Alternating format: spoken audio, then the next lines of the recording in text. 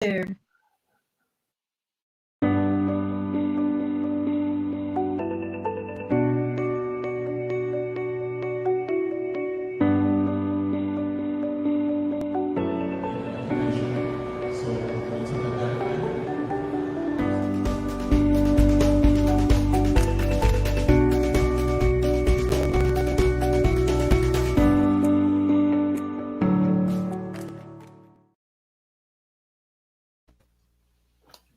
Hi friends, good evening. This is Ankit, your host from Delhi, and we have three more co-hosts with us, and Kimberly joining us from North Carolina. We have Nick joining us from Raleigh, North Carolina, and we have Billy joining us from Australia.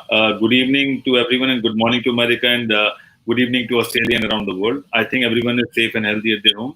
And today is Startup Wednesday, and we have a great lineup. So we are very excited about hosting a lot of good startups around the world. So let's start the show. Okay. So I want to add something, just so you guys know. We always sometimes have a little talk going on before we come on the show, and Nick always says, "Put the airplane on."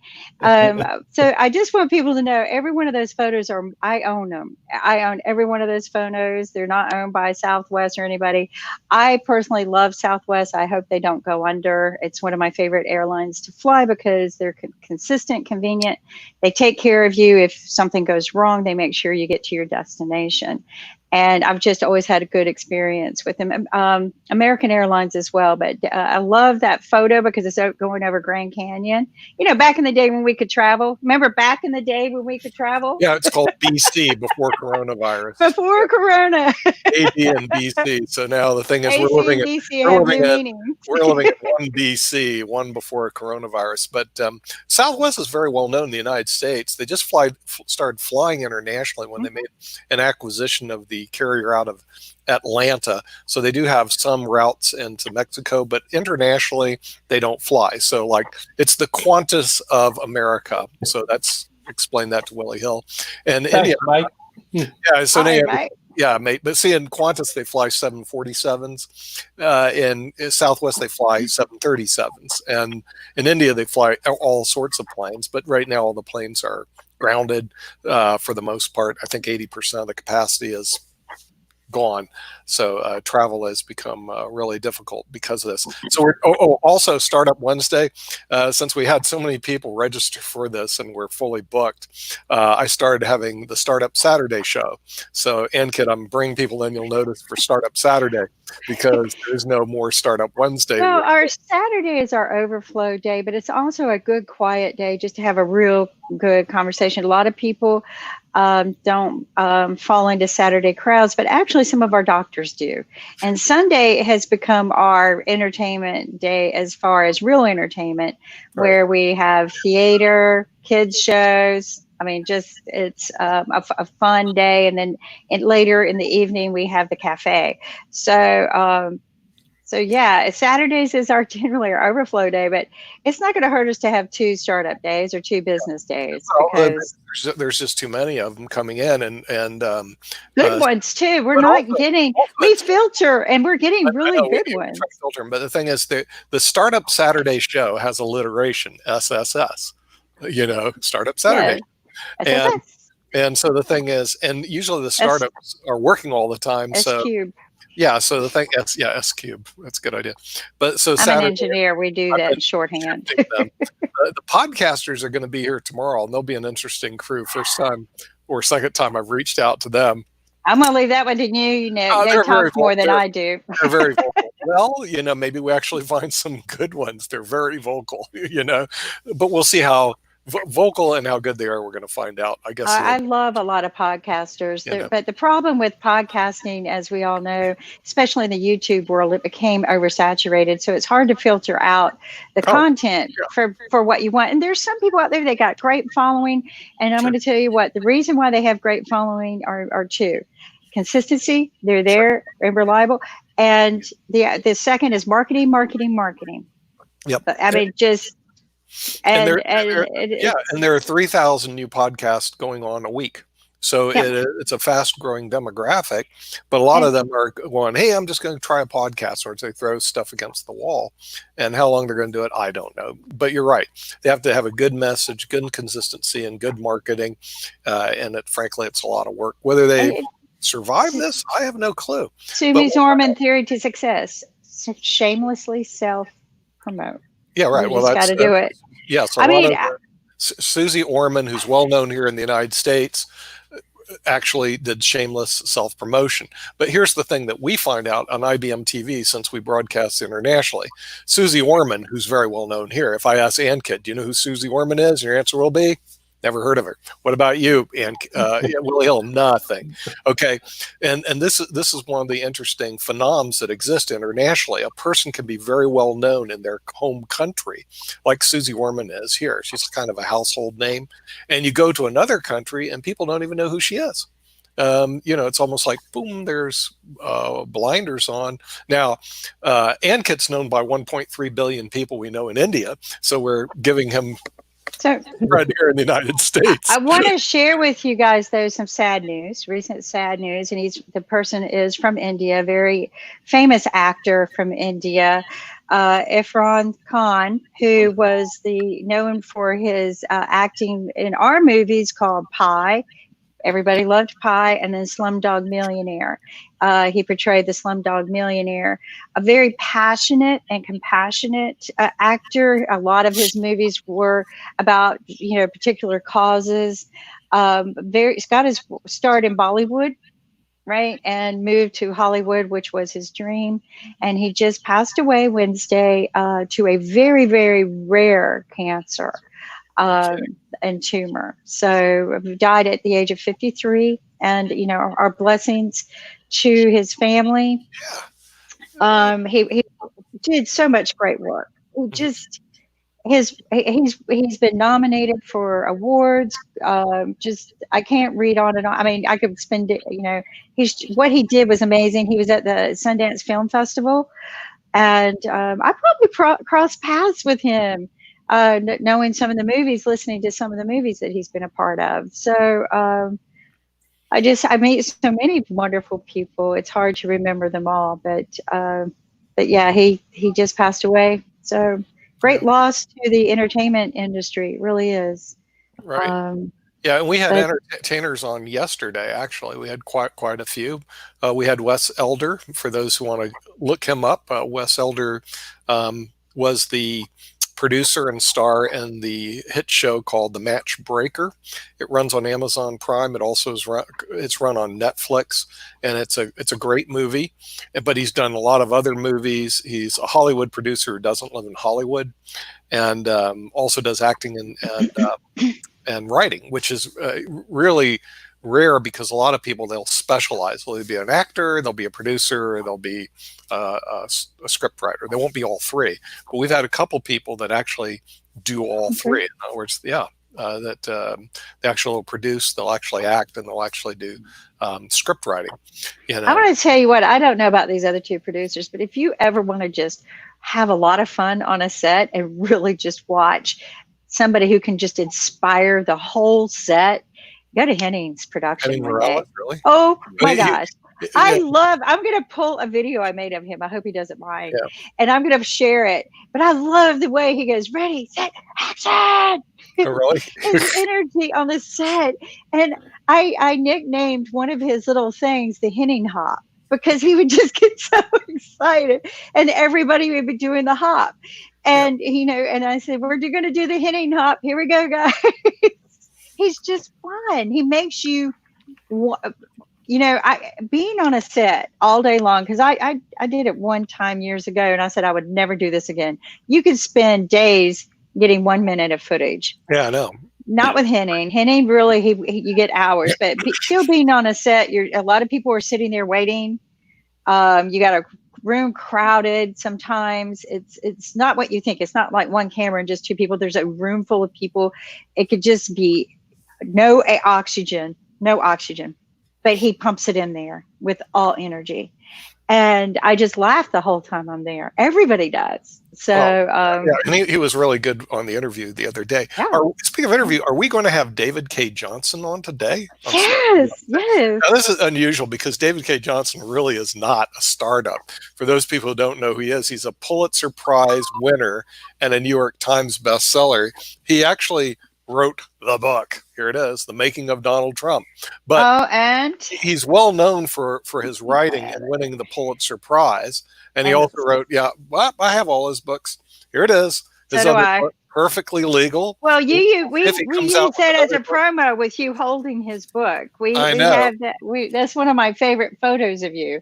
Yeah. So, but the thing is, yeah, you keep all your books here. I have to turn around and get my books. He was actually teaching at Syracuse Law School for a while, and I don't know what he's doing right now, but I'm just saying that. You know him. He is busy. Oh yeah. He's pretty busy, but the thing is, I'm glad to have him on. He's not a startup, guys. He actually is a Pulitzer Prize winning award writer. And the thing is, some of his books could actually be turned into movies, but I don't know that industry as well. I can see Trump suing him as much as he writes about Trump. But here he got hit. That's how he started his career, is following Trump, I think. And he did a lot of writing about Trump. And I don't know of anyone else in the world that knows anything more than Trump than David. David knows Trump better than anybody. Well, he was writing columns for the New York Times for a long time. And so the thing is, that's where he created the book, The Making of Donald Trump. And he did that prior to Donald Trump getting elected.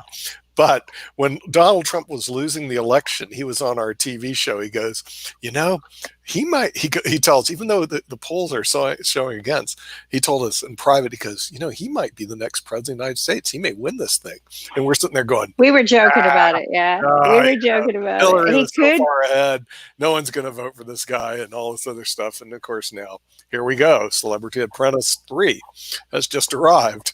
And when he did get elected, people want to know, what sort of presidency is he going to have? I said, do you ever see his TV show, The Celebrity Apprentice, or The Apprentice? No, I never saw it. Well, if you ever watch his TV show, that's how he's going to run his White House. And that's exactly what I said. And he's going to expect to be able to cut, edit, fix everything with cuts and edits. And you can't do that in real life. You cannot do cut and edit and fix a world catastrophe. And how are you going to handle the coronavirus? Well, cut and edit. How do we put that on television again? So see, that's what's great about the TV world, right? But we don't. We're live.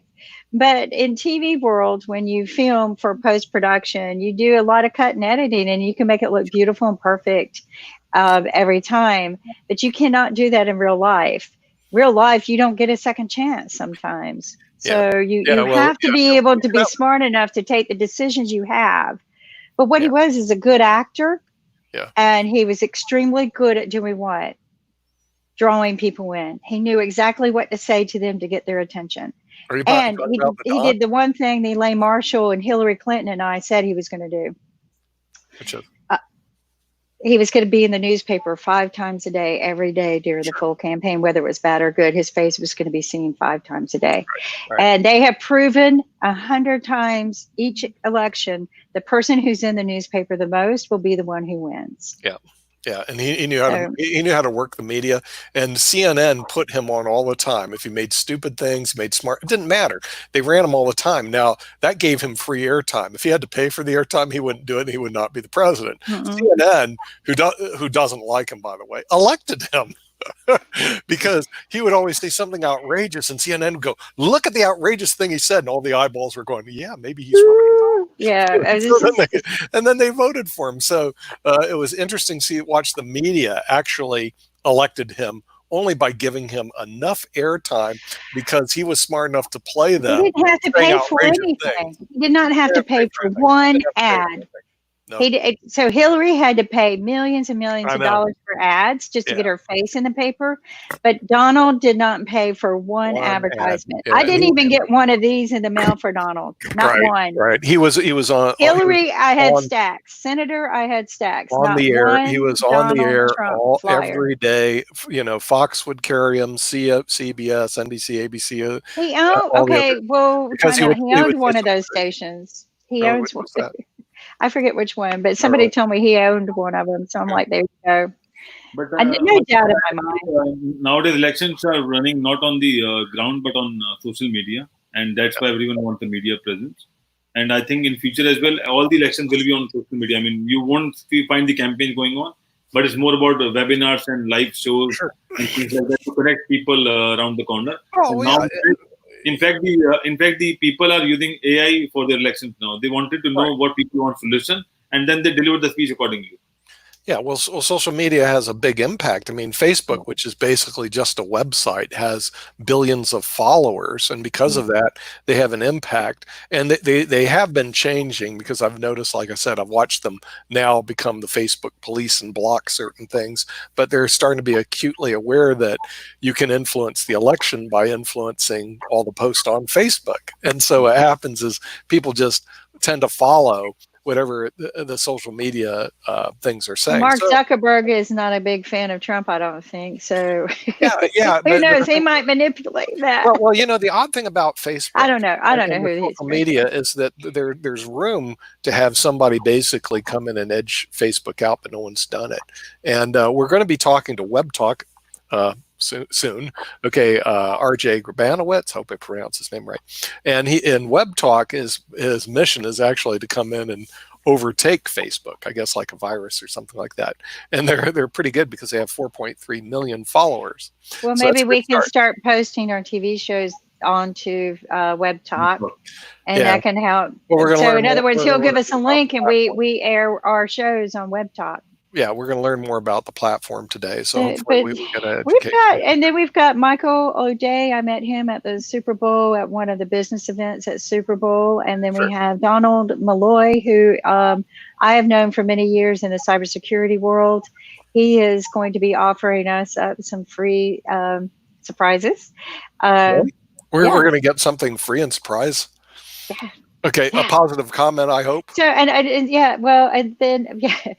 so he's going to give us some free things. But Donald is very, very brilliant mind in the cybersecurity world. Right. And if there's anyone that I listen to 4 people in the cyber world. Yeah. Donald's one of them, and I won't mention who the other 3 people are because they don't like their names mentioned. Right. But who they serve is they're very powerful. So those are the 4 people. Because I travel in that world a lot. I go to a lot of the conferences and I speak at a lot of the conferences. But Donald is one that I would trust. Mm-hmm. He does his homework, but not just his homework. He has a passion for making sure that we're safe. So he's not always about the money either. Yeah. I mean, he would like to make money. He needs to eat, just like I tell people, I need to eat. But he's not all about all of the money. I've seen him where he will spend more money than what he makes just to make sure the right message gets out there. Mm-hmm. So, and not many people will do that, but he does. So, right. So I think having him on board is going to be interesting. I hope that maybe he'll do a cybersecurity show for us. Oh, really? Okay. California. Yeah. There's some really great things out there like cybersecurity. Let's just talk about cybersecurity. Okay. There's a lot of great things about it, but we're smart television. But the average viewer, or smart television, the average viewer has no interest in cybersecurity. In other words, it's so cool, especially when you get down to the forensics. I know my sister says it's ghost. It's bad. It's voodoo. Because my sister thinks the telephone's voodoo because somehow or another a voice comes over and she thinks TV is voodoo. Of course, it is. But here's the thing: cybersecurity is important. This is what I tell people. Okay, the cyber terrorists, they make about $2 billion a year, according to the FBI's report, and which I used to get all the time. But so $2 billion a year, and these guys are making individually millions of dollars a year. So we hire our people to stop them. We pay them maybe $100,000 a year. So who has more incentive to win? Oh, the cyber criminal, of course. So there's no way we're going to win that battle. So then what we do is we put in policies that if you are a big corporation and you don't buy these tools and you get hacked, or if you don't upgrade your tools routinely, say you did spend $1 million on the freaking tools, but you decide I'm not going to pay $1 million this year because I need a break. But you still took care of the front door. You put a lock on it and you get hacked, then you're going to be fined. You're going to be fined. Now you're the victim, all right? Even though your clients are victims too, you're going to get fined. You're going to get fined royally. It is not a sweet. It is worse than committing murder. Trust me on this. And then you're going to spend a lot of money with attorneys. So this is why I tell people, when you get hacked, say when, who's the first person you call? Ghostbusters.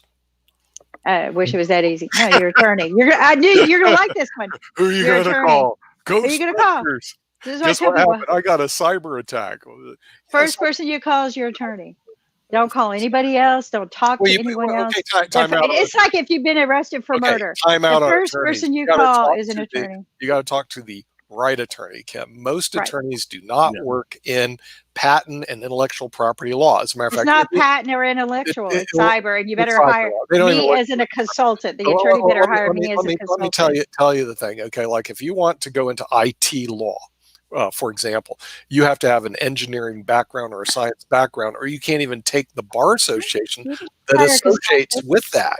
So the thing is, most attorneys are not IT attorneys, and so you get the wrong attorney, and you're going nowhere. So you need to go down. Yeah, you need. I've beaten every Bell South attorney out there. I'm going to do a plug for the University of New Hampshire Law School, otherwise known as the Franklin Pierce School of Law in New Hampshire.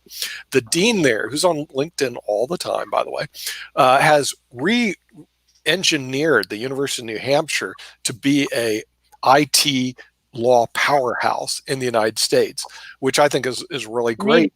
Because what happens, they're filling a niche. Now they're like in the top 10 in the United States for IT law, which is very interesting, because a lot of law schools, what they'll do is they'll do same old. Whatever we did yesterday, we're going to do tomorrow.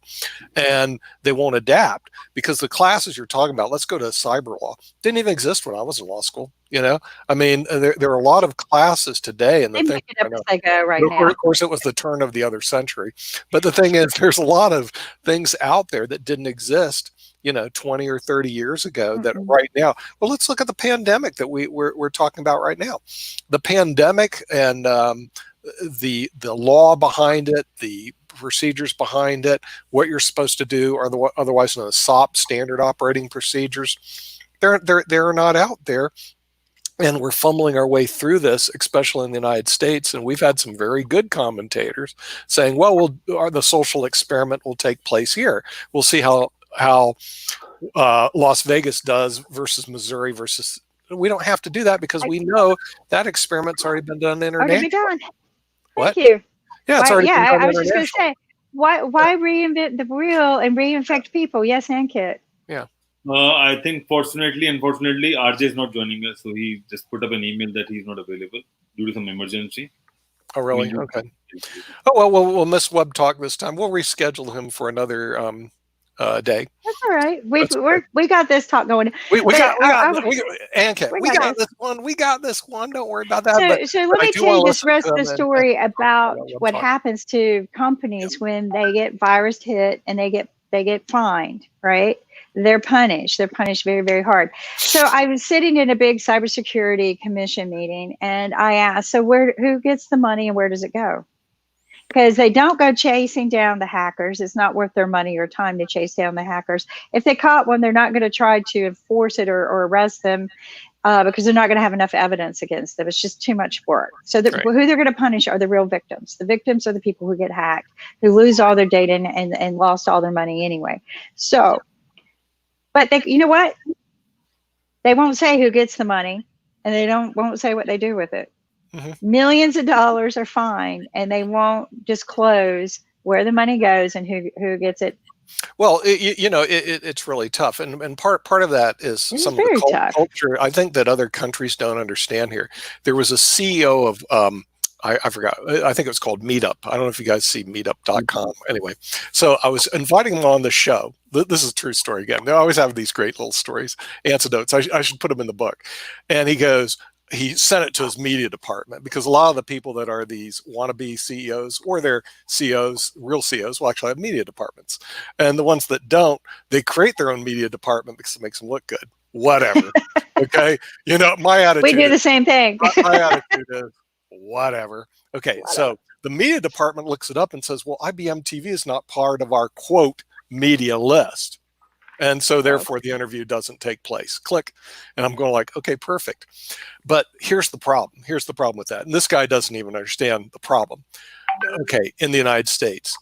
And the reason why companies are not successful, especially on the northeastern seaboard, in other words, they have standard operating procedures. If you don't fit in their little boxes, they throw you out. Seriously. Okay, so what happened, Bill Gates, who understood this, and Mark Zuckerberg, who also were going to school in Boston, understood this. Everybody's got to be in a box and do these procedures that aren't working for them. So they went west to San Francisco and Seattle. There's Okay, no box in the West. Exactly. Jeff Bezos, the same thing. You think Jeff Bezos, he grew up and went to school he grew up actually in the Midwest, but he went to school in New Jersey. Why did he abandon everything and run to Seattle?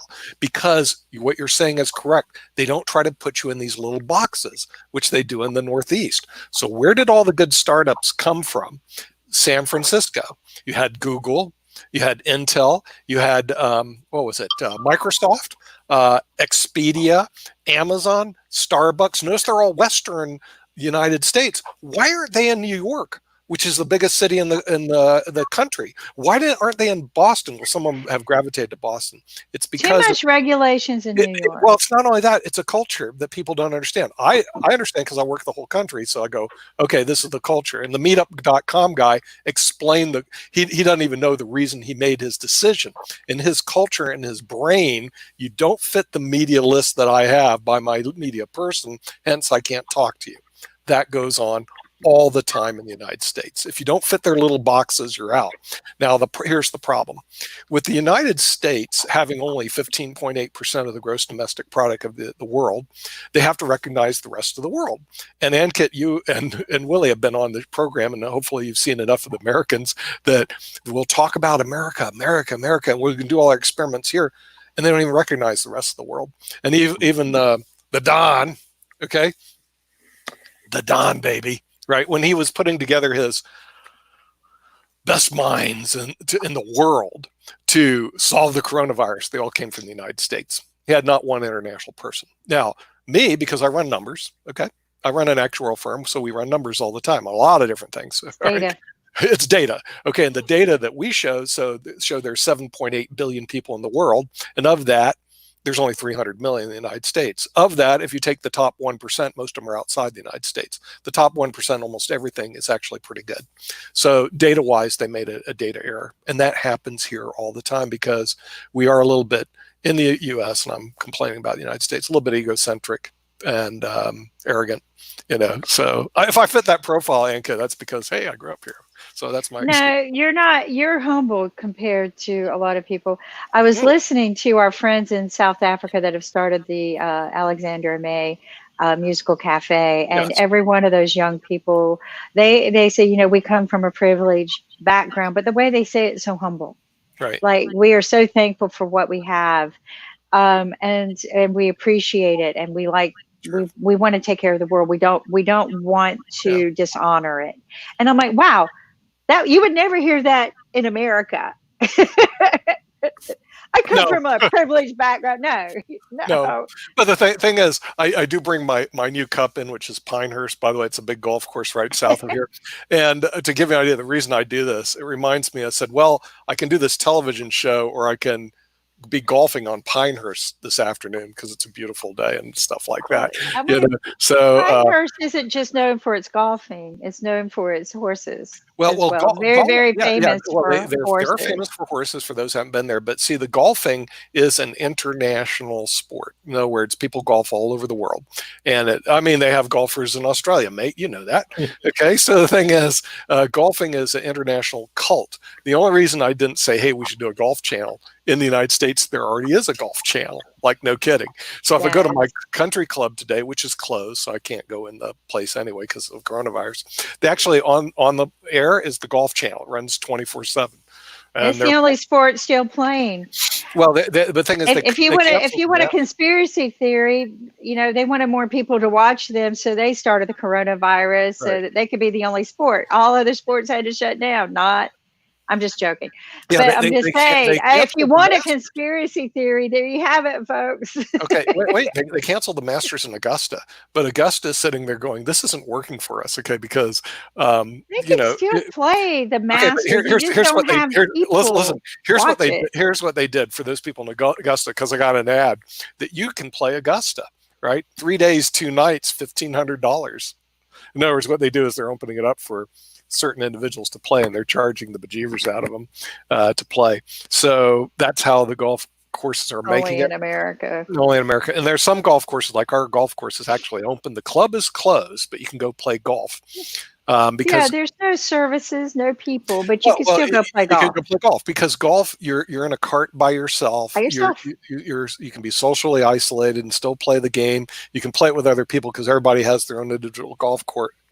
I have mine downstairs, so I can get my little golf cart and go out and play golf this afternoon with a bunch of people that you don't come in real contact with. Sports that can do that. Ice skating. I used to go ice skating by myself. I had the whole. I'm certainly you should be able to ski also, but it's not during the winter time. Well, that's a little tougher because you're going to bump into somebody on a slope. Well, I would because I'm a horrible skier, but I used to live in Denver and I did ski a little bit, but then I realized growing up in Florida, skiing doesn't work. And I think in India, they probably don't have too many snow skiers, do they, Ankit? So they have skis on the mountains, basically, so somewhere in North India. And that too only on winter's time because summers is difficult. Yes. Maybe sometime in summer, but not the whole of the year. Yeah. Well, what about in Australia, mate? Do you guys have snow skiers in Australia? Yep, heaps of them. Yeah, but see, Australia has a sports culture. From what I when I was there, everybody plays sports in Australia. It's almost like a big deal. You got to play. You got to go to school and play sports. You got to do this and play sports, and so they keep healthy and active over there. Would that be the case, Willie? Is that what you're saying? Absolutely. Yeah. You know, and families are drawn between which club the kids are playing at. Right. And sometimes within the one family and the kids playing 2 different clubs. Man, they're not talking to each other. I mean, I would think Australia's got to be a fun place to live. I mean, you have plenty of open spaces. I mean, if after a while you get tired of people, you just go into the outback. There's no one there except rattlesnakes. So. Hey. Guess what? With no planes flying, where are the planes? Outback Australia, all parked on the runway. Oh, really? Okay. Yeah. But the thing is, you have plenty of land. Let's put it that way. There's plenty of land in Australia. And the people all seem to have a lot of fun, and you don't seem to have the litigation laws we do have here. I remember people wanted to get on a bus or a train. Literally, they just grab the train. I'm sitting there as a lawyer going, don't you know there could be liability for you to just jump on the end of the train and take off with these people? But they did that stuff all the time. You know, the Aussies were a little crazy. They went and did a lot of stuff, which as a litigation attorney, you're going, isn't there a liability for that? You know, but apparently they don't have that big of, there aren't that many lawyers suing people here all the time. No, that's not the case. We don't, suing is not so much not part of the culture. Oh, really? But, okay. It's, yeah, okay. Now I know the reason I don't move over there. Okay. I'll miss my friend Sue. And Bill. So, it's so bad here that the courts have decided to maintain being open, and they're open this week for cases and lawsuits. But most of them, not all of them, most of them are being pushed through Zoom. So I hope that they don't get that hacker into their session. Right. Can you imagine? Yes. But so our courts are so adamant. Our country's built around lawsuits. That's our life. And if you're in business, expect to be sued at least 7 times. 7 times. Yeah. The thing is, there's a, let's see, lawyers in the United States, we have 1.6 million attorneys in the U.S. So we have a whole stack of them out there doing legal work all the time. So the legal system here is actually pretty robust compared to other countries.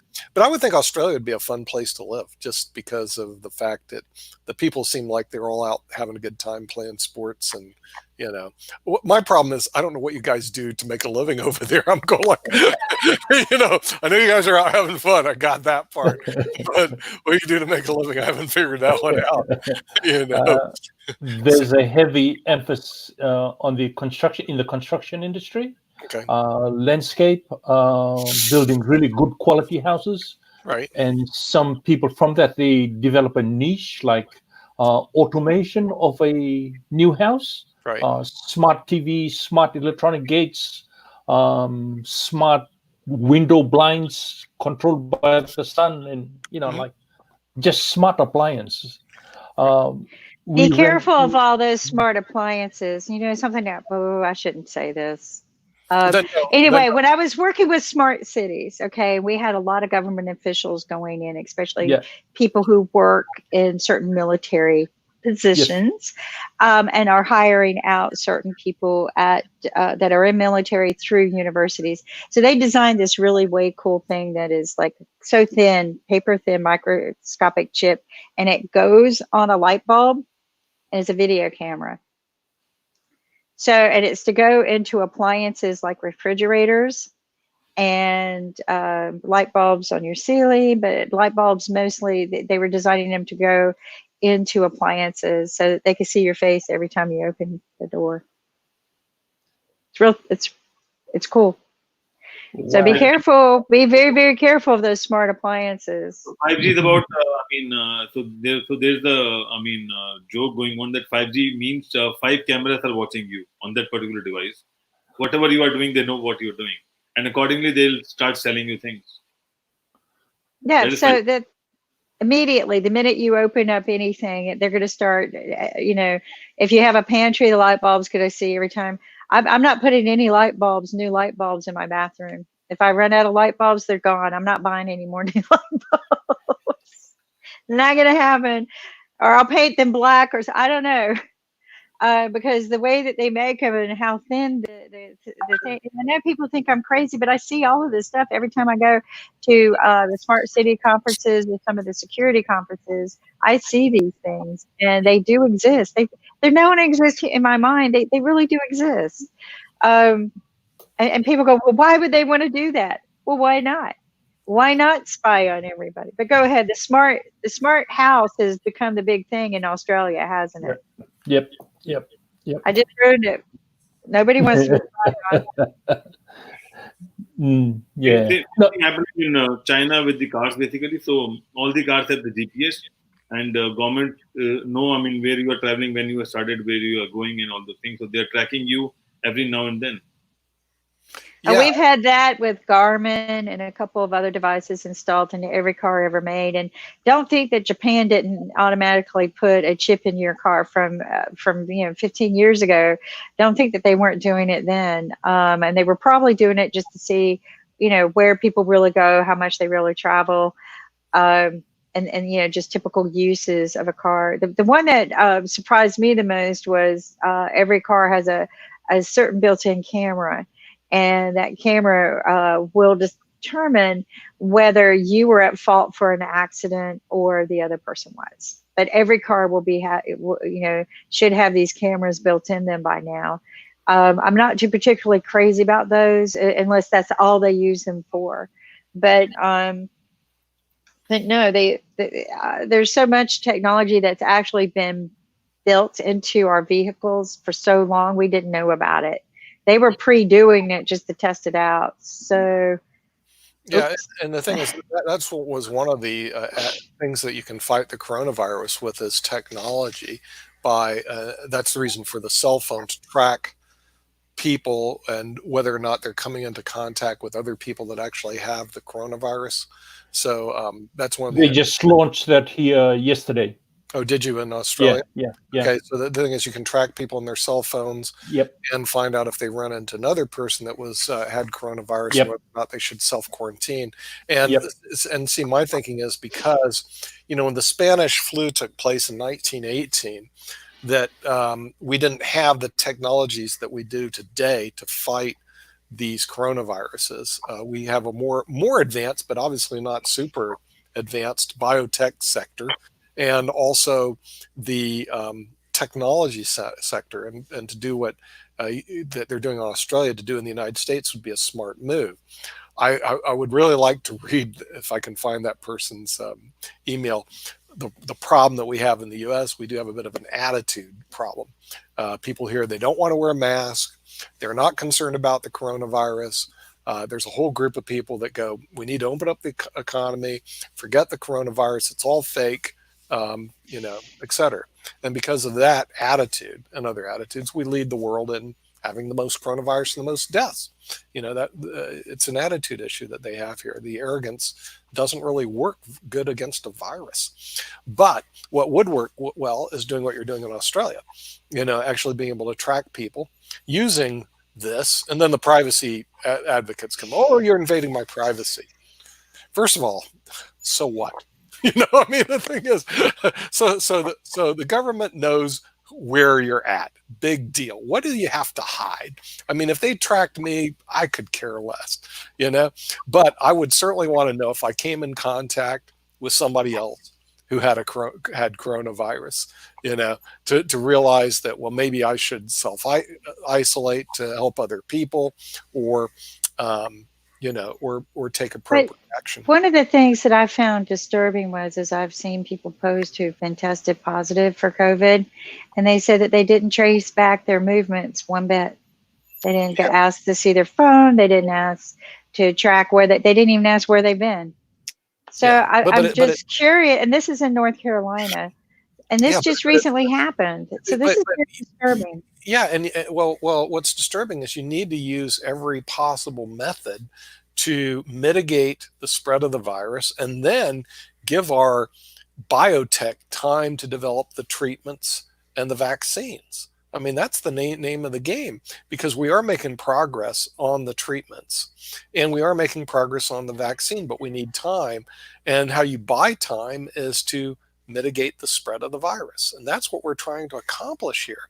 But I would love to read that person's email. I'll have to go find it. But it was lengthy and very what they call ODD, which is oppositional defiance disorder, which exists in the United States. In other words, nobody's going to tell me what to do. Seriously. And it's an attitude that crosses all racial, ethnic lines in this country because of how we were, quote, founded. Well, our forefathers said freedom, all that stuff.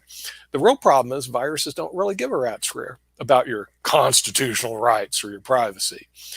What they do is they come in, they infect you, and they kill you, especially if you're over age 60 and you have a pre-existing condition. The only arguments I could see that would be valid, if you're under age 30, because it doesn't really seem to kill very many people under age 30 without a pre-existing condition, they should be able to be freely move around the country. The real problem with that is then they go see people like me who are not over age, who are way over age 30, way over age 60 with pre-existing conditions, and I become a target. In other words, my grandkids come and visit me. Oh, here, I love my grandkids. Here's what happens. Here's the coronavirus, and I die. Okay, so the thing is, that's the real problem. It's the boomer people that have the issues on that, and as you get older, it becomes actually worse. So the nursing homes are the ones that got hit really bad here. Yes. If you're in a nursing home, you're going to get hit pretty bad. So it's become a big issue, and we need to use everything. My thoughts: use every available means to stop this crazy disease. Oh, Donald has arrived. I think I know how to put him on, Kim. Just a minute. Go for it, Nick. I'm gonna let you. There he is. Namtasi, I guess that's what they say. Namaste. Namaste. I'm going to get this right eventually. It's an Indian thing. So Donald, where are you from? Good morning. I'm in Eastvale, California. Eastvale, California. You're right. It is morning there. It's Ankit over there is from New Delhi, which is in the evening, and my mate down below is from Australia. Willie Hill. And Willie Hill, what time is it in Melbourne, mate? This is 12:45 a.m. 12:45 a.m., which, by the way, means past midnight for the people in California. So to know. So what city in California in again? The city is Eastvale. It's about just south of Ontario, about an hour east of LA. Oh, really? Okay, an hour east of LA. Okay, so I got the idea where it is. So what is it that you do? I do business development for a company called Dual Auth. We Mhm. have a number of products, primarily in the authentication space. Okay. And we also have, which I would like to talk about today, a product called Filing Box, which is an anti-ransomware product. Okay. So we authenticate users, but we also protect PCs and servers from getting hacked. Really? Okay. We were just talking about cybersecurity today, actually earlier, and on IBM television, I was going. Well, I was telling Kim because she was bringing up the cybersecurity issues. I said, "Oh boy, they're really exciting." You can see people for you, maybe, but see, the thing is, the gets up and go, "Hey, I'm going to watch a TV show. What's it going to be tonight?" Well, I'm turning on cybersecurity. Ding. Okay, so the thing is, because cybersecurity doesn't bleed or lead. But it does bleed if you get hacked. Hey, Jack Ryan gets into cybersecurity. That's one hot movie show. Yeah, I like the Jack Ryan series. I do too. He gets into that stuff, forensics and cybersecurity. All right. The Matrix, that's all about the cyber world. But Donald has something that's anti-ransomware, and every now and then I get those things. I'm going to shut your computer down, destroy all your data files, make sure that you'll never operate again unless you send me money. Okay, Mm-hmm. I mean, that's kind of Let's like talk about that, Donald. Well, first off, let's talk about Donald's background just a little bit. Sure. Donald, share with us a little bit about your background and how you got into this cyber world. Sure. Thanks, Kim. Good to see you, by the way. Oh, sorry. It's great to see you. Say hi to Diane for me. I will. So let's see. I have degrees in chemistry, organic chemistry. I have a master's in organic chemistry, and I thought I was going to get a PhD and go discover something great, such as what we're dealing with now with the virus. And then I decided I didn't want to be a lab grad anymore. So I went to business school, got my MBA, and I worked in electronic materials, connectors, wiring, cable, all those types of things. And I moved into semiconductors. And that got me into the cyber, because while I was with Philips Semiconductors, which is now NXP, I was responsible for their RFID as well as their MyFair, which, as you see, for ticketing and things like that in the United States, and their smart cards, which this was back in the late 90s and early 2000s when nobody knew what that was in North America. And then I went to Infineon, and then I since moved to another company called Nagra ID Security. We pioneered display card, which was a one-time password on a credit card. So we're all familiar with one-time passwords, whether we know it or not. Your bank will say, I don't recognize your device, and I'm going to send you this code. Enter this code, and then you can get access. That's a one-time password. So I managed the organization that wrote the algorithms for this one-time password. It's called Oath, the Initiative for Open Authentication. And we have three algorithms, a time-based, event-based, as well as a challenge response algorithm. They're all standard, and this is basically what everybody uses. It's open source. And so Microsoft, Intel, Computer Associates, Broadcom, most everybody uses this algorithm today. And so I've been doing that for a while, and then I started consulting with companies, and I ended up with this company called Dual Auth, which is a Korean company. And I just finished a call a couple of hours ago with him and somebody in Canada. And we do authentication. And so that's what I do. I do business development for them in North America. Mm-hmm. And the thing is, you have you want to talk about anti-ransomware. Is there a way, Kim, we can demonstrate through put his website on? Do you have a presentation, or were you able to send us something that we can? Yeah, I have slides. Ankit, are you going to put it up, or am I going to run it from my PC? Ankit, do you? Well, Ankit's got a little issue with his technology right now, so I was going to help out. Unless, Don, if you can look where the share screen is, you can share your screen with us. Yeah. If you have it. Share screen at the bottom. Yeah. Yeah, because I want to see the anti-ransomware, because I do get those things. They're annoying.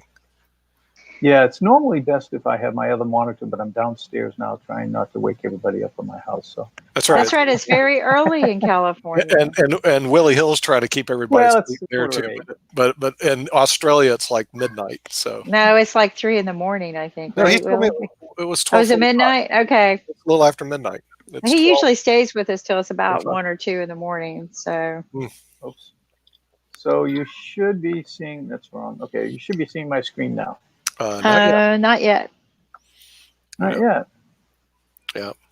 And if you have sound, you have to click a little button that Yeah, I says saw share your I saw sound. that little sound button, but I've had challenges on this platform sharing screens It's for whatever reason. not that bad once you do it. It's Well, yeah, no, I becomes know, but I natural. must have some firewall or something because I've never on this platform I've never been able to share my screen. It's I'll just show you how to Really? do it. Sasha was having problems too. Well, the share button is grayed out, so it's not allowing. Yeah, that's me. what I'm So saying. do All have to- right, do have you to emailed allow- it. You emailed it to me, right? I'll pull it up. Yes. Okay. Okay, let's see if Kim has the Wade. Yeah, because see, I have the same problem when I try to share a screen. I was testing it today. The gray button would keep going, so I'm sitting there going, somewhere my system is blocking it, and so I can't share my screen. And I love. Oh, I got it. I got it. Are you Okay. kidding me? You have to I had tell to me click how on the you Chrome. broke through I had to that. click on the Chrome tab. There you go. Okay. Chrome, unfortunately, Ah, rules the world. So here we Okay, go, wait a minute. I guys. think I see it. Here we Yeah, I go. didn't realize I You're needed sharing to click us on now. that. So Yeah, you you're got to sharing pick. us. You got to Okay, pick what so- screen you want to share. Yeah. Oh, I need to go back and choose the screen now. Okay. Right. Sometimes you have That's to why stop. I should be. I did get to this level where I shared I'll- start. You'll figure it out, Nick. You'll figure it out. It takes a while. Really. Yeah. Every technology is unique and different. They're all Yeah, proprietary. And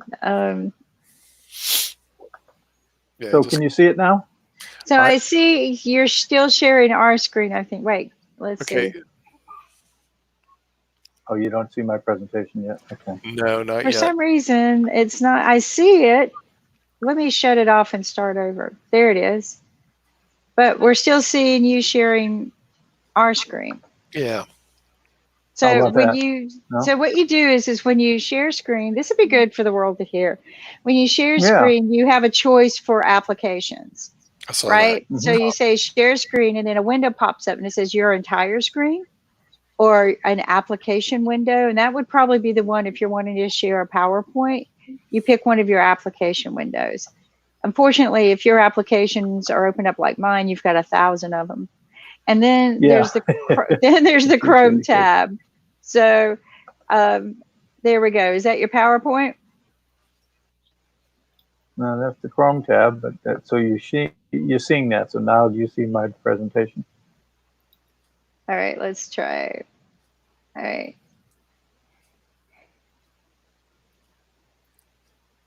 Let's see.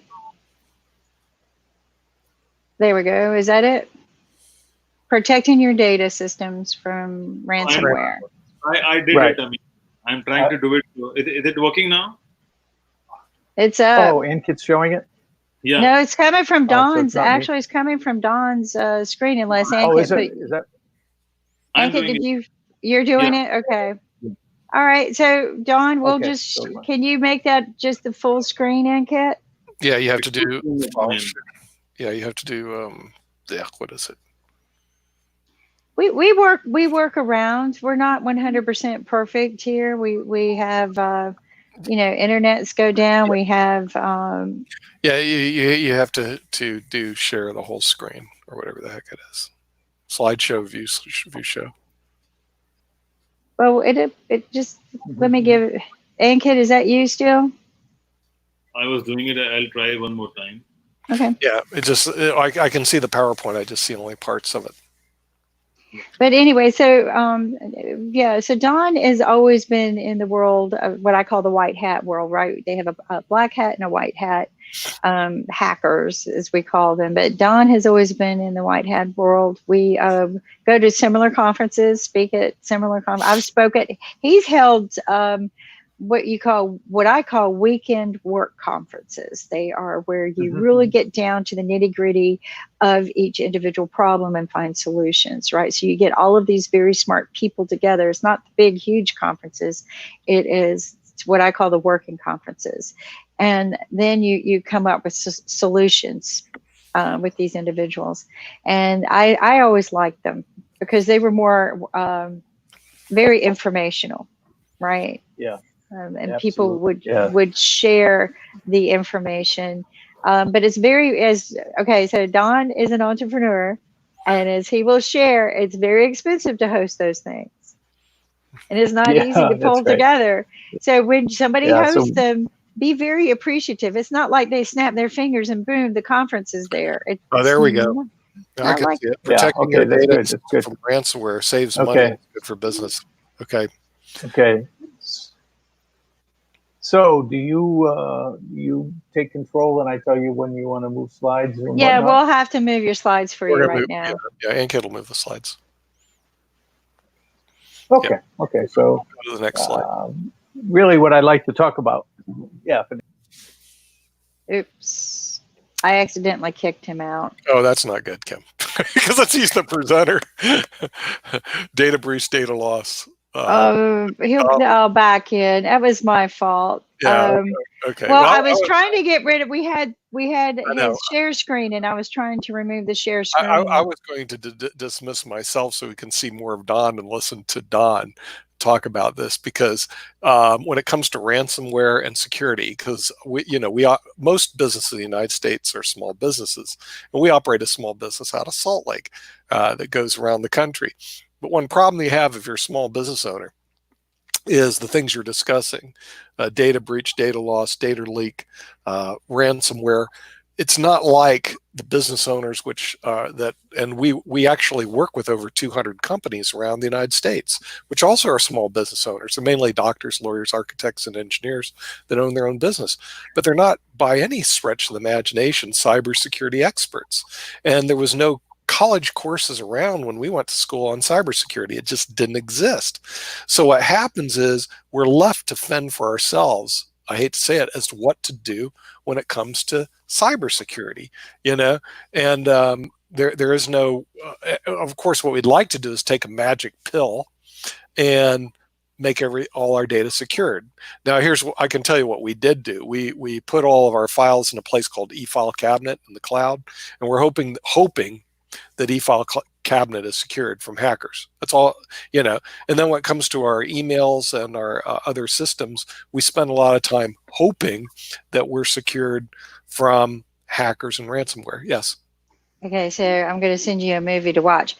Hope ain't no strategy. But hope ain't no strategy. It's all, you do not hope you keep a hacker out. What we need to do is we need to bring Donald back, because also during this time of the year, because of the coronavirus, a lot of small businesses are shut down, and this gives us an opportunity, the time, to actually learn a little bit about cybersecurity. Because one problem with the doctors, lawyers, architects, engineers, you just run out of time to address all the issues that face your corporation on a daily basis. John could probably run a really good webinar, WebEx program for IBMTV on cybersecurity. Like I said, he's one of the few people I trust. I have a handful of them, but hope is not a strategy. There are things you can do.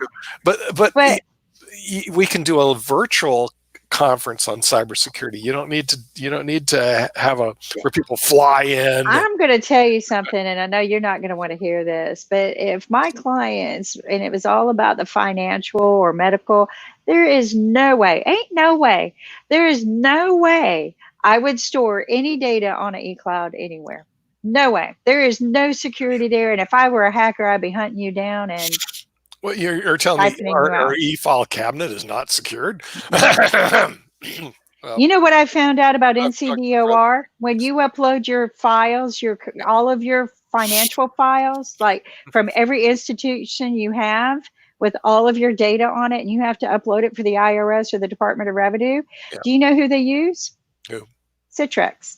And Citrix. You know who Citrix is? GoToMeeting. That's GoToMeeting. Yeah. So you upload all of your files into this public cloud storage space. Yeah, right. And they leave it there, and they go, we just leave it there for 10 days, and then we move it to ours. And I'm like, 10 days? Boy, what kind of damage can a hacker do in 10 days? So can we email Don and get him back on? Because I'm highly I interested. just did. Okay. And I don't know. I'm highly interested in this topic, and you know, we may want to create a special, because I have my LinkedIn people that would love to know more about this, especially small business owners, because they just don't get any training in cybersecurity. It's like, blup, you know, and we're left to the wolves as to figure out what to do. We get a lot of antivirus software sent to us all the time, all these pop-ups, buy this antivirus software, buy it. And even with that, because there's just so much, we have to find somebody that can tell us which antivirus software should we be using, because frankly, we don't know. So when it comes to cybersecurity, antivirus software, and IT stuff, we're basically left to the wolves. And we hope that our eFile cabinet keeps our client data safe. Now, ransomware, we've gotten some of those things. I just dismiss them. They always want money, or they're going to shut down my computer. They've never been able to shut down my computer, and they've never got money. But it does worry people. You know, you're going like, what happens if they're actually able to do that? That would be awful, especially when you know, in our business, we get, you know, I know I got 150, 300 emails a day. Max does the same thing. And if you add our 27 employees in Salt Lake, we could be getting literally 13,000 emails a day out of Salt Lake. If you add our 780 producers around the country, you know, you're talking about tens of thousands, millions of emails per day. And to have ransomware, to have a hacker destroy our systems, it would be, for us, it would be as bad as the coronavirus. I tell people that if you're always at risk, so you never should say antiviral will prevent. Okay, it is there to protect, but it's never going to. A hacker will get past anything. Hackers work 24/7. We discussed this earlier. Who has the better incentive? So the tools are there just to help you. But there are things that you can do, and it's part of my consulting, my teaching, and the tools hate me. Yep. The tool industry hates me because I teach the basics of that are better for you. So what I do is I always ask when you get hacked, when it happens, what are the two most important things to you? What is the one thing you cannot lose? That's the one thing you have to take care of. And how fast do you need recovery? How important is it to you, and how fast do you need recovery? Now, I grew up. I started in an industry, listen to this, telecom industry. If that network switch went down, we had a 3-minute uptime. That meant my job as an engineer sitting in North Carolina, when the network switch went down in New York, if it goes down, I have 3 minutes to get it back up. All right, and this is back before we had all of this other stuff. We had direct dialing and remote access, but most of the time we were telling somebody what button to push. Right. So what do you do in a situation like that? How do you protect yourself so that you can recover in 3 minutes? Mm-hmm. Yeah. How do you do it? What do you put in place? Process. Redundancy, yeah. Redundancy, and backup. Right. And then I have to ask people how important it is to you to be recovered in 5 minutes versus 1 hour versus 1 day. And that's how often you back up. So then if you have a redundant system, the other thing is you don't have a redundant system and it sits quiet. You switch it, and the redundant system rotates all the time. Now, this is the big secret, guys. If you're switching your redundant system, then you have a different password login systems. So if you're constantly switching so that they're always running, so that when you need them, you know they work, then guess what? It's harder for a hacker to get in. Yep. So the rotating of redundant systems makes it a lot more difficult. So the tool people, they don't like me because I give you the tools to really what you need, and that is if you can recover in 3 minutes to an hour or a day, if you can fully recover to operate, the hackers hate you. you're not the type that hackers want. Right. So that's the secret. That's my secret. Recovery. Yeah. Is Well, Don back? Because I hate that he's not here. I hate we yeah. lost Well, him. if we lose him, we're going to have to bring this guy back We with have Dr. Naveen. an audience about it because We have Dr. Naveen joining us from Gravitas. okay. So I'm going to dive out. You talk to Dr. Naveen. Yeah, we'll bring Dr. Naveen in just a minute. There's Dr. Naveen. Hi, How you doing, Dr. Naveen? I'm doing good. Yeah. Good. Hi, Dr. Naveen. Yeah. So what city are you in, Dr. Naveen?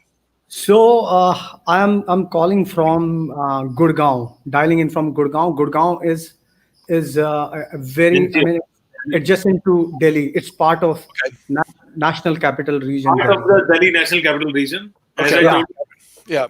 So Yeah. very much, you can say very much Delhi, New Delhi, Yes. very much New Delhi. Yes. Ankit is from New Delhi, and below there is Willie Hill from Australia, and I'm from Raleigh, Durham, Research Triangle, United States. So we're all from different parts of the world. So tell us, what do you do? So as you are already calling me as a Dr. Naveen Nishal, so I'm a doctor by training. Mhm. I did my graduation way back in 1998, and I did my post graduation in internal medicine. Okay. I worked for Government of Delhi for 3 years, and then I started my own venture. Right. I started with a chain of hospital, and we were primarily working in tier 2, tier 3 cities of India. And I developed, because in India, majority population lives in tier 2, tier 3 town and rural India, and 7% of the population is only in metro cities. So I started with a chain of hospitals. I set up 100-bedded hospitals in tier 2, tier 3 towns of India. And a typical size of a hospital was 100 beds. So Right. it was a 10 hospitals chain. And last year I exited from that hospital chain, and I had hospital management experience of almost 10 years. And before that, I started another company. It's with a tech friend of mine who's from technology, Meadow.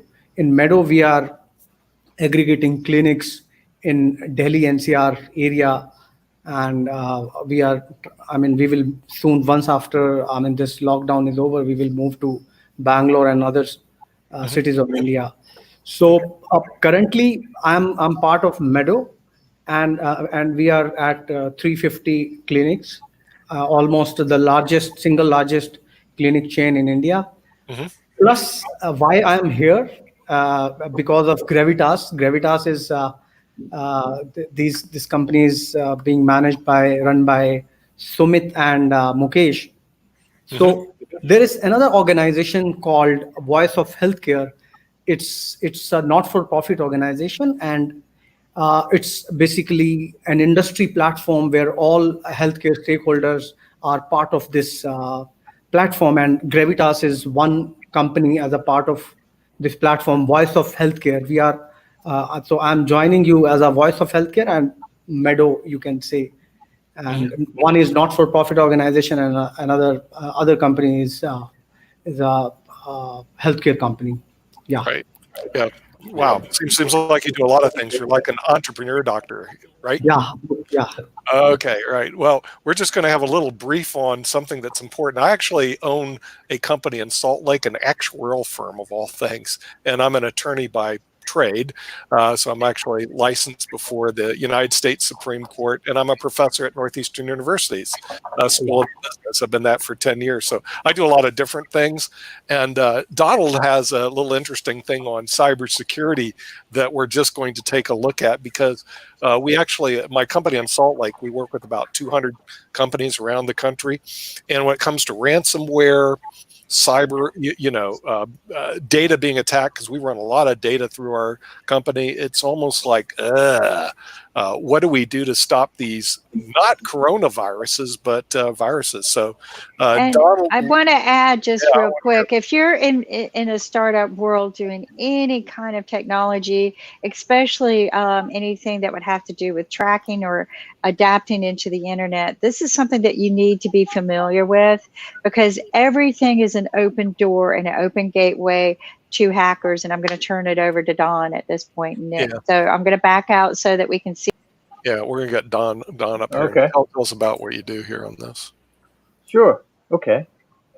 So what I'd like to talk about is how we can protect our data, and protecting the data in the system that you have, whether it's a PC or a server, protecting it from ransomware not only saves you money in the long run, but it is also good for business.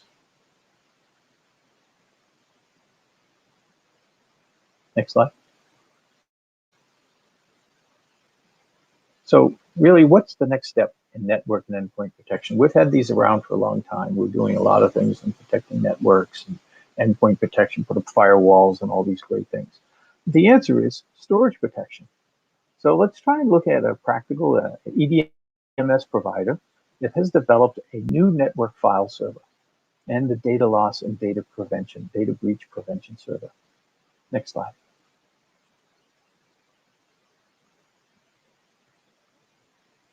So we can look at the difference between, data breach, data loss, and data leakage, right? You either have the unauthorized transmission of the data, you have somebody stealing the data, or you have somebody encrypting that data, and then you can't get to it, right?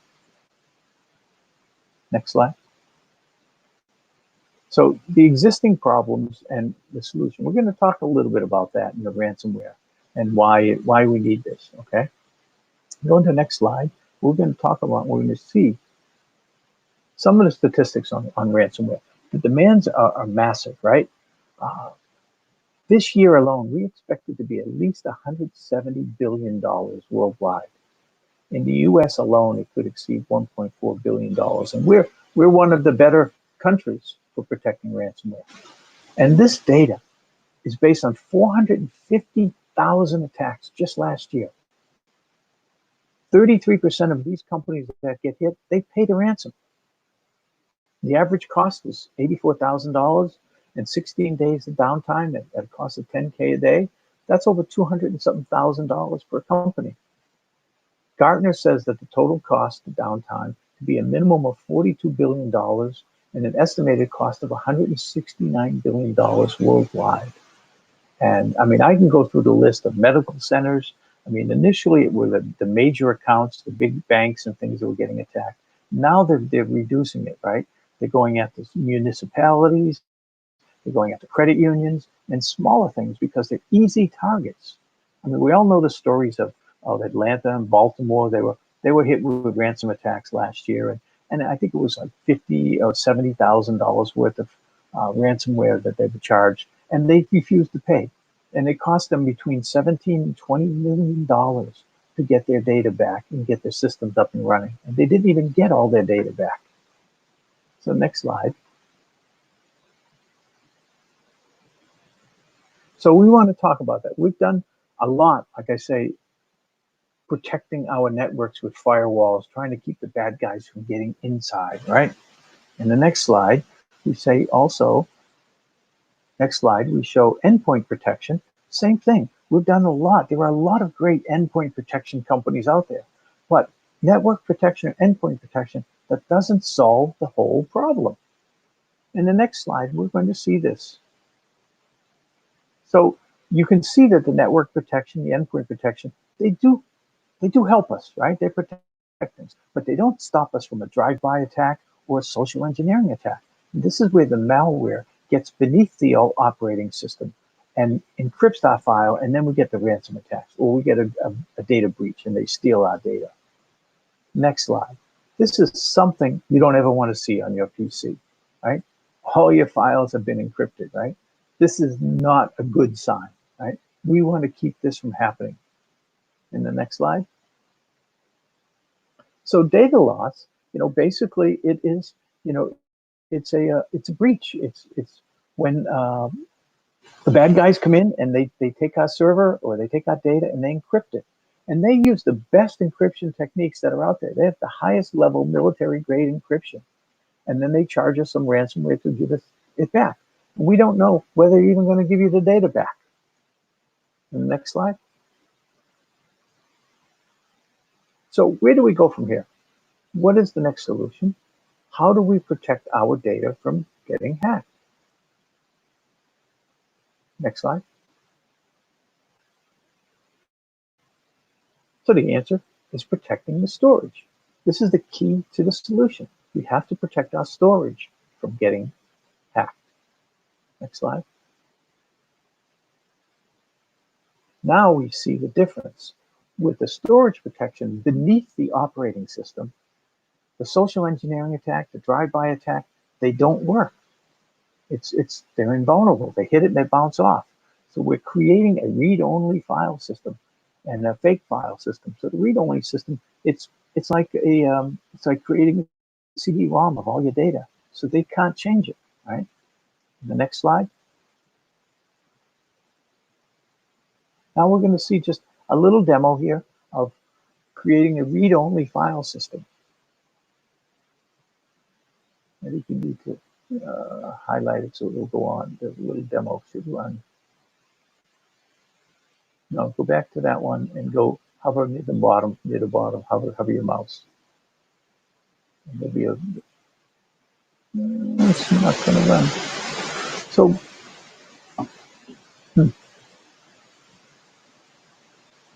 well, basically, if you have the hybrid worm disk, the file is frozen.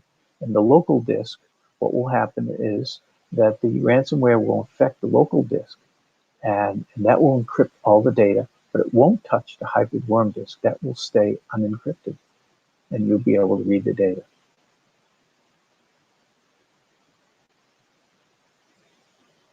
The next slide. So we also see here, and if we hover near the bottom, you can maybe get the demo running, or maybe not. Hover right there in the bottom, yeah, it should show. No, it won't run. So in this case, you're opening up your system and you create a file system that's frozen. And when you try to copy it, or if you try to open it, if you try to encrypt it, you cannot do that. But you, as the administrator, you have the ability to open and make changes to that. You can set the file system so that when you open it, you can access it, make a change to it, or you can open it in a read-only fashion. So you can do it either way. It can be changed by you, and then as soon as you close that file, it goes right back to a frozen state. And you can level the effort that it takes in order to get into a privileged access system. In the next slide. So here's what we're showing. With a registered software, you have the bad guys with the ransomware and the data breach malware attacks going after your PC, your server, anything. But with our storage protection, you access the file with a read-write attribute, and you can only read, creating a read-only file system so they can only read it. And then you create a fake file system so that they can't open it at all. They can't copy it, they can't, and it's all protected. Next slide. So we're going to show you just a couple things about the different types of products that are available in the next slide. So there's basically 4 products. There's Filing Box Nano, which is hardware device designed for individual PCs or phones. It's a small little device, about the size of a cigarette box maybe. And Filing Box Mini, which is designed for maybe 4 or 5 professionals. These are both hardware devices. Filing Box Mega is a server-based, and same thing with Filing Box for Enterprise. These are server-based products that are designed for massive data centers, more than just one PC or 2. Next slide. So when you have the filing box with your installed with your storage protection technology, it creates the read-only file system, the fake file system, so it protects your PC or your server. And the next slide shows on the enterprise file server with a hybrid worm disk. you can do privileged access management. So you can get into some files and you can protect the other files from not being read or not being copied by anyone. Next slide. And then we have an auto upload that works with Microsoft, and it does with Linux as well. So it uploads the files automatically. The next slide. So that's Filing Box Mini, which is good for 4 or 5 people, and it's a hardware device, and it's movable. It's easily taken with you wherever you travel if you want. Next slide. And then the Filing Box Mega protects web servers, and it connects everything that you have on your server to protect the whole company. In the next slide, we can see this with the Filing Box Mega. We connect a whole host of servers for a company, and the storage, old storage, new storage, it doesn't matter. Next slide. For the government agencies, schools, medical organizations, we're offering special free licenses for a year of the Filing Box. And then on the next slide, we'll see that. So right now we can offer a free license until the end of May for the first 30 customers for the software version. And this is something that we're trying to do to help everybody out. Any questions? What do you think? So, Don, so people are using a lot of different antiviruses. How do they differentiate the antiviruses while opting in for their offices, for homes, and for institutes and things like that? I'm not sure I understood the question. So I said people are using different antiviruses in their laptops and desktops and offices before they got to know about Sling. So how they can differentiate, or how they can compare to before they buy an antivirus? Okay, so the antivirus, is number one, unless it's updated regularly, it gets old very fast, right? Then there'll be things that are developed a couple days later. But the antivirus doesn't sit underneath the operating system. Yeah, that's the key. So you can still get malware with an antivirus attack, and then people say to me, "Well, we back up all our data." Okay, that's good. That's a start. It's a good start. Kim, that's the best. Yep. Kim knows I've talked about that, and I tell people, I said, if you're not backing up your data on a daily basis or hourly basis, if you're a big company, you're in big trouble. But even backing up your data, there are companies that make a lot of money in trying to restore those backups, because it takes time and effort to restore that if you have a very complex organization. And so this way, you don't even have to back up the data because it's frozen. So backing up the data is only a half solution. It's not the complete solution. That's what I try to tell people. Those are just good common practices, because you want to ask yourself, how quick do I want to recover, right? And how often should I? Those are good consultants. That comes from smart people like Don. He's not just going to give you the tool. He's going to tell you some other good disciplines. It's because it's not just about the tool.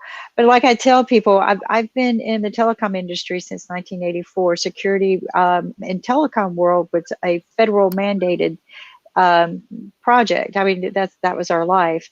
But when we came into this internet world, there were too many doors. Everything was open source. Way too many doors were open, and there was just no way to control it.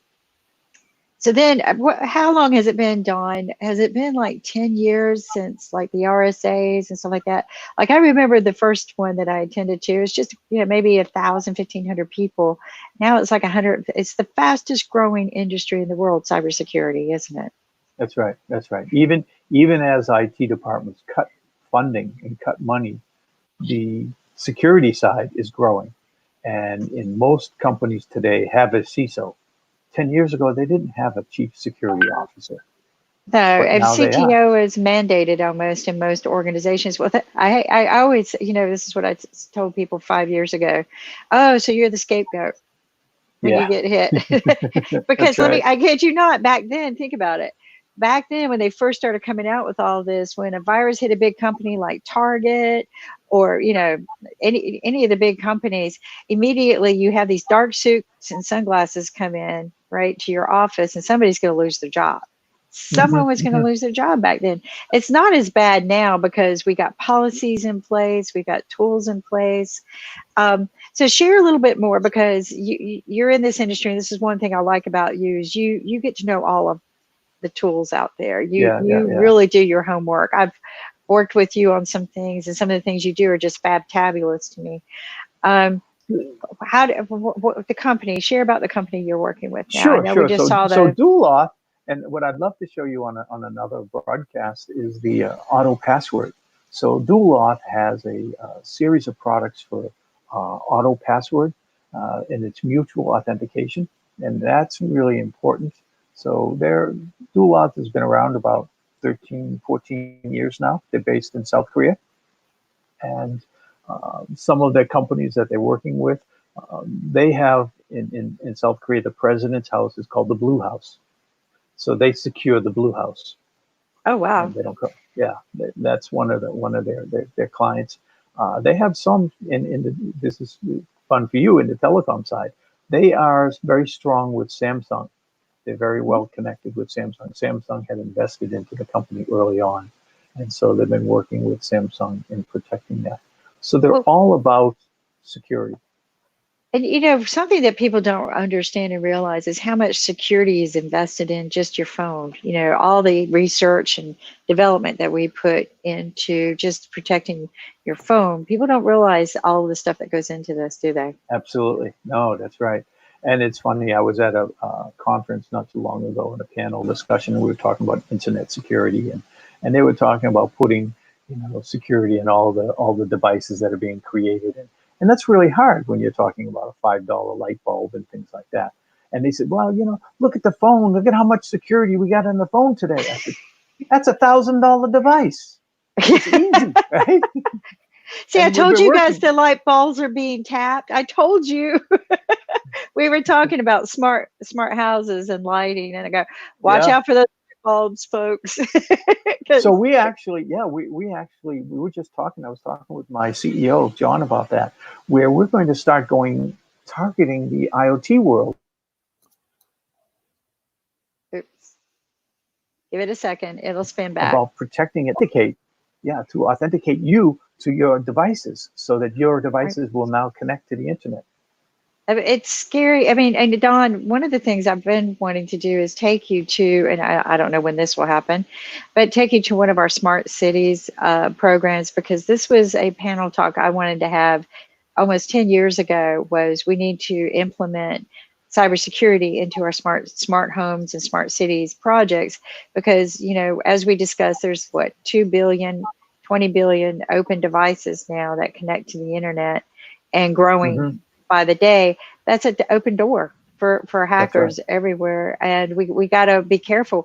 But the most important thing is human intelligence, and then after human intelligence, look for tools and resources that good disciplines. And Don is somebody I trust. I would, anything he would share with me, I would try and use. Don, you said that you might have some testing and maybe something free that we can try out. Absolutely. We can get you a free license for the software version of the anti-ransomware product called Filing Box. Okay. If you want, I can get you the website address, and you can click on and sign up for it. And Kit will type it in for you. So we'll go ahead and share it with the world right now. And Kit, do you have it? Where is it at the website? You can type it in private chat. Yeah, it's not on the website. I have to get the link. Okay. So we'll share it with the people later, but you can get some free ransomware. We need to re-invite Donald because there are a lot of questions need to be asked, and a lot of people are lined up. Yeah. So we have to re-invite, and we'll discuss more about the antivirus and the the scams and all those things. Okay. Maybe. I mean, I can look and see if I can find a link right at the moment. Well, 'cause I Donald, wasn't- if you're open to coming wasn't ready. back, we'd love to have you Sure. back.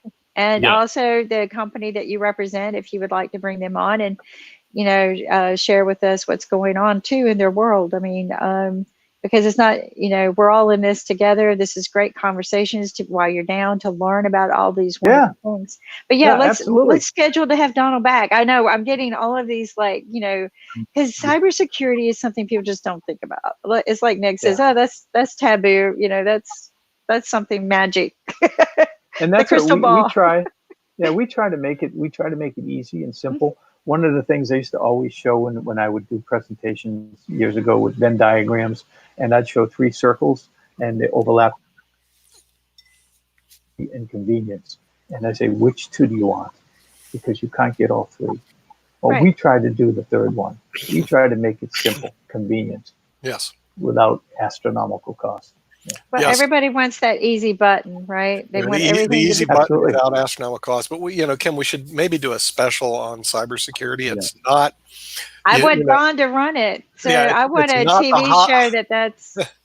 I mean, the thing is, it's something that unfortunately everybody who owns a business has to know about, because the small business world isn't given a lot of education in cybersecurity, and this is the time to learn it because a lot of small businesses are down due to the coronavirus. So That's right. I think it's the time to. And it's something you need to think If you about. won't believe, we implementing. have a lot of questions from our viewers, but unfortunately, because of We short just don't time, have time. We Yeah. just don't have the bandwidth or time right now. Donald back.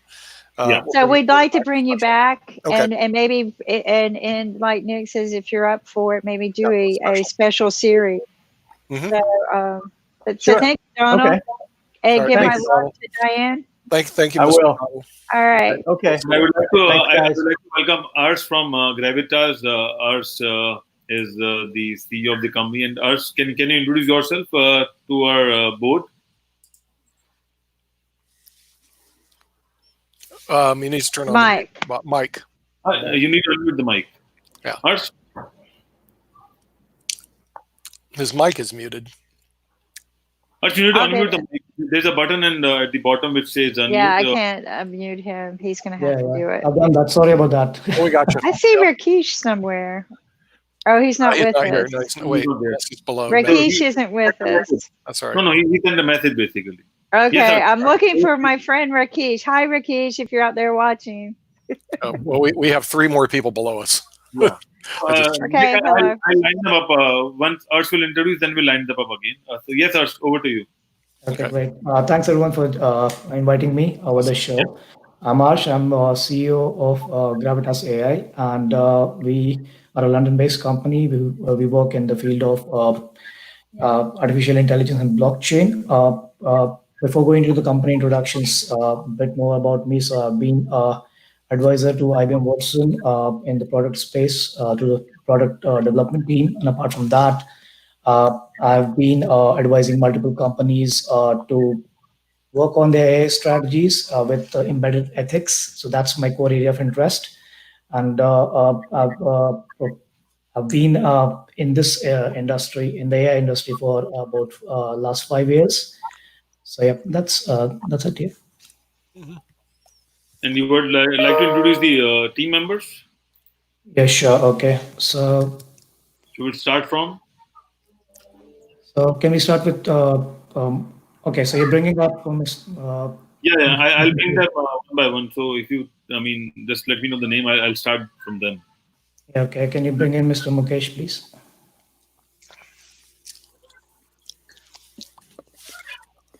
Mukesh, you need to unmute the mic. Yes. Yeah, namaste. Namaste. Right. Namaste, Mukesh ji. New way of greeting. Yeah, Mr. Mukesh is a serial entrepreneur, and he has got about two decades of successful experience in healthcare and tech industries, and that includes MNC as well. He provides strategic, financial, and operational excellence in corporate governance. He's an expert in launching new companies and products in India and global market. He's been an accomplished leader, entrepreneur, and mentor, and has got a proven track record of working on the P&Ls, innovative ideas, adoption of technology, etc. Great. So can we bring in Mr. Naveen? Mr. Naveen is our guest. There he is. Namaste, Mr. Naveen. Namaste. Namaste. Namaste. So I call it Corona Namaste. Okay. Corona namaste. No, Let's bring Corona. Corona. We're going to do a little Corona Corona dance, namaste. right? Yeah. You know, here in America, we make a dance out of everything. It's Well, got to be country, in the though. United States, Do the Corona. we're really troubled because we can't shake people's hands anymore, and everybody here is trying to do this, that. They don't know what to do, and the Indians have already solved it. They do namaste, but So, it Sasha, we need Sasha it to hasn't help come us out into here. the culture here This in is my America Corona. yet. It's gonna be My a while, Corona. you know. So anyway, yeah, This Dr. is my Corona. My Yeah. Corona. I think a Corona is a voodoo dog, right? We're going to stab it. And I've been doing this, I think, since day one. This is Corona, and we're going to pop it down and get it under control. Namaste. Okay. Namaste. Corona Namaste. I love it. Okay. So welcome, Dr. Naveen. So Dr. I Naveen. have, by the way, Ash, I have already introduced myself, Okay. but I don't. Do I need to introduce again? Yeah, of course, because the thing is, what happens is we cut clips and we run them all over And the world. we're going to limelight you. So just You'll bear see. with us. Yeah, Each so of go you ahead, will Debbie. get your, and we want each Right. of you to share a little Sure. bit about Dr. Naveen, for your information, you are live and around the world, people are watching you. Okay, Yeah. thank you very much. Thanks for the opportunity. So I'm Dr. Naveen Nishchal. I'm co-founder of Meadow. Meadow is a tech-intensive platform. We are aggregating clinics in India, and currently we have around 350 clinics on our platform. Although I'm a doctor by training, and my partner Saurabh Kochar, he's a techie. He's an engineer, and I'm helping him from healthcare perspective, and he's taking care of all tech thing. And I'm also a co-founder of Voice of Healthcare. And as I told, that Voice of Healthcare, it's a industry platform in India, healthcare, essentially an healthcare industry platform where we have a lot of healthcare companies as a part of this platform. This is a not-for-profit organization. And Gravitas is one of our members at Voice of Healthcare. I started Meadow 2 years back, but before that, I was running a chain of hospital as a co-founder, Cigna Hospitals. It's a 10 hospitals company. We are primarily working in tier 2, tier 3 cities of India.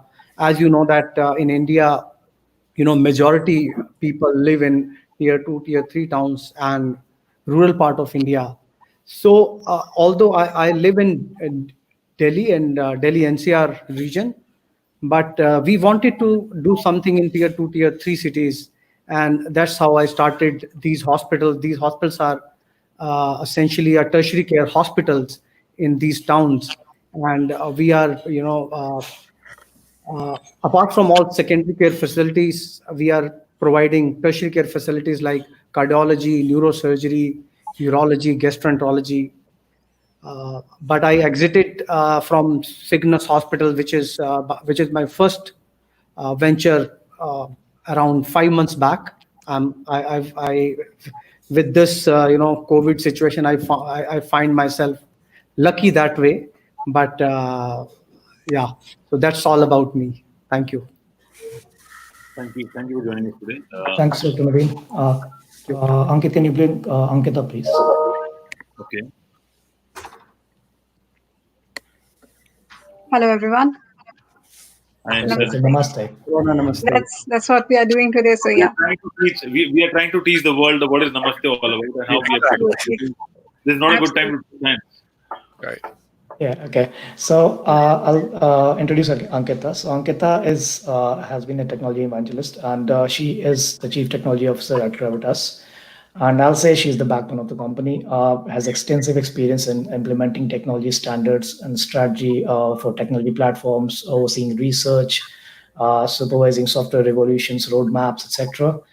And she has guided a number of blue chip clients in enhancing the technology stack and adopting the right strategy with a focus on like sustainable and future-proof tech ecosystems. At Gravitas, she is leading the technology stack. She is leading the evolution which we're doing in terms of preparing a robust tech stack and the kind of research and development we are doing continuously to evolve the fields we're working in. Yeah. Yeah. Great. Okay, we'll be joined by Sumit at a later stage. Okay. Yeah. So you can start sharing about your company and how you have started and what is the bot all about.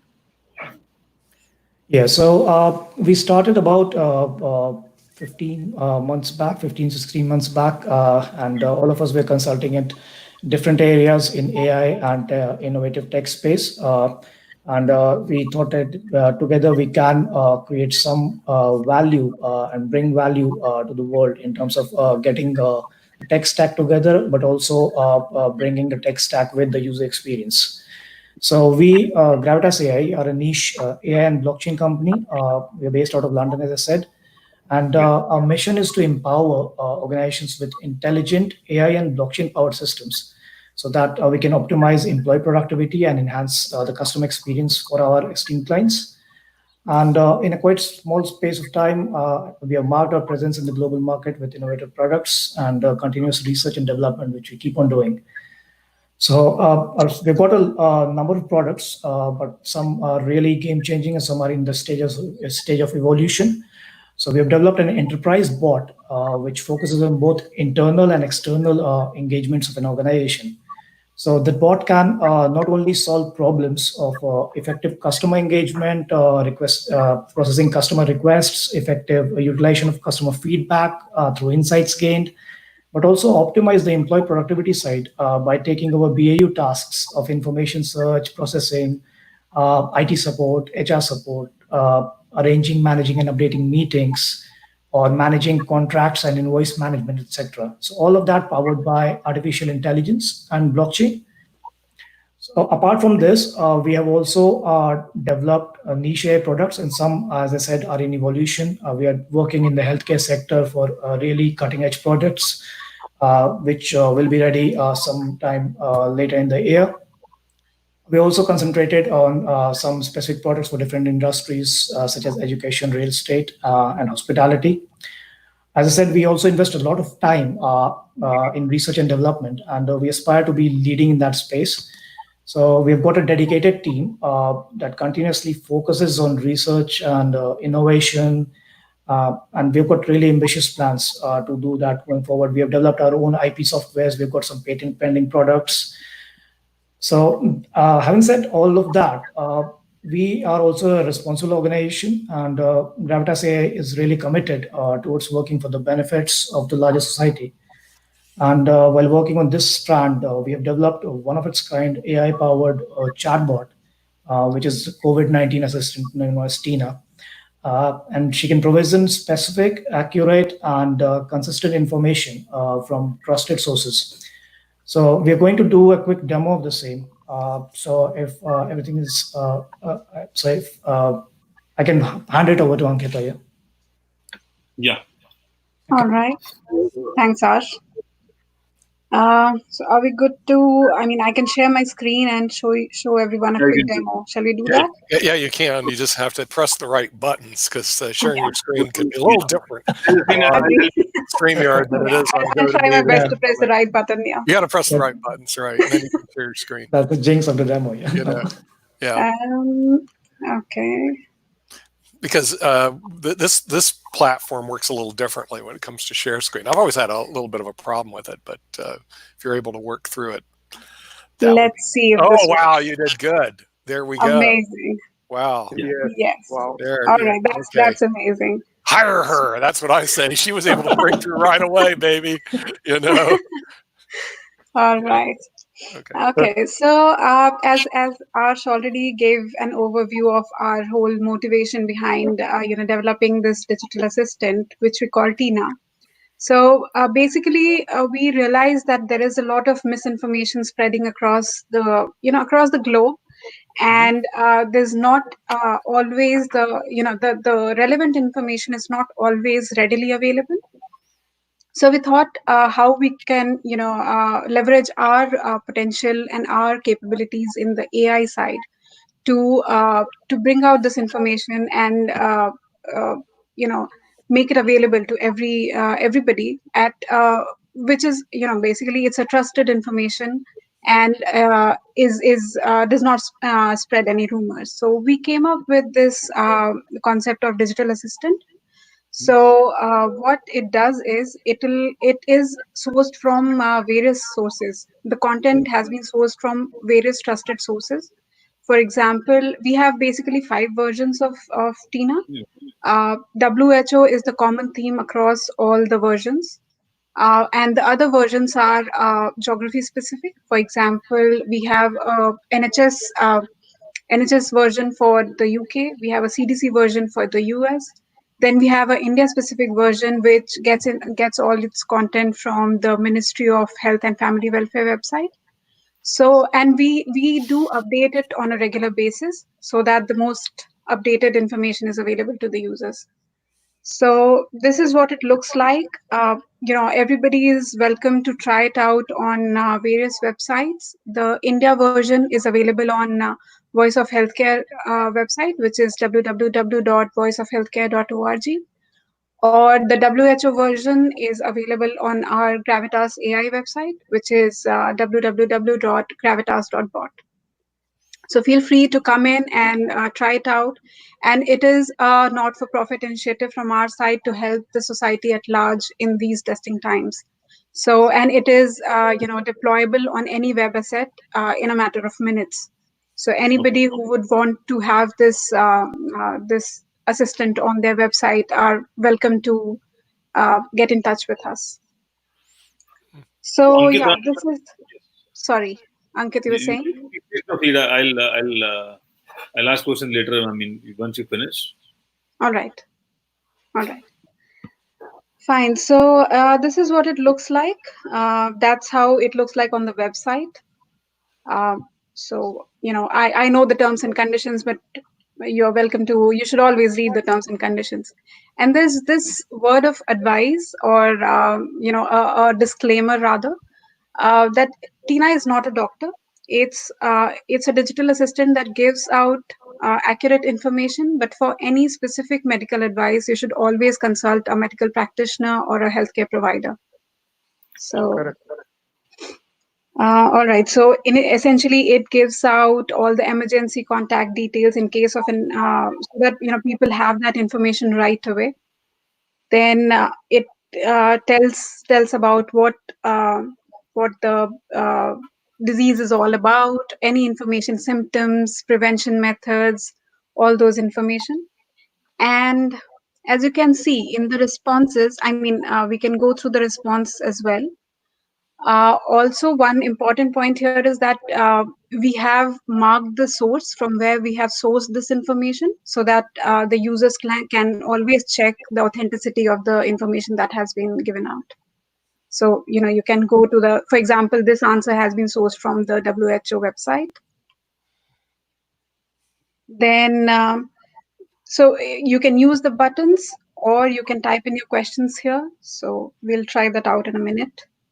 Before that, maybe let's just check out the symptoms. So it's a long answer because it has a lot of information here. So it can, we can go through it in detail. Then let's say we want to ask a certain question. For example, washing hands is a major thing now. We are constantly being asked to wash our hands. So what exactly are the guidelines for washing hands? So let's say if I want to ask wash hand guidelines, I don't want to type the whole question. Let's just type the keywords. Okay. Right, so it tells you some information, initial overview, and then you can always go to the source and see more detailed information. Then let's say I just go ahead with this one. So what are how can we prevent getting infected or infecting others? So, maintain distance and clean your hands. If you have any symptoms, then what should be your uh, uh, course of action. And all this is these kind of informations are geography specific, because different governments have given out different advisory. So based on that, it is all specific to what place it is being accessed from. The governments have given out awareness materials. For example, here there are some videos to to help people understand how, for example, face mask is something that is sorry, I'll just pause it for a bit.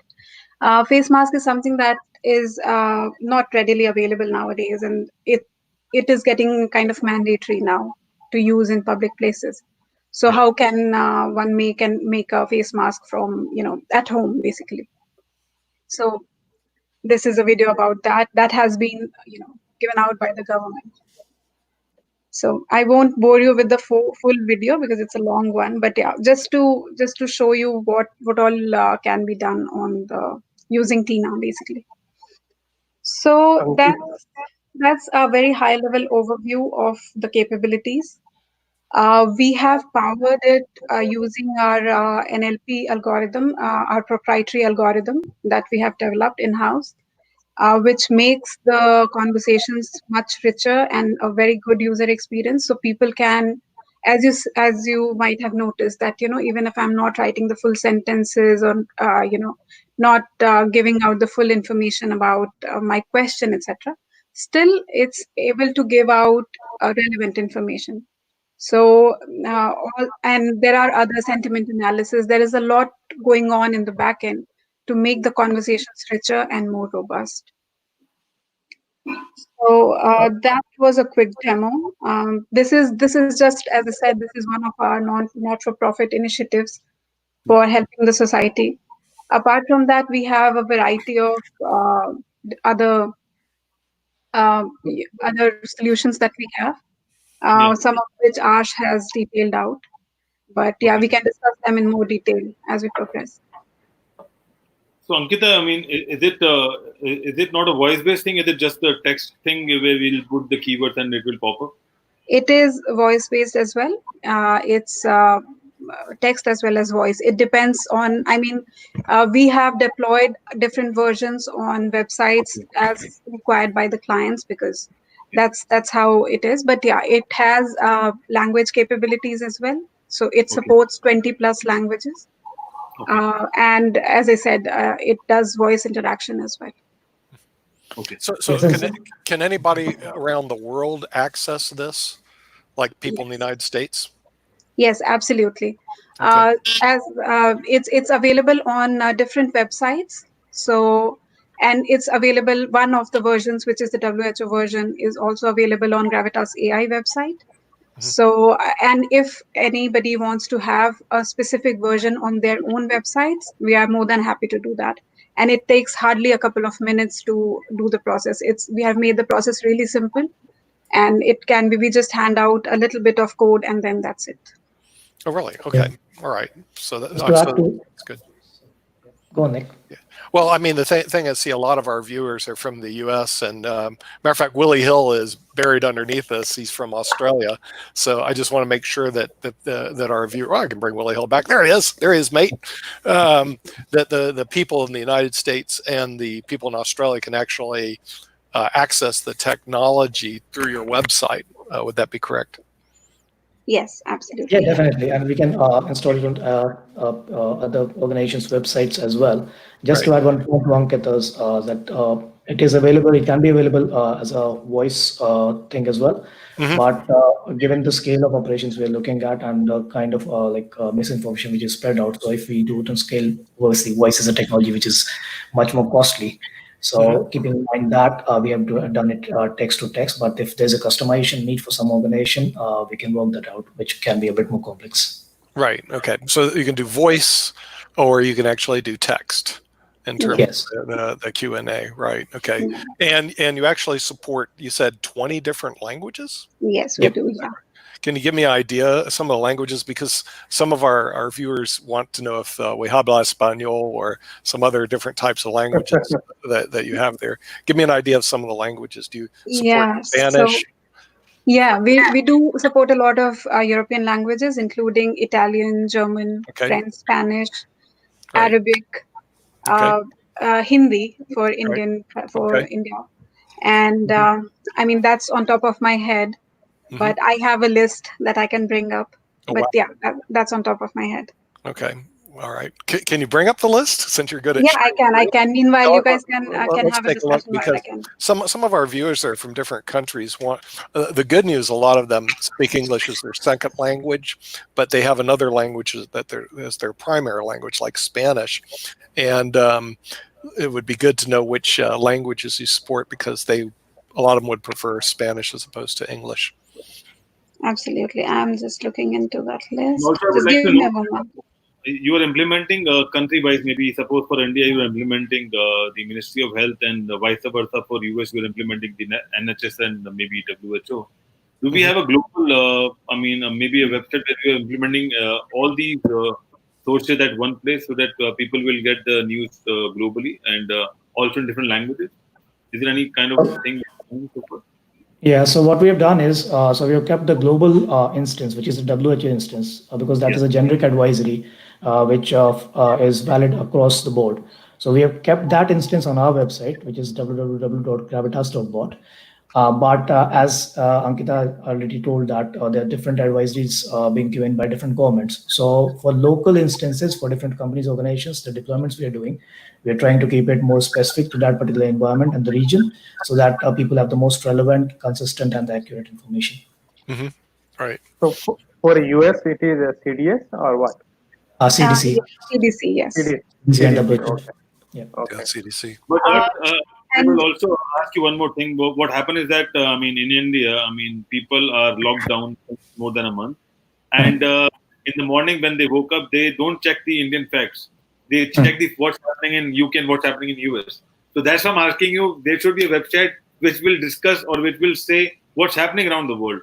Because for that I need to log into some other website maybe, or I need to log into John Hopkins or maybe NHS every day, and just got to know what's happening. Right, that's a very good suggestion, Ankit. We'll definitely take that into consideration because we have all the pieces of the puzzle. We just have to bring them together. Yeah, it's just an implementing thing. That's it. Yeah, And absolutely. Ankita, in WHO, you are getting all country-wise data also. So Yes, I'm sure. absolutely. Right. Yeah. And also, I'm getting a basic question from our viewers: what is bot and how it works with AI? Because a lot of people are still not aware about the technology. If you can briefly describe what is it, and why you have done it for during COVID. All right. I'll try to answer that, and some Arsh and Mukesh, if you guys have any further inputs, please feel free to pitch in. Sure. So, a chatbot is basically a natural language processing powered AI assistant. It's basically a software that you can talk to. So the final aim of this technology is to have a human like a software that can think like a human and talk like a human. So basically, it understands what the user at the other end is saying and responds to it in a so that the response is relevant as well as meaningful. So that's a very high level overview about it. It's part of artificial intelligence. Artificial intelligence is it's a large field, and this natural language processing is one part of it. And what it does is it's about understanding human language and trying to respond to it so that it makes sense. That's how I would define it. Yeah, definitely. And just to add a few bits to that. So basically, information which we receive on web assets is one side flow. So you go on a website, you read the stuff, you explore stuff, etc. But human trait is to interact. We like interacting with people, and especially in these situations, we're not able to interact with people, not go out, etc. So it's a way of mimicking the human interactions through a chatbot and providing that medium for people to interact with and learn about the information in that interactive way, so that there's a two-way communication established between not exactly a human and a human, but at least a sort of human and something which can mimic human and a human. So that's what the thought was. Apart from that, we also wanted to cater to the misinformation which is being circulated all around on WhatsApp, on different social media channels, etc. Yeah. So, Arsh, I mean, while implementing the bot, you must be having a lot of inquiries or maybe queries from around the world. What's happening in the world as compared to India, maybe what's happening around the world in compared to Europe or US. So, what are your thoughts during COVID-19? I mean, how the COVID-19 is doing, and what kind of feedback you are getting from different healthcare industries around the world? I think it's a very different and difficult situation, which we are expecting. There will be a lot of impact of the situation after this gets over as well. So I think the primary concern which I have heard about from different areas of the world, where my friends, families, and colleagues or people whom I interact with are is about the misinformation and the panic, etc. So that's why we thought that we should spin something which can tackle this particular problem. And obviously, governments are taking good steps. The international bodies are taking all right steps to effectively tackle this. We are nearly getting very close to getting vaccines, etc. The human trials started in different parts of the world. So I think everyone is doing their bit, and we as a society too should stand together, face it with a happy face, and we'll surely win, as we have already always done as a human race. I'm sure someone would like to add to it, Mr. Mukesh or Mr. Naveen. So thank you, Ash.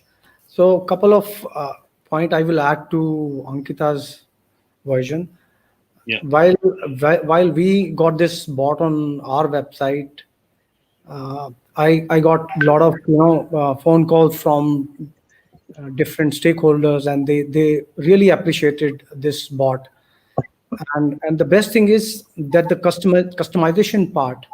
I mean, every government wants something different, and the way Gravitas has integrated Indian version, Ministry of Family and Health version is also integrated into this chatbot. So that is also really, good part. Plus, I think user experience is really very good. Whenever you type something, you immediately get answer for that. Yes. So I think this is really a very good initiative, and on top of that, this is not-for-profit CSR initiative by Gravitas. So kudos to you guys, Gravitas. Yeah. Thanks, Dr. Nishchal. That means a lot. Yeah. So, Ankit, I mean, while implementing it, you must be having feedback and experiences from around the world while people are using the COVID-19 Gravitas bot. What kind of experiences they are sharing pre-bot and post-bot implementation? So basically, we what we have experienced, and with testimonials like Dr. Nishchal's, what we have realized is that now people have ready access to more relevant and updated and the most specific information. Earlier, people had to look into websites and try to fish for information, but now it's much more easy. You know exactly what question you're looking for, and you can find your answers more without going having to go through the whole website and dealing with the whole lot of information. Instead, you just find the information that you are actually looking for. So it's a big time saver. And also for organizations, they are facing a lot of difficulty, especially because employees, they are almost all the organizations, they are working with reduced workforces, and they have to get in touch with their customers to give out information, etc. So this initiative helps organizations disseminate information, their specific information as well. If they want to get in touch with their clients and suppliers, and different stakeholders, because it is very difficult to get in touch with everybody nowadays. So this is something that is present on their websites. Anybody who visits the organization's website, they can look into this, leave their questions, and then the team can come back to them. So it's helping the organizations keep in touch as well. Also, I mean, sorry, Nick had a question about the languages that we support. So I just brought up that list. I mean, I can just let everybody know so that we don't miss that out. So yeah, I mentioned Arabic, and we do Hebrew, and a lot of Indian languages that include Tamil, Hindi, Bengali, etc. Those are the regional languages. Then there is Canadian French, there is Farsi and Arabic, Portuguese, Urdu. So these are, and apart from all the European languages that I mentioned, like German and Spanish, Italian, etc. So how's Tina coping up with speaking those languages? Well, it's coping up very well, to be honest. It is very intuitive that way. The moment you change your language, even if in the same window when you are either chatting to her or speaking to her over the voice feature, the moment you decide to change your language, Tina is smart enough to understand and responds back in the same language. So it's coping up really well, to be honest. That's great. I think being a Sumit with us. Can you introduce Sumit? Hello, guys. Thank you for bringing me in. Glad to see you, Dr. Nishchal. And yeah, glad to be here. So, Sumit, what do you do with Gravitas? So I'm the co-founder and chief exec. And I work largely around the areas of client engagement, client satisfaction, work with Ankita on product roadmap, work with Ash on operations side of things, and with Mukesh for overall customer strategy. So it's a typical co-founder job. Yes. Yeah. Okay. So Sumit, as you know already, we are four of us in the co-founding team. Ankita, Mukesh, Arsh, who was just here, and myself. Yeah. Okay. So Sumit, while doing this bot, you might be having a lot of queries in regards to people are asking a lot of questions, which you might be capturing it and maybe implementing it on later bot, if I may say so. Is it, Ankita, you're capturing those questions? Because there might be a lot of questions psychologically and other questions people are asking and might not have those answered by WHO, NHS, and other Ministry of Healthcare. So are you doing anything like that for future bots? There are two aspects, Ankit, here. One is Tina is self-learning bot. So she's highly advanced. You can employ a number of methods for the training functionality. But the key thing here is that given Tina is for COVID-19 specifically, which is quite a sensitive topic, and one has to be really careful about the information that we're going to hand out to the end users. It has to be delivered as part of the guidance handed over by the governments or various sources that we are using.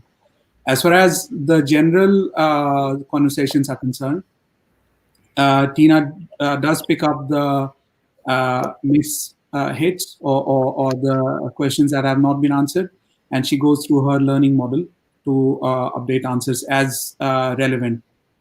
So it depends on the topic on which people are asking. So let's say there is something that a user has asked which has got a medical angle to it and has got a very specific thing related to COVID, then obviously we will always go back and refer to the sources made available by the governments or the relevant bodies.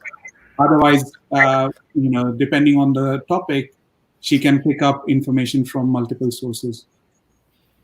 Ankita, Mukesh, do you want to add anything on base part? I feel it there. When you any patient who's suffering from COVID and potential, the next question, where should I go? Right? Where is the testing center? So that part, I think, Ankita, the best part, the moment you type the testing center, you'll get the whole list of the testing centers. So that is the best part. And second part, I think previously when we discussed being a chairman of AI Council, many times people ask what is the role of bot, how it is helping that. I said it is a medium between complex answer and simple answer, right? You are typing just keyword and you are getting your answer very in simple way. So that is the base part to disseminate the complex situation in very informative way. Okay. Agreed. Right? Okay. Yeah, and I mean, just to reiterate the points that Sumit and Mukesh made. So, the learning, as Sumit mentioned, the our digital assistant Tina, she learns based on the conversations that happen, and we keep training it for any missed questions, etc. That is the general method that we apply. But specific to COVID, we are very sensitive with what is the information that we are giving out. So yeah, we take time to to find out the answers and then give it out. Okay. And And Ankita, yeah. And sorry, just another point that we also maintain a lot of conversation logs that we keep analyzing at regular intervals to Yeah. see what kind of interactions are happening, what are the major questions that people are asking, etc. Okay. Ankita, where do you see AI in healthcare? I mean, because we are still talking about AI and it's still not being utilized as the way it should be. So, what do you think AI in terms of healthcare future? What kind of changes or what kind of innovations we can see post COVID? Because now we have life pre COVID and post COVID. That's what we are differentiating. So, what is the life post COVID with using AI in healthcare? So AI in healthcare has a lot of potential because in diagnostics, in treatment, be it in surgeries, etc., Yeah. or even giving out information or processing information, because there is depending on keeping in consideration the number of years that we have spent with medical services and all the different hospitals and all the kind of data that has been generated over the years. Yeah. And data is the key to making artificial intelligence more and more robust. So medical services is one field where there is no dearth of information, no dearth of data, basically. So using all that data, the all different algorithms can be made more and more robust, and they can be it can help people get more information, help in diagnostics and procedures, etc. But right now, a lot of these procedures are in development, under research in labs.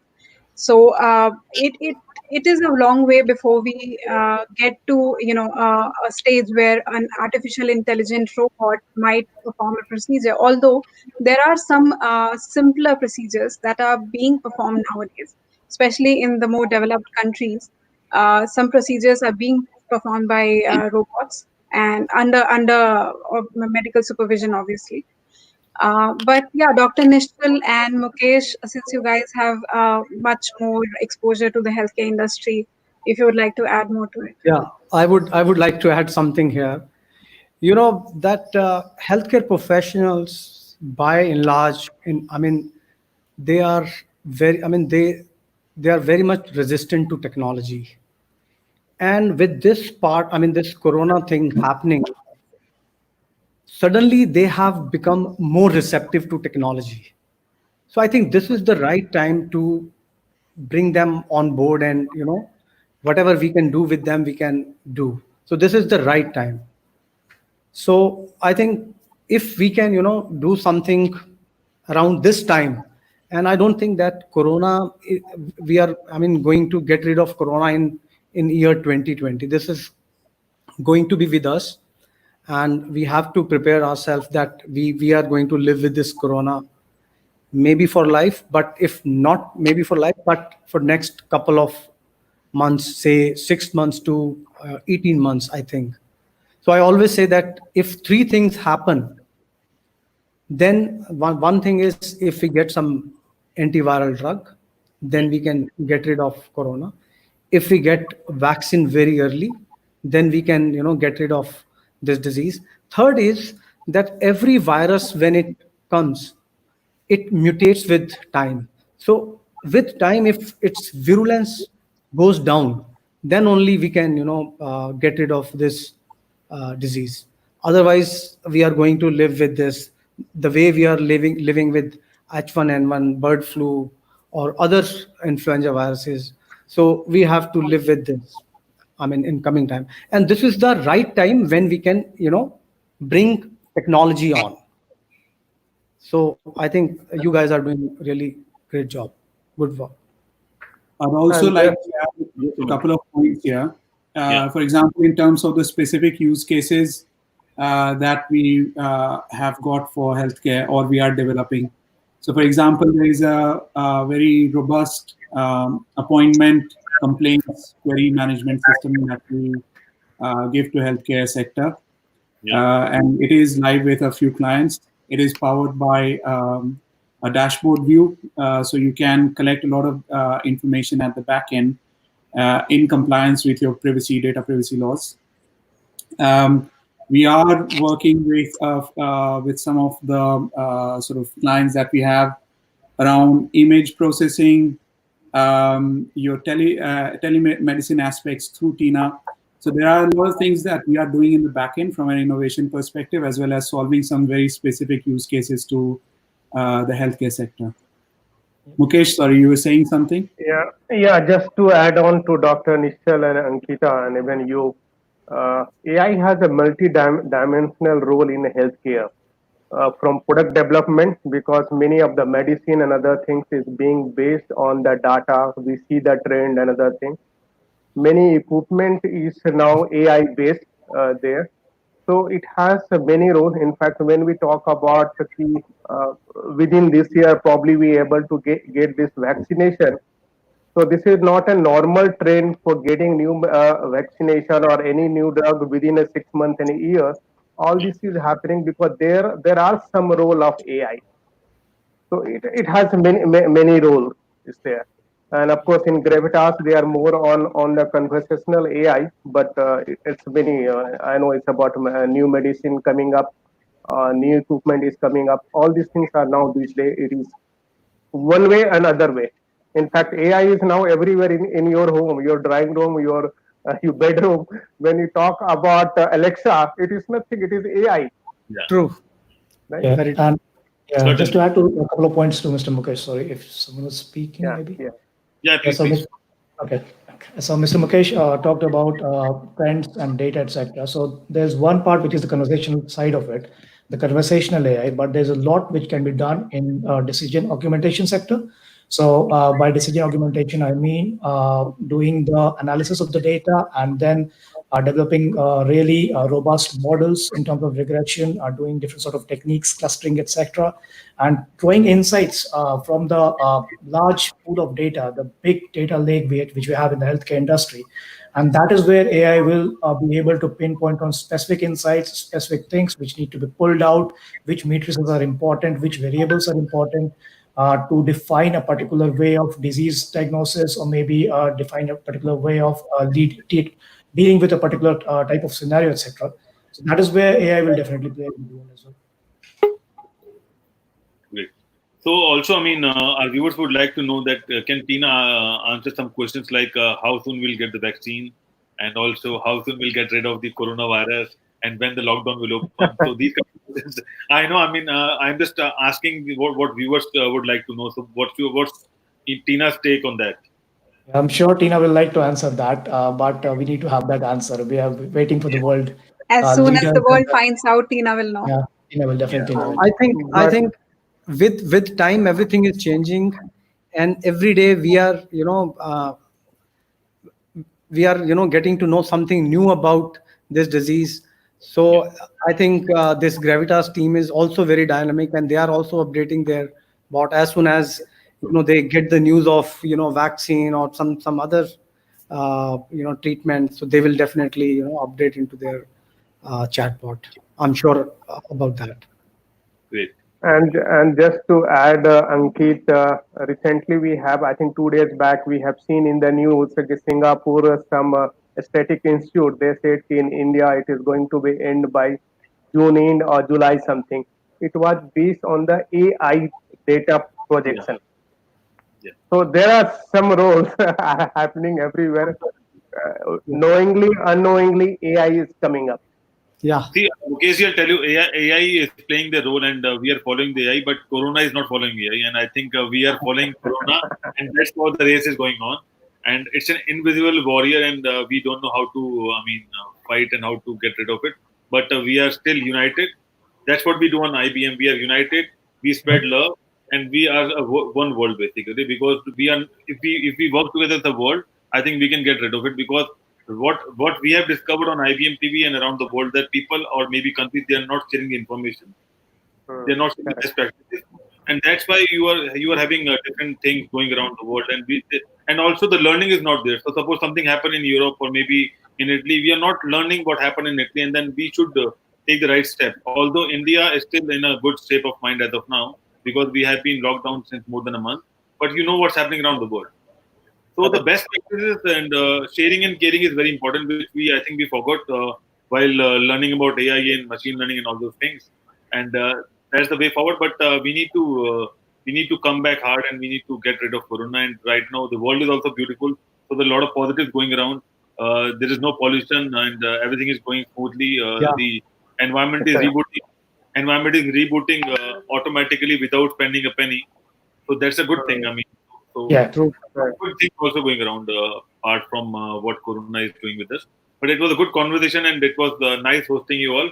And I would like to host you again whenever it's available, and we might be having a good demo. What I was, and also our viewers would like to know that they were expecting a voice-based demo, so maybe we can schedule that later. Or maybe if you can share a video, I'll put it on IBM so that we can link it with that. And Absolutely, we can do that. yeah, if you want to add anything, you can do so.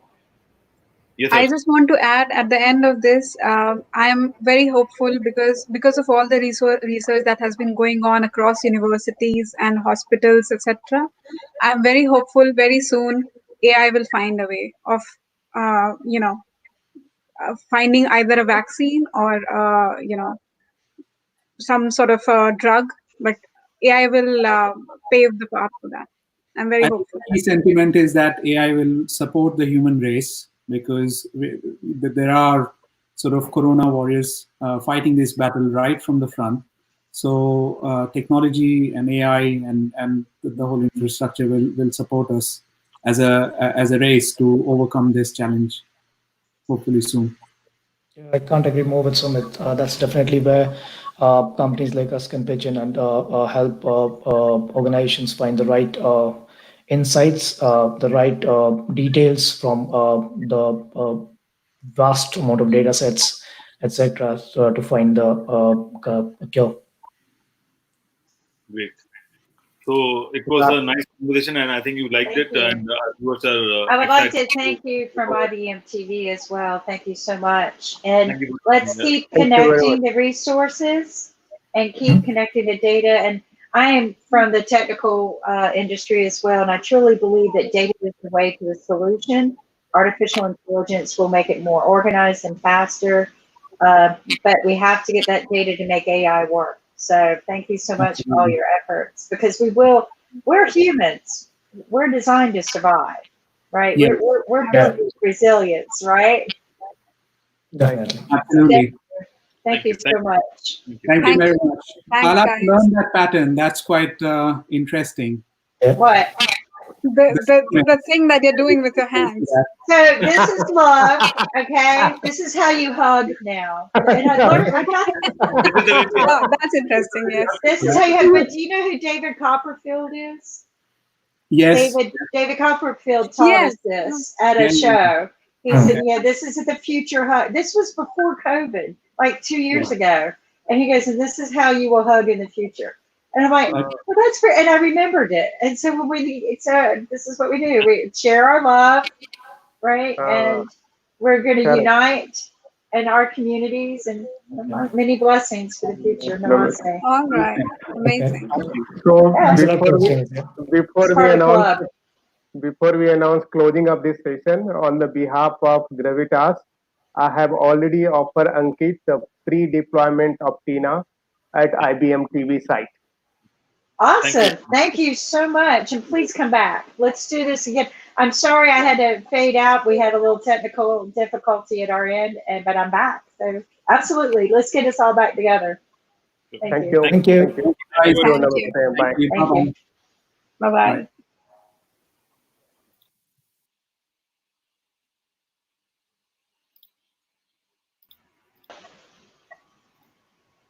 Hi, Matthew. Hi there, Ankit. Namaste. Namaste. Welcome, Matthew. How are you doing? As well as could be expected under the circumstances, I guess. And yourselves? Where are you at? London, England. Wow. Wow. I was just Before you on they the, were from London.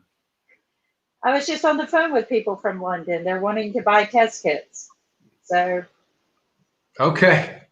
Yeah, we've been perhaps a bit slower than some other nations with the testing, but the government's definitely looking to ramp up that imminently to try and ease these lockdown scenario. Yeah. Well, I have to say that they are a lot more stringent with their research for test kits. Their questions are a lot longer. Most people just say, sign the order and let's go. Okay. And London is a little more, but the thing that we keep trying to tell people, and I'm glad to see such strictness, but right now there is no 100% guarantee in any test kit. I don't care if you get it from the US, from Canada, from China, from Africa. The test kits are none of them are 100%. And I don't know of anyone who's been FDA approved. So everyone's under what they call emergency authorization. So that means that if you filed with the FDA or one of the certifications that are out there, that means that you're being researched. You'll get your certification or try to eventually, but there's an emergency. Let's get these out there now. So that's something that happened. But welcome to our show. Tell us about what you do, Matthew, and thank you for joining us. No, thank you for having me. So I'm the co-founder and COO of Click Dating app. We're one of dating. Yeah. We're one of Europe's kind of hard now. It's okay. No, I'm just kidding. Are either of you single and looking? No. No. Okay, that's disappointing. But I what would about you? Are you single and looking? Actually, no. I met my wife 4 years ago now on a dating app. So, I'm one of those success stories and a genuine, true believer in the product. Okay. And when I talk to people about what I do, there's a lot of apps out there from Uber to, Zomato, and these make your lives so convenient and easy. And we think, we could never do without them anymore. We're so reliant on them. But the fact is, for that few months that I had a dating app before I met the woman who went on to become my wife, it's changed my life in a way that nothing else, no other app ever could. The impact that we can have as a product should never be underestimated, I think, No, so I will share a success story as well. My sister had become single. I think when you go through certain divorces or things like that, you just think you'll never, ever, ever do it again, right? Get married or find the right person. But she tried dating, and she finally went to an app, and she met the man that she now is married to on the app. So, there is a lot of positiveness in the app. It's kind of like if you use an app to filter out how you're going to buy something. Like you said, the Uber, right? You can actually go down to what kind of driver you get, right? Or what his ratings were. So share with us your app. Do you have a demo? This is cool. I did send over a video demo. Are you able to broadcast that from your end? Ankit, do you have the ability to do that? I'll do it. Okay. So you're in London. Yeah. So share with us about the lockdown policies or whatever it is you're doing while we pull your app up. Okay, so England has instituted social distancing, as it's known. We're required to only leave the house for essential purposes. key workers, essential shopping for food and hygiene items. I guess it mirrors a lot of the rest of the globe in that sense. We've been stricter than others like Sweden, which has attracted a lot of attention for its more relaxed policy. We've gone down the firmer route. But it's been interesting for us as a dating app, I guess. Lockdown has seen about a 33% increase in activity on the app. Social dating. There you go.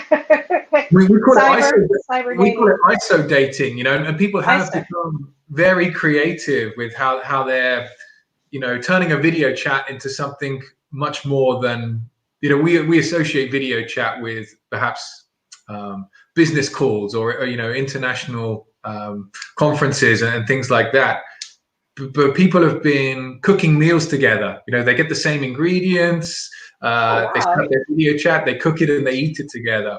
They watch the same movie on their streaming service, and then they discuss afterwards. So people have really embraced technology to maintain social relationships whilst maintaining social distancing. It's really we do watch parties now on Facebook, right? And people will, we have. And what you might want to do is recommend some of your daters to go to our internet cafe that we have every Sunday. Okay. And it's live musicians, live music, at cafe style. Bring your cup of coffee, sit and just chat and enjoy live good music and interviews. So we decided to do that so people felt like they were going to a cafe, and so that's a way to get them to go dating. Right. To capture some of that IRL atmosphere, yeah. Yeah, and it's really it's interesting. ISO dating, that's pretty cool. So what do we have here? We have a video. Let's check it out. Yeah. Okay. Hey guys, welcome to Clicked. Thank you for downloading the app. At Clicked, we're about personality, values, and finding your best matches based on what's important to you. First things first, we're going to get you to open up the app and select some interest, so we can help find you your most compatible recommendations. You'll find these in the search tab, or if you want to see who's active now and shares your interest, just scroll through the categories. Let's go through my recommendations and see who comes up. Awesome. Danny looks nice, but it's not all about looks. At Clicked, personality is the final say. That's why we use a test where the questions are chosen by you. To take Danny's test, I'll tap the green tick. So, Danny wants to know, pub or club on a Friday night? I do like a good pint with my mates, so pub. So, go with the flow or pan before you go? I like to think of myself as quite spontaneous, so go with the flow. Now, am I a morning person or a night person? I'm terrible at waking up, so I'm probably a night person. And great, I passed. So that means I got 2 out of 3 of her questions right. Now, I'll nudge her, and if she also passes my test, it's a match and we can chat. But don't worry if you got less than 2 out of 3 right. Users can still give a second chance question, which you will see in your activity tab. I know what you're thinking. Where did her questions come from? Everybody sets up their own tests based on what's important to them. Tap the test button and search through our categories for questions that mean something to you. When you find something you like, pick the answer you want your match to give.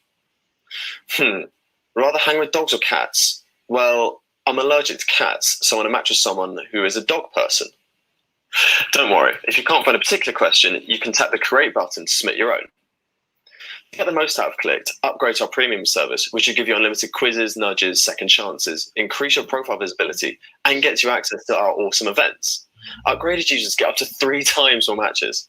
Also, remember to update your profile to fill out information like your height, your sexual preference, and your location, so we can find you better recommendations.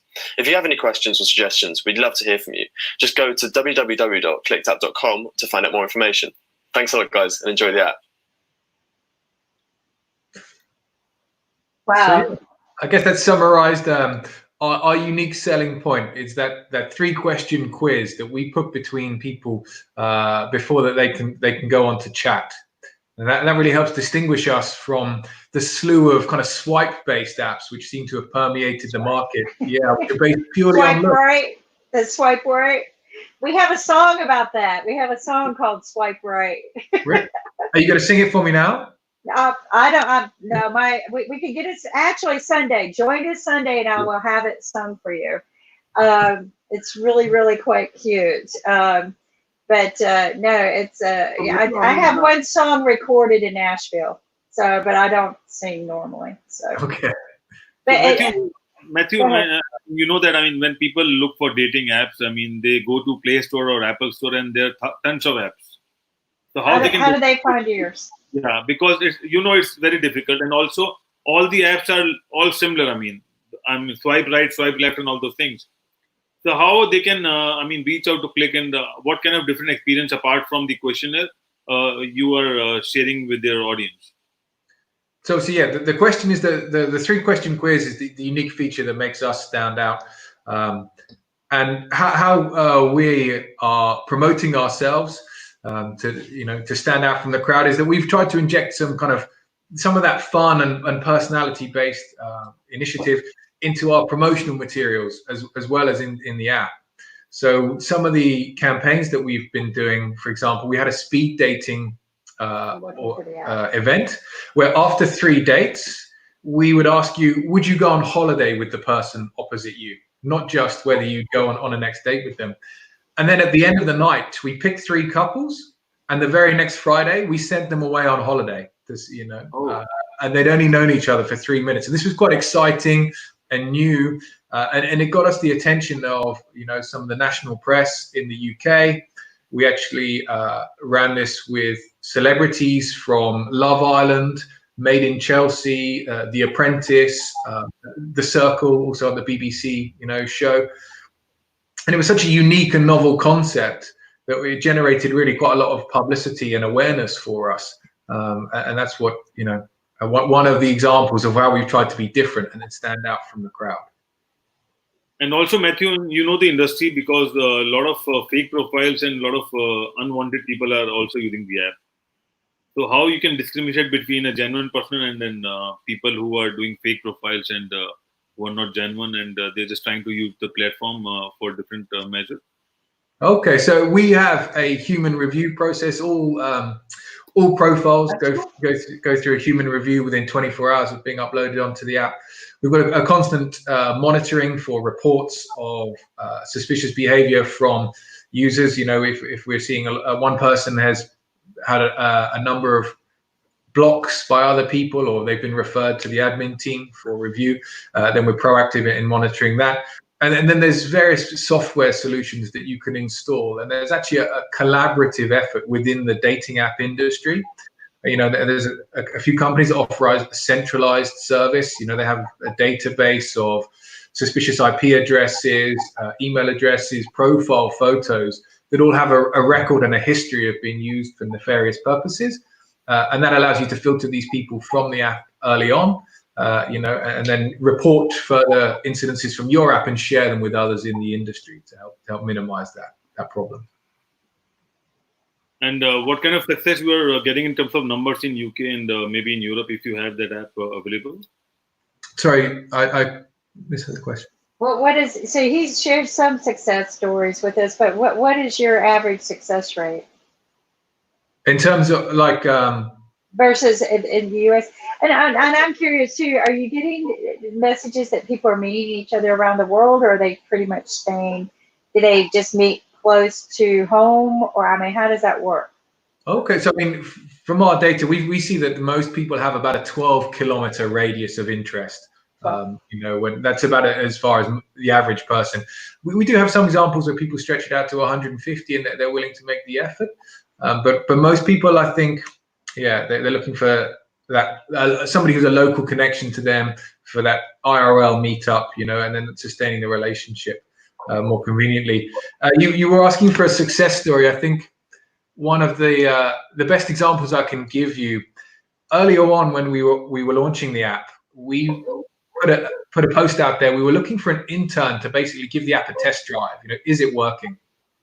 So we put a job advert up there. We called it the world's greatest internship. You would get paid to go on dates, to have fun. You only had to work half a day a week in the office. The rest of the time there, you'd be out dating. And if you found love on our app, we would pay for both of you and your new love to go to a European music festival of your choice. We had a young girl called Daria won, through the rather rigorous review process. As you can imagine, we had a lot of applicants for such a fun summer internship. She went, I think, on 3 dates initially, and on the 3rd date, she met somebody. She thought this might be the one. Continued to see him for the remaining 7 dates. They've been together now, I think, coming up on 2.5 years. Wow. So yeah, he's, if I remember correctly, she was Russian originally. He was Brazilian. They've both been to their respective home countries to meet the parents. Wow. And it's a real romance story. Yeah. That's like what you see on the movies. So what you do is really cool. Like you get this good feeling. I'm sure there are some stories that just don't happen, but you get this good feeling, right? That you make 2 people connect and have happily ever after like yourself. So I have to know, you've been around a couple of years. How did you monetize on this? This is a startup talk show. So can you share a little bit about how you got bootstrapped and how you got your funding, if you had funding? How did you do that? Okay, so we've only recently started to monetize. It's actually been a fairly long road of experimenting with different UX UI elements, and we wanted as much interaction within the app as possible from our users to get that feedback and really get product market fit right. So we weren't in a rush to monetize. We have recently introduced what you call the freemium model now. So we have a base level of interactions that are available for free. But if you want to exceed those levels and get more matches, send more second chances and those kinds of things, then you require a subscription. But the subscription also comes with a few benefits, those cool events that we've talked about. You get much more opportunity to attend those events if you're one of our paid members. Prior to that, we did spend a lot of time, and between the 2 co-founders, I would say at least half of my co-founder's time was spent on the fundraising trail. So you can't neglect that that focus. And he was attending a lot of startup meetup events in London, networking events. Working LinkedIn was another key channel for us to establish contacts. Networking with other successful startups now who could say, oh, actually, this was somebody I spoke to and they're interested in your area. And like I said, my co-founder Mike spent at least half of his operational time working on the funding rounds. No, I think it's people don't understand. And also there's a lot of investment that goes into apps. People just think, oh, it's there. I push my button on the phone. But there's a lot of development. Like you said, your co-founder had to spend a lot of time searching for funding. I have had a lot of startups, and then I went into retirement for a couple of years and had an invention that came out. Then one of the first things told to me when I came out, and I was kind of networking, like you were talking about going to startup functions, Million Cups, or just all these different things. Pitch competition was another big one. Well, and here's the thing. Okay, I've owned companies. I never had to do a pitch in my life. I just went out, raised money, got money, and did it. That was before all of this Shark Tanky thing came around, right? Okay. So first words out of somebody's mouth was, "Do you have a deck?" And I'm like, I got a business plan. What the heck's a deck? What's a deck? I literally had to Google what is a deck. I know what a business plan is. And my business plan's kind of this thick with all the finances and everything. So then pitching, right? But the other one they told me to prepare to do is they told me either hire a CEO to run your company and you will be out raising money, or hire somebody to go out and raise your money for you. That you will not have time to do both. And I go, wait a minute. I am so used to, I got my product, I got my solution, I'm going to go out, get my money, and run a company. What the heck? So what I found out is the investor patterns had changed during the time I was in retirement, and they only like to give maybe $150,000 to a unicorn company that becomes their Uber, right?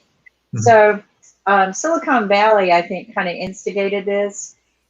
People were like, wow, yeah, I'll put $50,000 in and have a $40 billion company in 2 to 5 years. But But it's not like that. There's a lot of money that goes into developing these apps. They cost a lot of money. It costs a lot of money to run a company, but moreover, marketing. Because the only way you survive an app is to be out there, because there's millions of apps, is to be out there and market. But people don't understand. You build an app, it goes on your phone, right? On iOS, you have to get it for iOS, and you have to get it for Droid. Then you have to maintain it and upgrade it every time they upgrade. People don't understand that costs a lot of money, a lot of time. So people, when they ask for money to use their app, it's worth it, because there's a reason for your convenience, and it costs them a lot of money to get. This is what I'm trying to tell people. It's just not, oh, we wrote an app and it's used, is it, Matthew? No, I mean, I think that was one of the big eye-opening moments for us, and probably why a lot of companies, startups fail is they do the friends and family round, and they get that MPV and they push it out, and then they sit back and they're thinking, we love this app, we've tested it with all our focus group feedback has been brilliant, and then they've got no further runway, to promote and grow, and the app sits there, it gathers dust. As you say, new versions of the operating systems come out, plugin integrations, and slowly your app falls behind.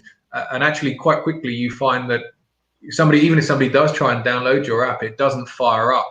Yeah. I think the myth of passive income has disappeared, evaporated now.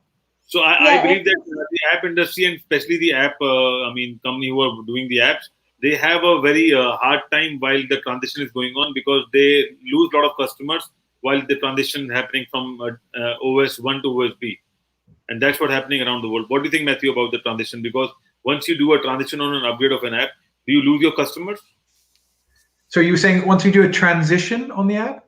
Yeah, transition means once you upgrade the app from one OS to the other OS, so you have to do some upgrades. Do you lose your customers in between?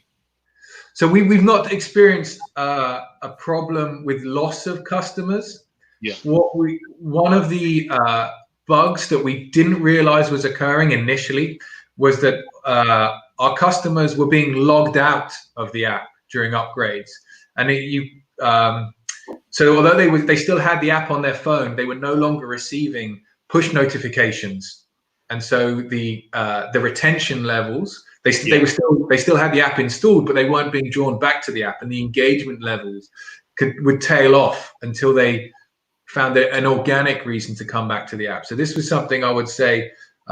It seems like a very small, thing to consider, but actually, if you're pushing, as we are now, I think we're on our 11th build this year. As we iterate, and each A/B test reveals a new feature in the app that should be improved and that the customers are asking for. If you imagine that in the last 11 times we've released our app, our customers have potentially forgotten that they were on our app for an extra couple of days. That was really something that we had to then double back on and remember. Okay, let's make sure that when we release a new build, they're not losing. They don't have to re-log in. Yeah. That's hard to do. That's a lot of development. Yeah. And also, our viewers would like to know that if someone is looking for a date, how many dates they can check out at one point of time. I mean, is there any filter, or maybe how big is your database, or how many people I can date? Is there anything or protocol you are managing, or how you work on that? Okay, so everyone can date every day. It's not like that on your app. So how it works? Yeah, so the traditional business model within the dating app industry is that you receive a limited number of recommendations per day or have access to those. If you want to exceed that, then you upgrade to the paid premium model, and that unlocks more accessibility for you. Yeah. Okay. And how do you help someone who is not able to find a date? Do you have anything for people who are not able to find a date? Yeah. Do you just have any of those hopeless causes? So I'm not sure if we're the first people to do this, but we actually have within the app what we call the advice hub. It links to some of our blogs from our own experiences, where we talk about what are the key things that people are looking for, making sure that you've got the relevant kinds of photos. So if it's you enjoying yourself and doing the things you love, those photos really help to bring out your personality. A lot of people, well, not a lot of people, some people seem to think that taking, guys who've taken their shirt off and taken a photo in a mirror, that's going to impress people. And we try and educate those guys to say that's not actually what women are looking for in a dating app. They want a guy who's interesting and fun and has got hobbies. Just be a little eloquent in the beginning, right? Just be the right. Packaging is everything, but personally, I don't think that's the way I want to start. I don't know. It's been a lot, but it's funny because I was having a hard time getting to your dating app, and I thought, well, my phone must know I'm not available, so it's like, no, can't go to dating apps. Can't go to dating apps. No. So, but I did go to your website. So what I was trying to do was just go to your dating app. But your dating app, if people, I just want to let people know, if you go to their website, it's right there. Very easy dating. It's Apple or Google Play. Very. So it's not that hard. You don't have to go to the app store and just keep searching like I was doing. But again, I think my phone goes, no, you don't go to dating apps, Kim.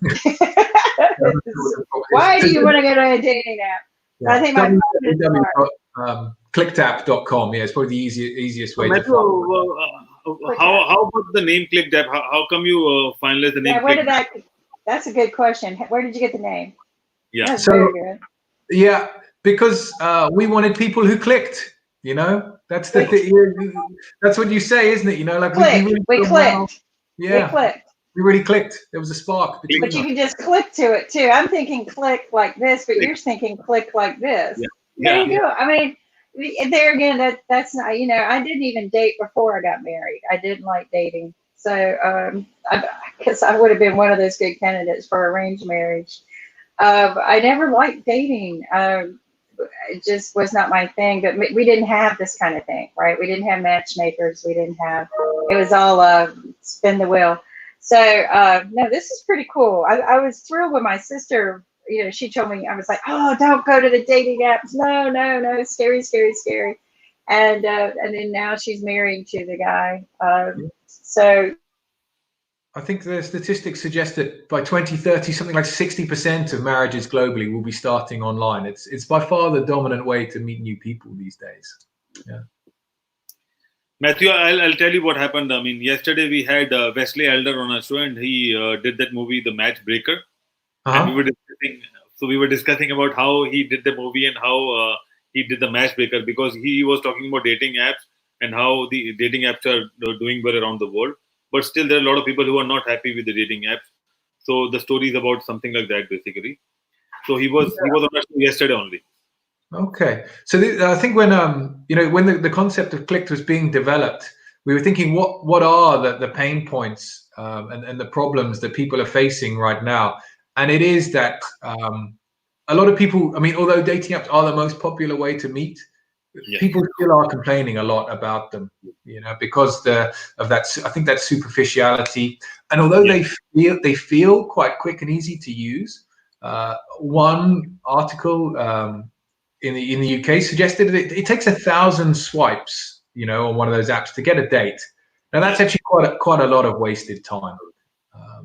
So we're trying to encourage people to invest a bit more in the quality of the matches you're getting, and if you make that investment in the quality of the matches, make that investment in the relationship afterwards. Yeah, certainly. So what kind of features you have? I mean, do you have a video call, or do you have a chat thing, or you have a virtual assistant, or maybe a template to share messages, or what kind of features you have on your app, if you want to discuss further? No, to be honest, other than the USP of the question and quiz matching, we've not rushed into video chat as a feature, despite the fact that it's now becoming incredibly popular for dating during these current conditions. There's already, most people have a service like WhatsApp, FaceTime. These products already exist, And I think that there's an element of trust that needs to be established before you dive into a video call straight away. So we're just allowing that to develop a little bit more organically. Users can match, they can chat, and if they decide they want to take it to the next step and give out some that personal connection, then perhaps they can use one of the existing platforms for that. Great. And I mean, what kind of demographics you are dealing with? I mean, people of what age they are using the app, and from which places? Is it only in UK or maybe in Europe as well? Is it expanding like that? So we're actually available, I think, in about 68 countries, but we focus mainly on the UK and specifically London. Historically, that's the market we knew the best. We were intrigued to find that we thought our user base would be older, about kind of 28, who were looking for more serious relationships and looking to settle down, and we thought our USP would appeal to them. But it seems that it's actually a much younger age. Our average age on the app is 23. We have a very good demographics of, I think we're about 46% female to 54% male, which is a really strong mix. A lot of apps are dominated by male users. But it was interesting to find that our users were younger than we thought. And having spoken to them, what appeals is younger people that, they're quite, I guess the term might be tribal. They run with their friends who share those kind of, they like the same music, they like the same fashion, they like the same food even. And these quiz questions really help them think, I'm going to find somebody who's on my wavelength and in my tribe. So that's, I think, why we've ended up appealing to a younger audience than we thought. And also, I was dating lounges or maybe dating places where to go in London to date. Are you suggesting all those locations as well to your users? Are we suggesting dating locations? Yeah. Oh, so this is actually one of the features on the roadmap. Given that we've got users who are answering questions on their interests and values, I got an idea. Go ahead. Yeah. Okay, so we were looking then to use that information to start suggesting dates once people are matches. So if you've both answered a quiz question, you love adventurous weekends, then maybe there's an activity center, like one of those rope the rope courses, or a rock climbing center, or an outdoor canoeing center, that kind of outdoor activity center, which we could suggest to you as a good date. If you both said that you really enjoy kind of cultural music and theater in one of your quiz questions, maybe we can suggest to you a local show or production that's going on. So we're trying to use that data that you've given on what your values and goals and interests are to suggest dates that will be useful and relevant for you. And Matthew, what kind of precautions or what kind of best practices you are sharing with your users during COVID?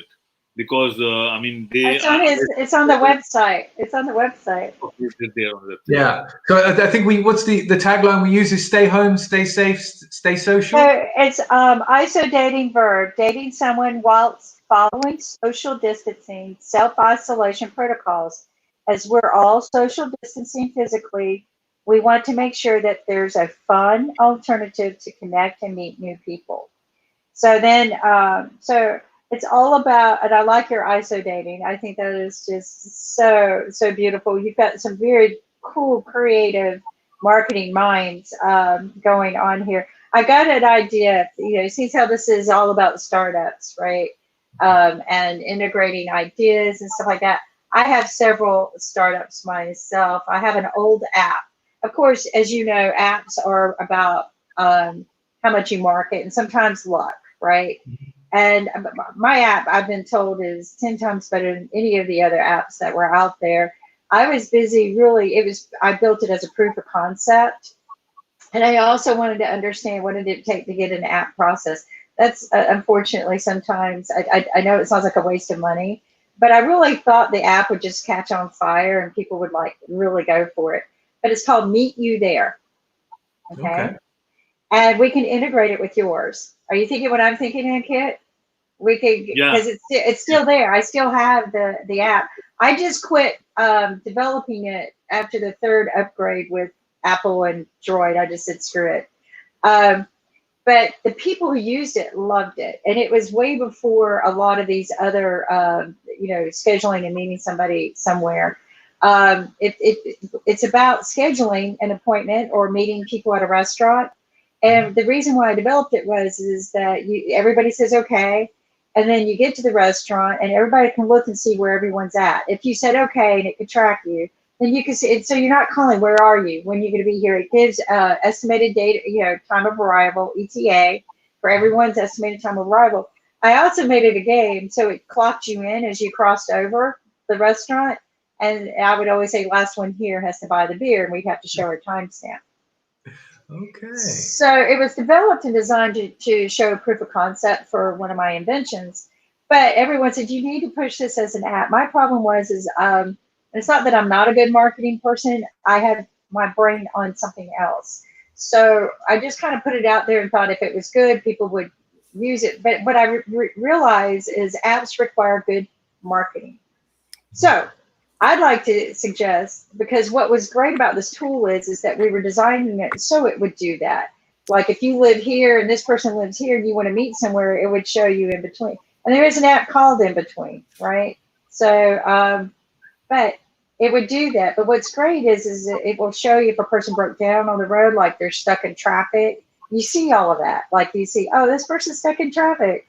I saw my husband when we used to use it just to watch each other come home from work. And I saw him break down, like literally. I'm like, okay, that's odd. He's been there. Something wrong with the internet. Nope, he broke down. So it's just like, okay. So it's a really cool app we could integrate. With that, Tanya, not to put the kettle on too soon. Like the tea's going to be cold by the time they get home. Maybe that's a big problem. That's the reason why. Well, and I also did it to kind of reverse track people, like my niece. She would come visit me and she would leave late at night, and I would be concerned about her getting to her door. Women get mugged at the door and stuff like that. So I would see that she got into her house. I would just program that I'm meeting her at her house, and I would see her cross into the door, and then I'm okay. She could even text, I got in fine, nobody mugged me, because I'm a worrywart. And but you could do that for the dating part as well. Like people might be uncomfortable meeting for the first time, so you can have a friend watch you as well. Like, hey, I'm going to be meeting this person. Can you make sure I'm okay? It's kind of I'm a leave a crumb behind person, right? Leave that trail. I'm thinking exactly that. Not only is it handy for the two people who are dating to kind of, as you say, avoid that. Are you nearly here yet? Am I in the right bar? Have I gone to the right restaurant? Exactly. But you can integrate that virtual chaperone almost. Like you each nominate a friend to keep an eye. Yeah. Exactly, and I think that would add that level of trust and eliminate some fear. Like Ankit was talking about, how do you know this person isn't crazy? I don't think he said it that way, but I know what he was thinking. How do you isolate the people on your, and you can't 100% do that. But yeah, having that little chaperone, and they're not watching you date, they're just watching that you got home safe. That's pretty much it. What I like about it is the ETA, but also like all too often we have I don't know about London, we have a Starbucks on every corner, literally freaking every corner. So somebody will say, meet me on Starbucks on Dawson. So I drive there and I'm like, 1, 2, which one? And then I got to go. So yeah, you're right. It's all about, because we enter the but what's cool is that I still like it for giving you their ETA. They're running late. They'll be here in 15 minutes. And okay. Hey, Nick. Hey, sorry, I'm a little bit late to the party, as they would say. So Matthew, you're in London, eh? Correct. Yes. Oh, very good. Yes, the big city, which you can't get into because they charge you if you go through the M4, whatever the heck those streets are around there. They charge you if you go into the city of London. Yeah, congestion charge. Yeah, we have that. Charge. Right. And they're adding, I think, a clean air charge as well. Right. So you'll have to be paying both. Right, clean air charge. Okay. Right now, I don't know if they're worried about that. But on your dating app, how do you compete against all the other dating apps and the dating sites that are out there? I mean, oh yeah, he shared that earlier, but go ahead. I mean, you can do it again. It doesn't hurt to share. Let's hear it again. I want to hear this. So obviously, to outline our unique selling point, I guess when the app was being kind of conceived, we were looking at, what is the pain point that people have out there with swipe-based apps, and it's the fact that it can take, the article in the magazine suggested 1,000 swipes to get one date, because people aren't really investing that much in the process. They're judging purely based on looks. And even when you get that final date, how compatible is that person to you? What do you really know about them? And the answer is not very much. There are products out there, the old traditional web-based dating products used to require 150 questions in an hour and a half to set up your profile before you could get started. But they've fallen from favor, and young people weren't using them because we're used to apps that are quick and convenient. And so we spotted this kind of gap in the market. And the concept is you set up a 3-question quiz about what's important to you based on maybe your goals, values, or interests. And that person has to get 2 out of 3 of those questions right. Some of the examples we've had are, at the beach, would you be, jet skiing or sunbathing? You're a passive or an active person. Friday night, would you be in the pub or the club? We've had others, which the fourth or most. Theater. Would you like theater? Yeah. That's I mean, a good one, right? All right. Well, see, the thing is, coming from a financial background, actually, I'm an attorney, and I manage, in my real life, I'm an attorney and a professor at Northeastern University, and I manage a pension actuarial firm. So we look at things from financially. Do you ever put in there, what's your income, your net worth, and your social status? What's your income? This is for the older people. What's your income, your net worth, your marital status, and your social status? Do you ever do that? So the questions are a A/B format, either or. So you have to be a little bit more subtle and creative, but you can find questions in there about what are your qualifications? Are they more blue collar or white collar? Right. What are your life goals? Is it, a picture of a couple, in a fairly simple environment holding hands? Or is it that couple who are, taking the limo to the private jet? So you can garner this kind of information about the type of person you're meeting from the questions that are in there. We don't have anything as direct as please enter your last annual income in this field. Give me your W-2 verification. W-2 verifications, please. I'm just brutal when it comes to this stuff, because years ago I was in an MBA class and somebody goes, "Oh, you want to be rich? There's 3 ways to do it. You're either born into it, you either because you inherit it, you marry into it, okay? Welcome the royal family's latest acquisition, or you become a doctor." Those were it. And I thought, oh, this guy's out of his mind. And then I found out, well, that's basically true. And the thing is, if you want to know the biggest cause in the United States of divorces, it's money problems. And so the thing is, there's a financial bent to all these relationships that are never addressed because everybody's in love. They saw a story, and you're right, it's looks and all this other stuff. But in the end of the day, who are you and where you're going is not addressed because it's irrelevant to certain social classes. And that's the realities of it. But there are certain other classes it's very relevant to. Why do you think people want to go to Yale, Harvard, and these top private schools? Is it for the education? Absolutely not. The fact is the education is the same if you went to Harvard or you went to Jones Community College. They teach you out of the same books, my friend. But here's the difference. Who do you meet there? In other words, what's your ability to basically engage in dating those people? It's a social status and it's a marital status. That's the reason I went to Oxford. I didn't go to Oxford because anything except it seemed like it would have a better status. Than some of the schools I went to in the United States. And I think that's the real reason people do it. But Nick, the people don't go to school to date anymore. They go to dating apps. I know. That's where you meet I know they go to dating love. But the thing is, coming from a Princess Bride story is on a dating app now. Background, let's get down to the hardcore. True love. That's for seniors. True love is on a dating app. Excuse me. Okay. I think the closest question we have on our dating app is which school are you, Hogwarts or Slytherin or Gryffindor? Well, yeah. And for you old folks. as you move up the age bracket, those things become more important. You move down, it becomes less important. But the thing is, overall, it's something that I think might be interesting for some of the people, because here's another stat. I would never date again because I'm either going to become a purser or a nurse at my age. So well, I mean, let's put it this way. It's an interesting concept because obviously it has worldwide application as opposed to a lot of apps. They die at the borders. It's one use. So you say something that a lot of people don't understand in the real world. It's called UX or UI, user interface. Yes. And that's probably the most important part of an app. Am I right, Matthew? Right. Yeah. But the USP is basically to keep it simple, stupid. In other words, for the people that are simple, stupid. Right. Okay. Now, but here comes the second more important question: how do you monetize it?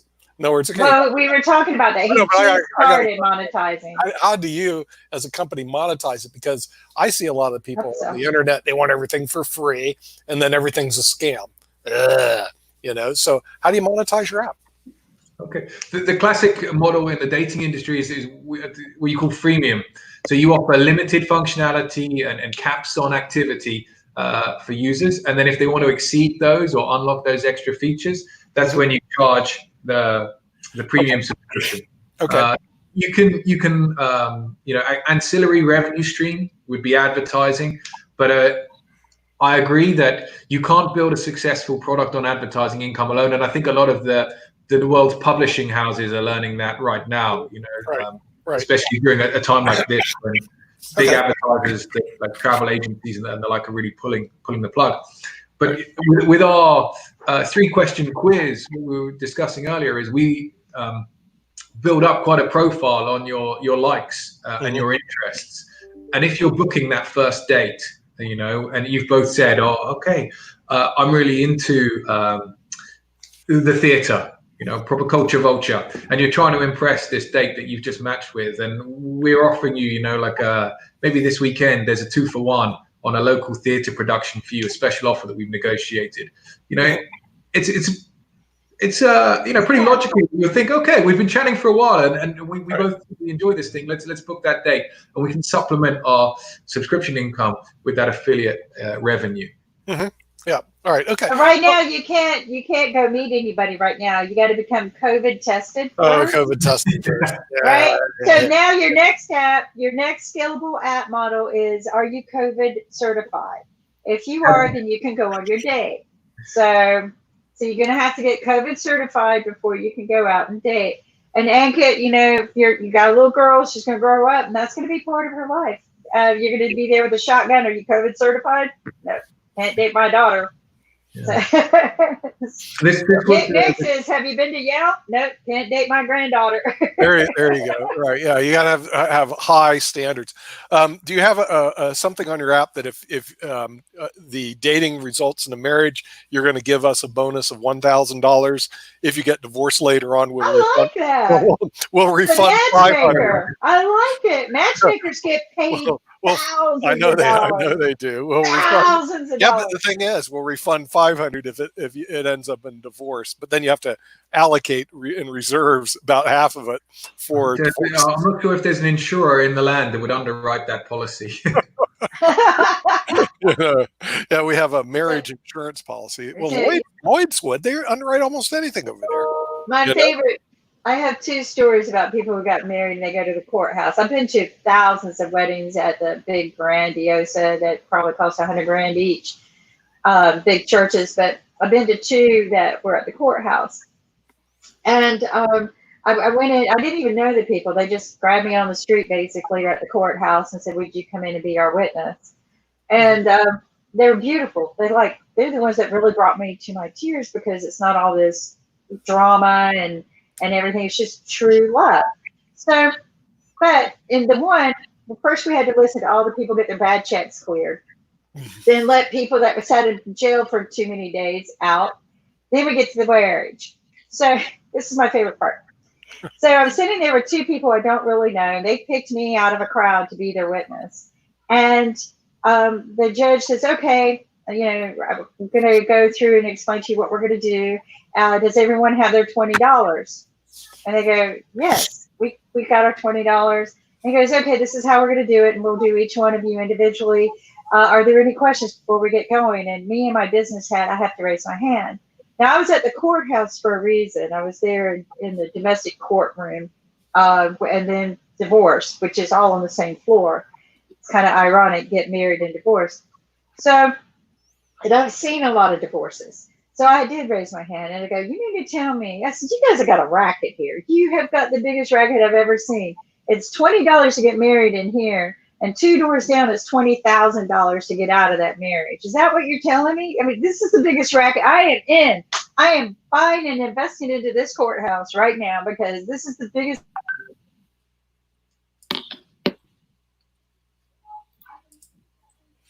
I think Kim froze up. I think she spent time in the court. The gist of the story that you can lure people in with the cheap promise of true love, and then once you've got them on the hook, you can exploit them for $20,000 when they're struggling for a divorce. Right. Yeah. Well, the thing is, the real theory behind it, it's property division, which is harder to do than acquisition. So the thing is, when people get married, they join their properties together. Not a big deal. Now, when they get a divorce, now you got to divide the properties. Big deal, because most people have no plan for division of properties. So, if they have real estate interests, intellectual property interests, corporate interests, and so the divorces are expensive because what you're doing is really a property division at that point in time. And that's kind of like the name of the game, and it's been around for a long time. I do like the idea of dating apps, and the thing is using computerized because it makes mathematical sense. In other words, there's 7.8 billion people in the world, and your compatibility is probably not with all 7.8 billion. And a dating app done right and using, computer-based models to as best as possible reduces the probability of you running to somebody that's basically ain't going to work out. In other words, it's a waste of time. And so I think that theoretically it should work. Haven't seen a lot of studies on it, but that's not an area that I actually spend a lot of time doing research. But I'm sure there are studies on dating apps versus random stochastic meeting people at a bar, which to me is unbelievably stupid. I mean, the thing is, it makes absolutely no sense whatsoever. And that's been around for generations. In other words, it's almost a generational mistake that's been around for years now. Ankit tells me in India they have arranged marriages, which actually makes more sense because the thing is the families know each other and they know people and the probability of compatibility. In the US, meeting people on a random basis, that doesn't make any sense at all. I mean, it's incredibly stupid. There's just no question about it. It's so 17th century, you can't stand it. Maybe 19th century, but the thing. So I think as you move toward the 21st century, you're going to see a lot more compatibility is done using computer-based models. Absolutely no question about it. So not that I have an opinion on anything, Matthew.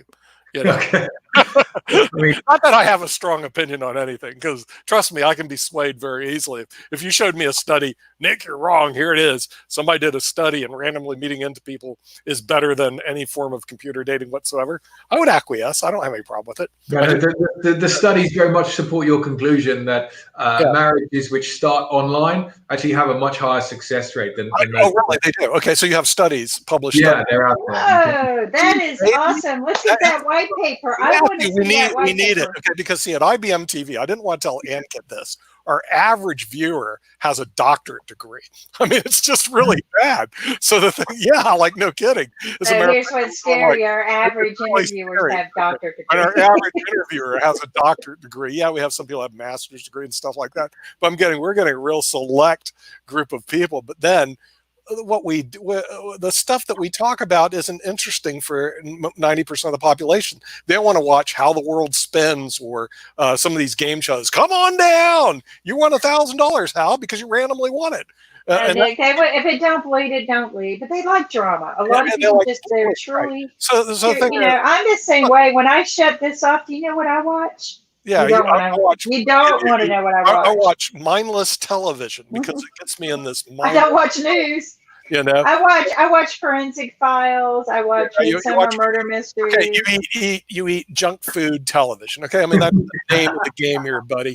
Okay, because the thing is, look, here's the realities of Welcome to America. Get my Pringles out, baby. Bring that Coca-Cola and sit and eat junk food. And all right, so time out, Nick. If Nick doesn't have his Coke during the day, he's lost. And I keep saying we need to get Coca-Cola to back us, because we could not go to a TV set that we didn't have a case of Coke. So got Coke.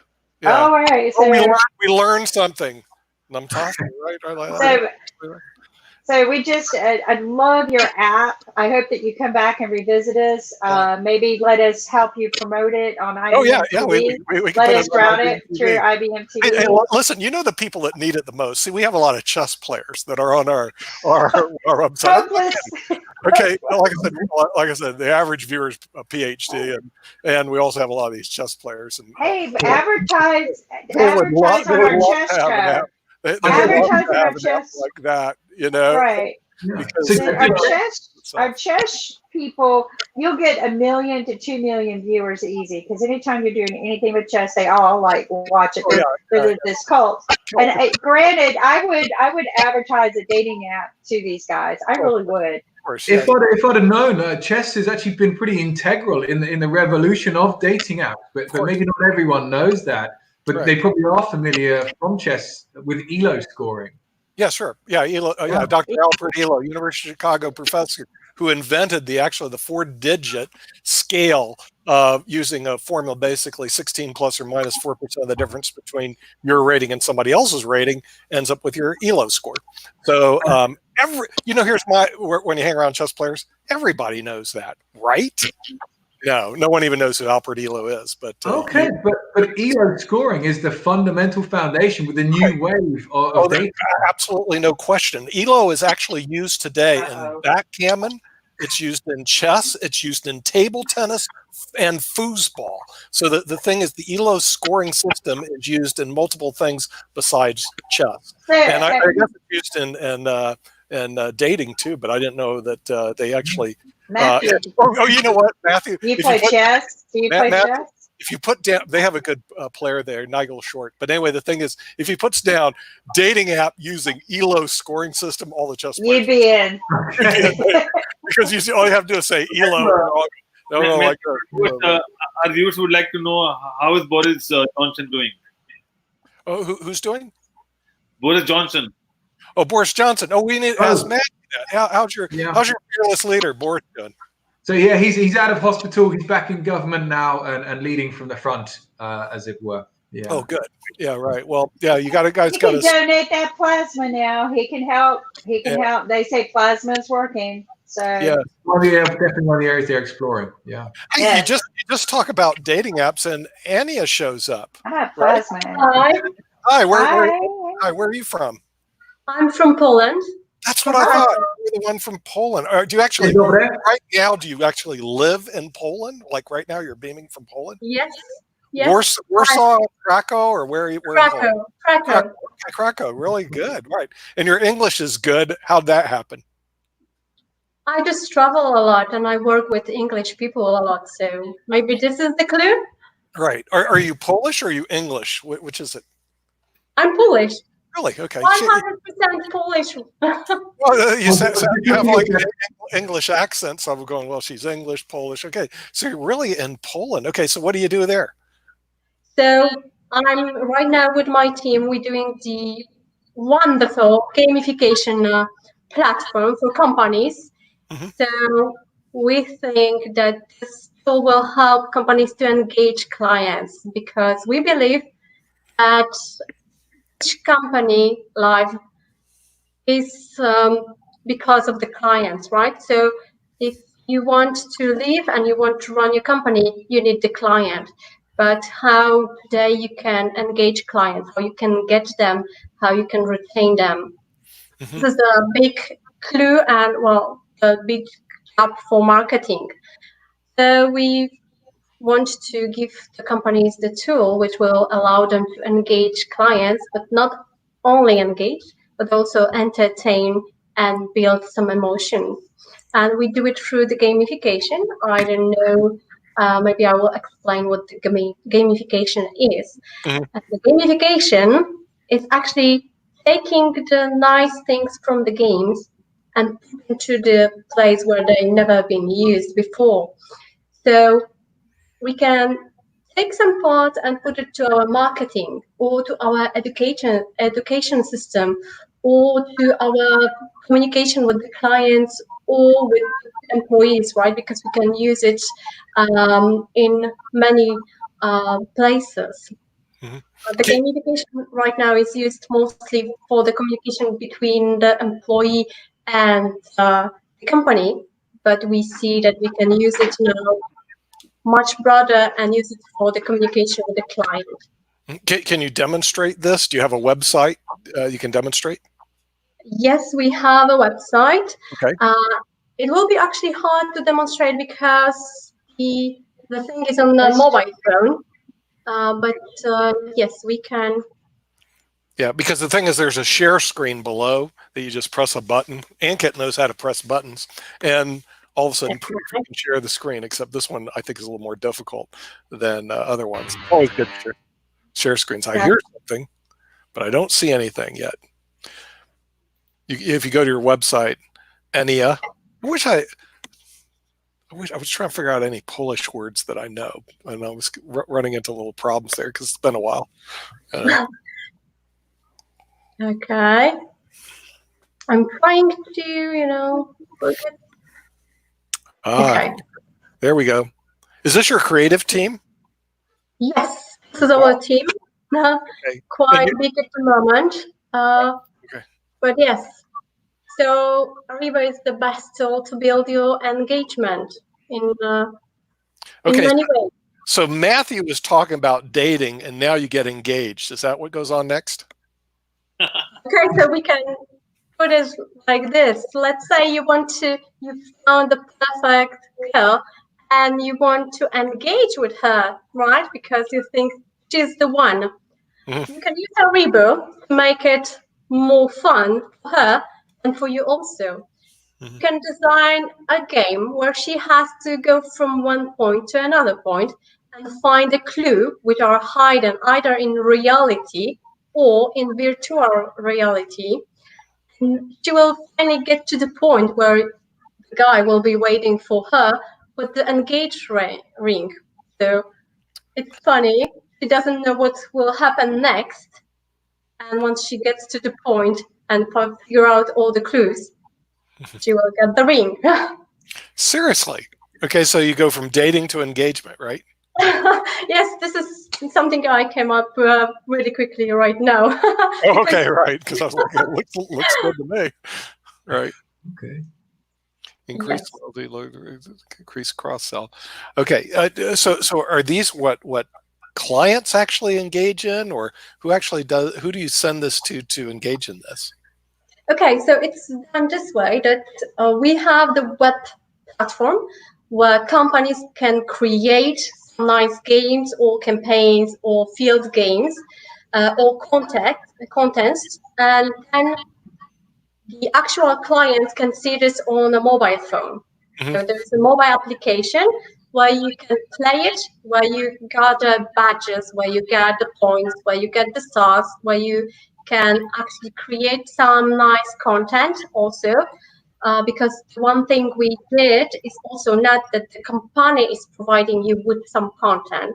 Let's say that the company wants to introduce the new product on the market, and they want to do it in a very nice way, so it actually will get to the clients. They design a simple game where they share some knowledge about the product, they put some quiz, they put some other tasks that the player has to do, and once the game is over, they'll get the points, they will have a ranking, so you actually compete with other people, real people, not with the computer, but with the real people from all over the place. Mm-hmm. But we also encourage people to create their own content. So let's say that you want to do your company and you're looking for the new marketing campaign, sentence, right? That you want to create something new. And usually the companies do it like this, that they go to the Facebook and do the contest. The person who will give us the best sentence about our new product will win something. But we have a tool which allows you to create this content in a funny and entertaining way, this way that it's also becoming more viral. So you're actually putting more life to the sentence you created. Mm-hmm. All right. So any individual company can create their own game that their employees could engage in or their customers could engage in, correct? Yes, that's correct.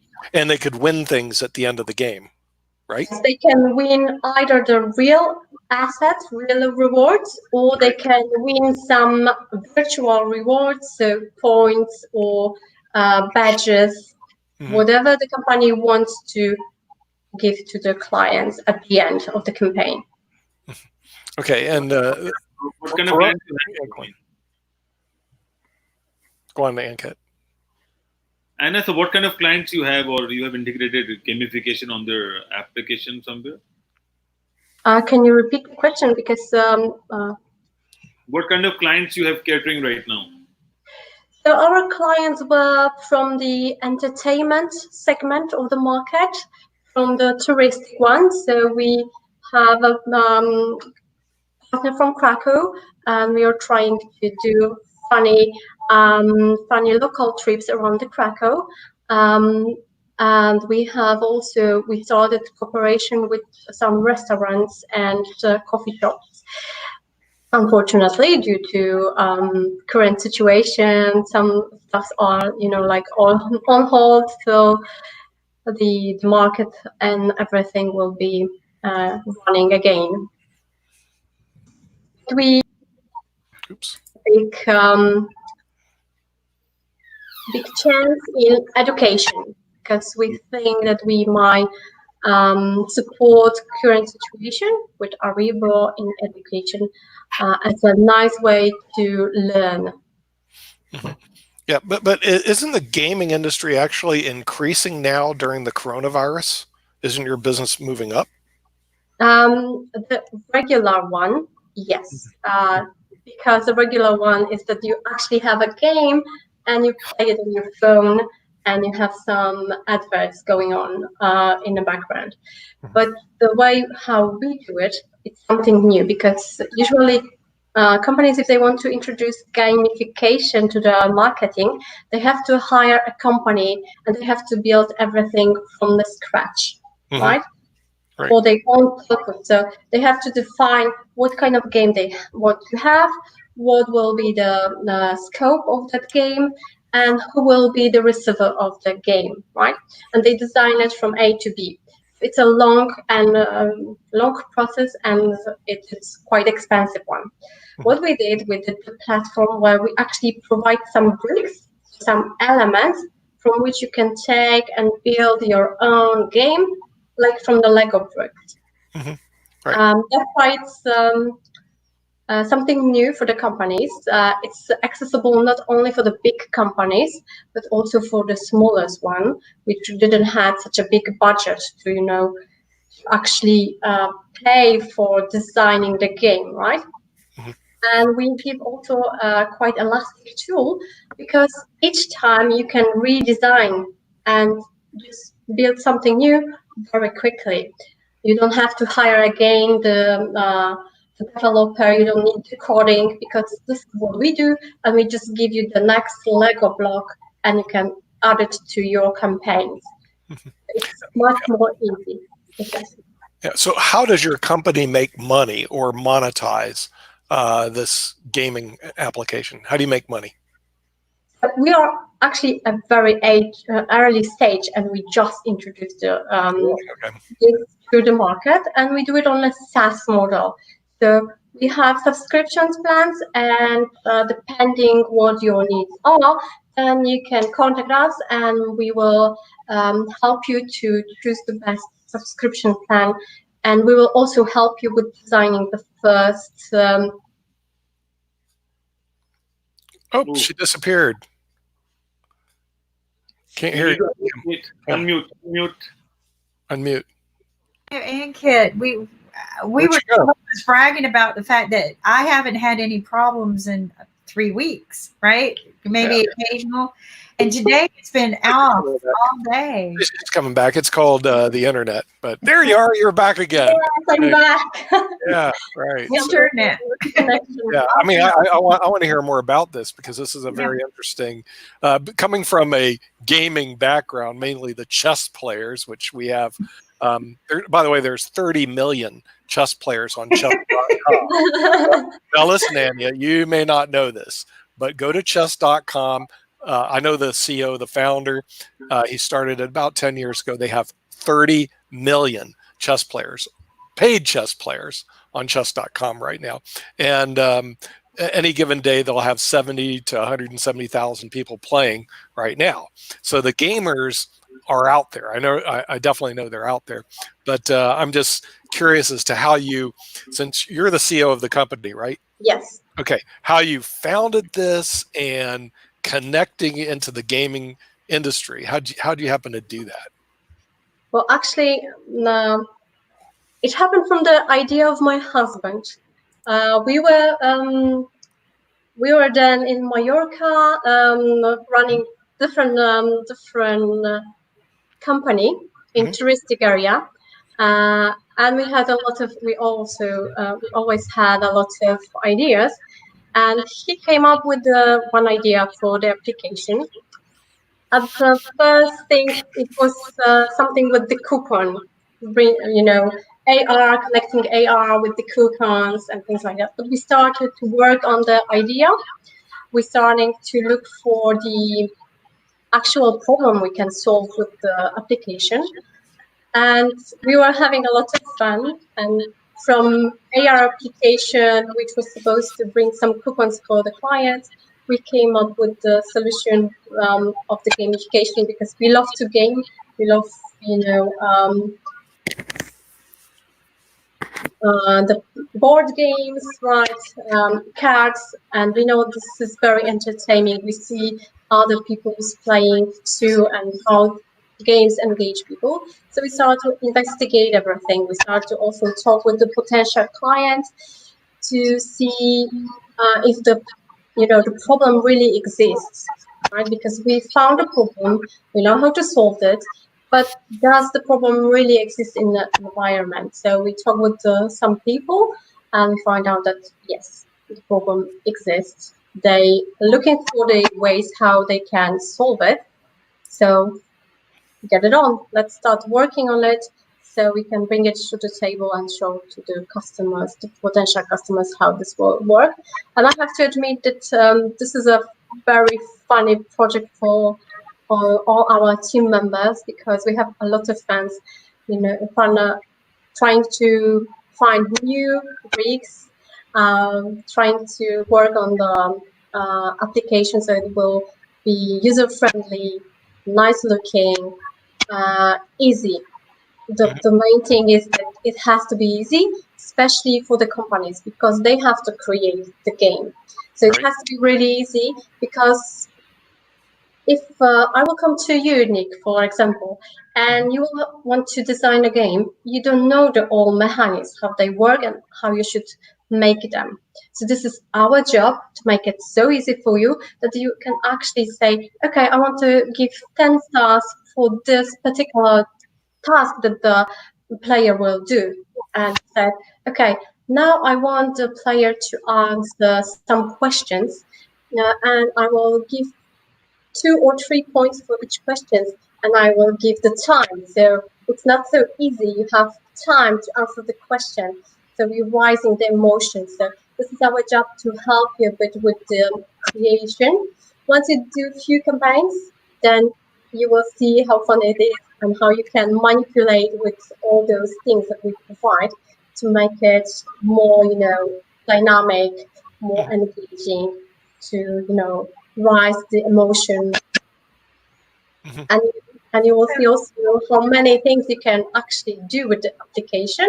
Although when it first comes, you think, okay, how I can do it in my particular business. But once you see few usage, then you know how to spread it more widely. Yeah. So the games are custom designed per each company that sets up the games then, correct? Yes, they do it themselves. They can introduce their logo and whatever content they want to put in, they can do it themselves. So it actually can be, very flexible. And if you see, you design the game and you can do it the test in a small group, and you see that something is not right, you can fix it almost immediately, right? So it's like you design the game one day, and right once you do the save, you can actually check it on your phone. Okay, wow. And All right. I mean, it's right here. It's real easy to use. Yeah, I'm gonna try it. I'm gonna play with it.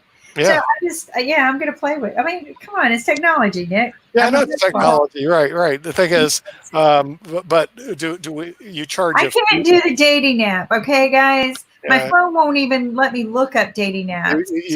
Even no, bar, but I love his dating app. I really, really do. But this, I'm allowed to play with. Yeah. I mean, the thing is, the Gaming Act, I can see a big application, especially if employees or customers can win something at the end of the day. Then you have given them incentive to go through these games and hopefully learn something between that time and the time they end the game. I think that. Well, it's unique.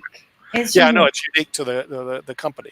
Yeah. So explain a few things to me. You have the word Aribo. Is that your company name? It's a both company name and also the application name. The application name. And then you have Mirabo.com. Mirabo.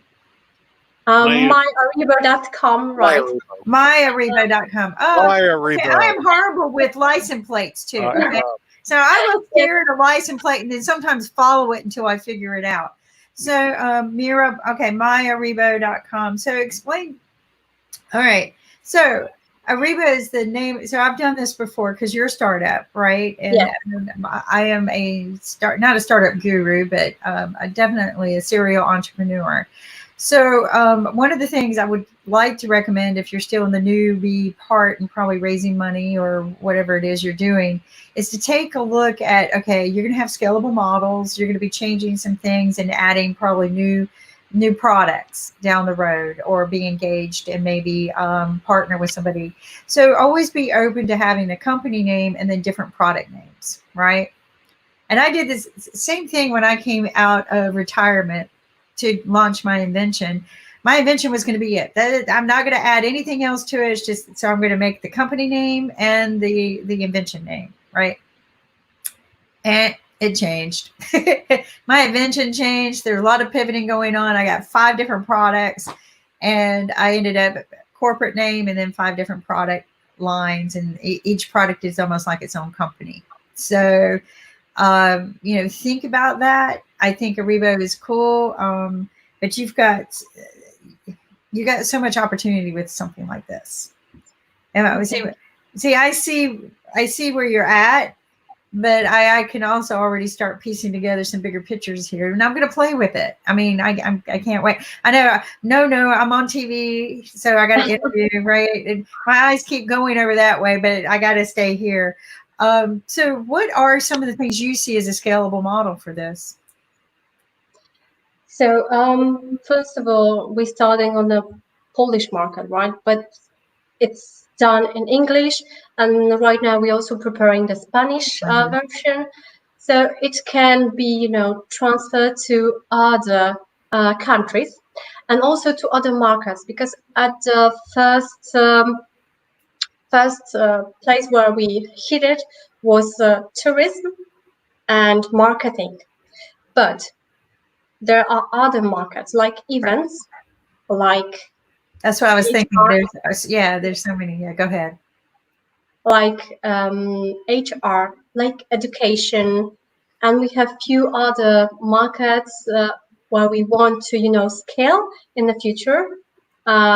So it's we will spread for other countries, but also for other segments of the market. No, it's definitely got scalable, a lot of scalable potential. That's interesting, and I'm glad to hear that a husband and wife can piece together and do a project together, not kill each other and get divorced. Because a lot of times, this is what I tell people: startups are a lot of work, and it's a balance of time. And a lot of times, a person is by themselves doing a startup.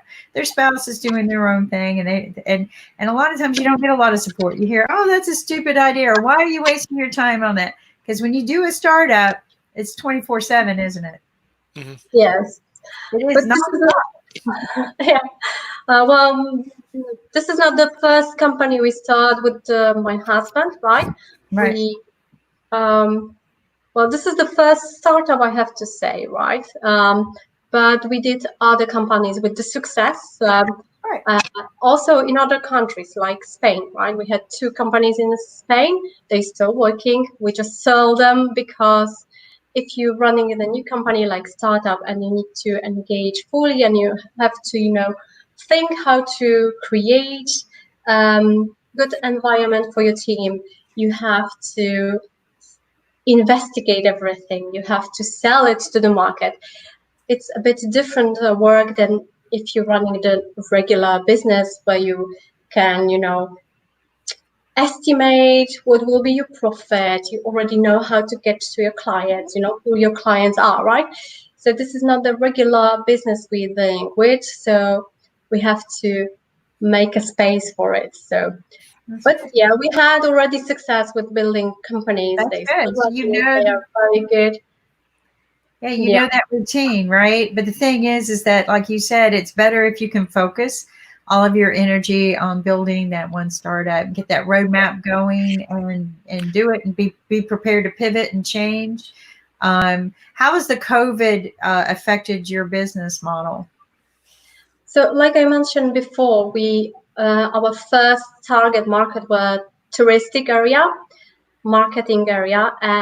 In the marketing, we started cooperation with some restaurants, coffee shops, and right now, when everything is closed, we are on hold on, right? Right. And we know that the situation might not change for a longer time. We don't know when they will start operate, and how willing they will be to still cooperate once this finish, right? Because they have to think about how they will support the business, and they will start support the main things that is necessary for the business. So as we know that there are other segments where we can do our business, we start to go there first. So education. So right now we are, adjusting our papers, our application, so we are able to, to put it to the children class 6, because right now the application might be used for adults. So we need to, do everything and put it to the market. And we already start talking with teachers, with schools. So we are very active to, and elastic to adjust to the current situation. Mm-hmm. Yeah, and personally, I like games where I can win points or win something. And in chess, they actually won these things called rating points. Bridge, you do the same thing. Some of the trivia games you win rating points, some of you don't. The ones that I don't win anything, I could care less about. I just dump them, but the ones you can win points and you move up the ladder makes a lot of sense, and certainly could be used in education. I think I would have spent more time in math rather than chess if I could win something in math. But guess what happens in math when you go to math classes? Oh, you just got the problem right or wrong. Well, that didn't appeal to me. In chess, you won rating points and then ultimately money. Okay, that appealed to me. So the thing is, I like it when you can, quote, win things. Education, and I thought really years ago that education could be structured around the gaming theory, where people play these games, they learn faster, they learn better, and there were a lot of games that we used to play years ago put on by Avalon Hill. And the thing is, I learned a lot of history and geography, not because I had to memorize it, but we played these. They were war games, literally little war games on Avalon Hill. And so the gaming application in education, I think, would be big. We have to change the mindset of the educators who like to do it the 19th century way. Yes. And I'm serious. Our education system is 19th century. Sit in your classroom, learn about what the teacher tells you, or don't learn. I mean, that's insane. Why are we doing that? That's 19th century. 21st century is to do what you're doing. Put a model together, a gaming model, give people incentives as they answer questions correctly. In other words, points, and then actually monetize them. And let me tell you, the kids will play all that stuff. I mean, Nick, and I'm going to answer your question. Why are we still teaching in the 19th century? Well, we are. This is we have the answer is why are we still doing our laws based on the 18th century? That's true. You're right. The laws are about the law. A lot of the laws are written in the 18th century. They are. They never changed them. They've never changed. If you look at our education model is a classroom model designed for people that existed in the 19th century, the 1880s, the 1820s. It hasn't changed. Technology has taken off, but our education hasn't. Part of the reason why is a lot of educators are vested into the 18th century model or the 19th century model because that's the only model they know. It's you normally bring up, but first is that I think they did this because of mass education, right? And teach everybody the same and equally. But they don't teach us financial literacy. Can we add that to this education program? Of course you could. I mean, the thing is, see, here's the financial literacy is not something you get in the standard everyday education. Well, also what happens, we way underestimate what young people can actually learn. Underestimate tremendously. So the thing is, and they did this in chess years ago, you couldn't learn chess unless you were at least in high school. So they had no programs for middle school and elementary school. Now all of a sudden they go, oh, the elementary school kids, they can learn how to play chess. Duh, they always could, but the educators, seriously, didn't know how to play to be able to teach the kids. That was the and I'm going to share with you, Elliot teaches his kids when they can crawl. Oh, I know that. I've watched videos of his kids crawling across the room, crawling. They can crawl. And Anna's a chess piece. Yeah, and Anna is doing this advanced gaming theory that could be used in education. Now, at Northeastern University, where I've been a professor. I think it'd be great. A professor for 10 years at Northeastern University. They put the program online 10 years ago. So hopefully I'm not out of a job because we're online. But the person who set up Northeastern University's graduate tax program realized that if you put everything online to begin with, you can attract a larger student base. Okay, with that in mind, what you're doing with the gaming theory and way of learning is actually, and I don't know if there's any studies done. If you want to see if there's a study, go to ssrn.com and review to see if there's any study on gaming theory. ssrn.com, I tell all my students to go, what's that? Okay, ssrn.com is the largest depository of academic journals in the world. Like, no kidding. And no one knows what it is. Why not? Because no one tells anybody about it. But go Google it, ssrn.com. And if you go there, there's probably a white paper on using gaming in education. Because there's some professor somewhere in the world who actually wrote a white paper on that. And I see a big application because it gives people a system of rewards in a gaming format where the rote learning format, I think, is... I got a word for it. Edutaining. Edutaining. I've been using it for 2 years, and everybody goes, Kim, we have no idea what you're saying, because I'll write it in my paper, right? I'll do a white paper, and I'll put edutaining, and they go, what is that? You misspelled educational. I said, no, it's educational and entertaining. And they go, oh. Edutaining. Yeah, and they cross it out and make me put both words. Yeah. Edutaining. Let's make it. Well, I mean, earlier today, we had somebody... And actually, there is quite a lot of, of paperwork around how the gamification can be used in education. There are companies that are trying to do it, but more for private schooling than for public one, because, as you said, the public schooling is still in 18th century, and you have to convince them that they have to use the new tools. And this current situation with COVID shows how deep far away they are with the technology, because once they had to switch for the online teaching, there was a lot of problems because they were not prepared. And this caused that the students are actually suffering because they get too much materials which they cannot actually do it by themselves in the time that they have. So yeah. Yeah, and edutaining would actually work, because I remember when I started playing in, on the 9th grade, I made the senior high school trivia team, and they're going, "How did you know about all these little cities and all these wars?" It's because I played these little war games when I was a kid. That was the real reason. But I didn't want to tell anybody that, because it was like, shh, don't tell them I enjoyed playing these crazy little games. And so when you played these little games, you knew where Warsaw was, Krakow was, you knew where Poland was. Half the people in the United States have no clue where Wuhan, China is. Okay. As a matter of fact, I didn't even know where it was. I had to Google it. Wuhan, China.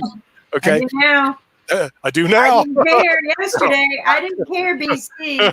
I did not care, BC, but I do now. So I know where Wuhan, China is now, and it's a big city with a population of over 10 million people. I mean, it's not small by any stretch of the imagination. What's interesting, and I know I don't want to venture off too far on this, but they did, I've been doing a lot of research, and I was curious when they got the disease, what happened, and they did kind of put a bubble around the city so that people could not come and go, and they built their own hospitals in 10 days for the disease. Now, how true all of that is but anyway, but what you're talking about is revolutionizing an industry. So you're going to hit a lot of resistance, and so the best thing to do is get a lot. Okay, this is one thing that is certain. If you decide you want to go that direction with the education, he already has. But okay, if you're going to meet a lot of negative resistance. Now, the reason I can scream on my soapbox, I've been a professor at Northeastern University. Yeah, he can help. Graduate tax program for 10 years, and I pound these people. But the thing is, if you're coming in not from the educational side, they're going to beat the trash out of you. And by the way, they'll beat the trash out of you inside the educational side. And so no matter what, they're going to be. And let me tell you another thing, Ania. Okay, the Facebook post, which is probably where you came from, right? Okay, here's what I learned, and I tell Ankit and Kim all the time. The first thing I do, I say, "Hey, look, we can get you on IBMTV nationwide." First thing that comes out, scam. It's a scam. I'm going, dude. We're not even asking for money. We're not even asking for money. We never get any money from you people. And not only that, you moron, you didn't do no research whatsoever about what we do. But the first thing they come out of their mouth is scam. And you know what it tells me, Ania? A lot of those people are just basically negative people and, frankly, losers. Because with that type of attitude, they aren't going to go anywhere. They certainly go anywhere where I went or be. But I'm just letting you know. And I was telling Ankit and Kim, I do most of my work on LinkedIn because they're more professional business people. They're business people. And the thing is, you go to Facebook. Man, what a bunch of negative people that are on Facebook. I'm telling you.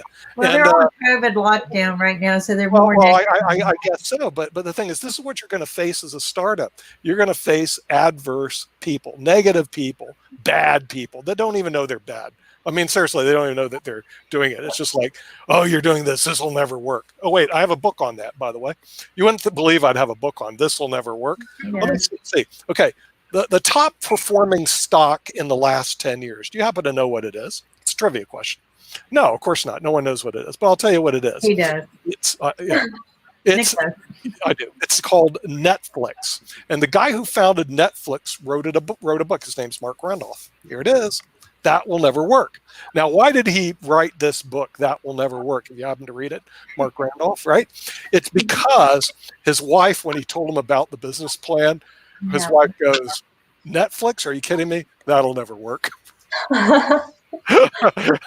True story. And see, so the real problem out there, and obviously his wife, they're still married and everything's wonderful and it worked out for them. But the thing is, in the reality of startup world, the first thing you get is that'll never work. It's a scam. I think you've got a bad idea. No one gives a contribution as to how it could work. Until you bring in the money. Well, Show me the money. Yeah, and Kit's good on that one. I'll only reach into my. Show me the money, they come. Here you go. Here you get to win something at the end of the day. Here we go. There we go. I always get the, how many viewers do you have, or what are you making now? Or you're not a celebrity yet, and why should I? And I go, you know what? Celebrities had to start somewhere. Yeah, right? they did. As a matter of fact, yesterday, Ashton Kutcher just didn't become Ashton Kutcher, right? Yeah. Well, yesterday we actually had Wes Elder, who's actually a Hollywood producer who doesn't live in Hollywood. You can see his movie. I keep promoting it over again. It's called The Matchbreaker. If you haven't seen it, it runs on Amazon Prime, it runs on Netflix. It's a great movie. Go look at it. Anyway, it was on our program yesterday called The Matchbreaker. But the thing is, like I said, the people that make those negative comments usually come from backgrounds that do no research. If they ever even looked at our website, Kim, they would see we have interviews with the Federal Reserve. We have interviews with a multi-billionaire, Alan Trefler, who founded Pegasystems. We have interview with John Fanning, the founder of Napster. I mean, if they ever bothered just to look and do their research. But do they do that? No, they just put up scam. That'll never work. Those are also the same people who come up and say, I thought of that 10 years ago. Well, why didn't you do it? Yeah, right. It's a great idea, but you didn't because you're negative. And so this is what I tell people. You can have a dream. And when you talk about startup means you have to standing up and you have to show up yourself. And a lot of people don't do that. And they are running away for brands and they're running away for dollars and all those things. And as Anna said that, because they already have a lot of companies, but they wanted to start My Airbo, and that's why they sold those companies, because so that they can focus on that new company, what they wanted to do. So that is startup also. We need to restart it, and that is what the world is doing right now during COVID. We need to restart it once the lockdown is over, once we are get a rid of COVID. And that is the nature of human being, that how soon we can restart it. And that is also the spirit and the will of startup founders, basically. They know how to restart. Yeah, and the startup is extremely hard to do. And the thing is, if you have negative energy, it makes it even harder. And frankly, personally, I've actually done 3 million and multi-million-dollar startups myself, which is one reason I can do the show as a volunteer, is because of that. Because without that, I don't know how I'd be able to do this crazy thing. But at the same time, now I'm engaging startups, and Kim knows that we've been doing this for several years, because most of our interviews in the past were not startups or CEOs of major corporations. Millionaires and billionaires. Corporate celebrities. Okay, and those guys, if you ever get a millionaires and billionaires, nicest people in the world. And if you ask them to show up, they show up on time. They do their thing. They're really good. Up, they look really nice. The minute we started engaging the startup community, scam, bad, they don't show up. They never show up. I felt bad for them almost, because we rented a mansion in Vegas, right? And we were going to run a week show with IBM with us. Yeah, we had IBM. IBM's general manager was with us. Yeah. And we had 5 VCs. 5, count them, venture capitalists. Big venture capitalists were sitting in the room. Showing up to the mansion, right? And we paid we had a mansion for everything. We rented out a mansion to film. And guess what happened? There were 200,000 startups in Vegas that week, and we invited 20. We said, we'll take 20. We're going to interview you. You can meet the VCs one-on-one, everything. All right. These RSVP'd. We cleared them because they had great products and what the venture capitalists would probably be interested in. This was going to be Shark Tank 2.0, right? Because we had Watson from IBM. Yep. Kid you not, 2 showed up. 18 didn't even bother to show up. They had every excuse in the book. We didn't charge them any money. They could have come for free. They had 5 venture capitalists that would have been there. That could invest. Probably would have invested in them if they didn't show up. Literally had hundreds of millions of dollars. Hundreds of millions of dollars sitting in one. They didn't even show up. I think we also need to state that people who have come on IBMTV, they are getting good deals because people are seeing them around the world, and they're getting good deals. And it's just that still people are not showing up on our web channel after the schedule. So that is pain, but that's the part of the game. Yeah, but I told you, Ankit, I mean, we've been down this road before. If I book CEOs from major Fortune 500 companies, they all show up. Yeah, but we had 2 not show up today. I know we did. I did check that. And that's never happened to us, really. We've never had a CEO of major corporations not show up. But he had an issue. So the thing is that does right, and that happened. But we've never had that happen. Usually it's the startups. But here's the thing: we don't charge. Yeah, but we weren't charging. We weren't. We were just giving people an opportunity to. And this is what I tell people: just show up. You know how I met Nick? Showed up. It was actually a hackathon. It was a PBS hackathon. I was really, really tired, but that's where I go to get my talent. Right. And somebody gave me a free ticket. Now, Nick had to pay to go. I didn't. PBS. I'm like, what is PBS doing in hacking? So one of the stars from PBS gave me a free ticket and said, come. So, but I really didn't want to go. I had a long week. I was tired, but I went anyway. It was on the weekend. And hackathons are exhausting. But I showed it. I said, you know what? I'm just going to show my face because she gave me a free ticket. Yep. And I walked in and I said, well, this is interesting. And I sat down, got relaxed, took a couple of deep breaths. This is fun. And then I watched him speak. Yeah. And that's what you have to do. You have to get up and tell everybody what your hack is going to be, what your app, what you want to do. And I wanted to change education and make it fun for financial literacy. And I lost it. I'm like, that will never happen, but I love it. I love your idea. I'm going to be on your team. And you know how many people he had on his team? How many? Yeah, it wasn't a big team. Everybody else had full tables. Like, I'm going to build a music app. And remember, I'm going to build a cartoon app. I'm going to build this app. And Nick was, I'm going to build a financial literacy app, and I'm going to make it fun. Nobody wanted to touch it. And I'm sitting here going, that guy's cool. Kim, we came in fifth. We came in fifth place out of 25. And the one that won, listen, this is a true story. The one that won, I said they're not going to go anywhere. They didn't. I said, we're going to go somewhere. And she goes, why that? Why is that going to happen? It's because I have this. Okay. They don't. And they don't. And that was the reality. But I'm going to tell you what, Nick you got to have representing that truth. You got to have money. But let me tell you why we went somewhere. We're business people. Oh yeah, of course. And we stayed connected, right? And you stayed. Real business people. He does a business plan. He showed me his business plan. This is what I'm going to do by August. We met in April. He says, this is what I'm going to do by August. And I laughed. Not laugh. I was like, yeah, right. Call me when you do that. I'm behind you there. I'll help you. But he had a list of A-list corporate celebrities that he said he's going to interview. And I asked him, do you have them lined up? And he had the poster made. He goes, no, I'll get it. Okay. I'll be there, but keep me posted. So kid you not, we stayed together through the summer. Remember, we met a couple of times, went to breakfast with the senator. We just stayed together through the whole summer. And I get this phone call from Nick. You want to be on my show? And I go, oh my God, did you get all of these guys? And he goes, okay. And the reason she got the phone call, one of my guys that I called canceled at the last minute. So I'm going, I'm somebody on the show. So I was going, let's see. I thought, who would be good? Oh, this Kim girl I met, maybe she'd go. So I called her up. Hey, can you come on the show? Yeah. Who's going to be there? I said, well, we have a multi-billionaire. We have the former, the founder of Napster.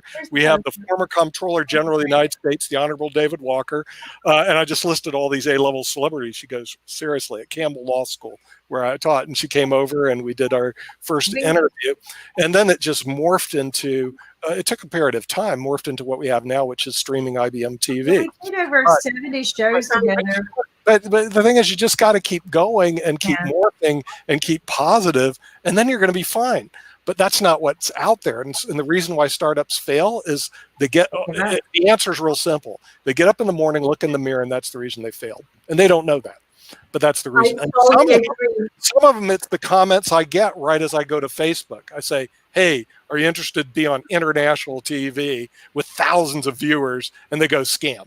Well, that type of attitude, you're going to fail. I'm sorry. You will not make it in my business. In my business, which I work in, the failure rate is more than 90% after 5 years. And probably in your business, it's going to be the same. So that's... But you just don't give up. And she hasn't. They've already done one. And I'm going to share with you, my very first startup was a piece of cake.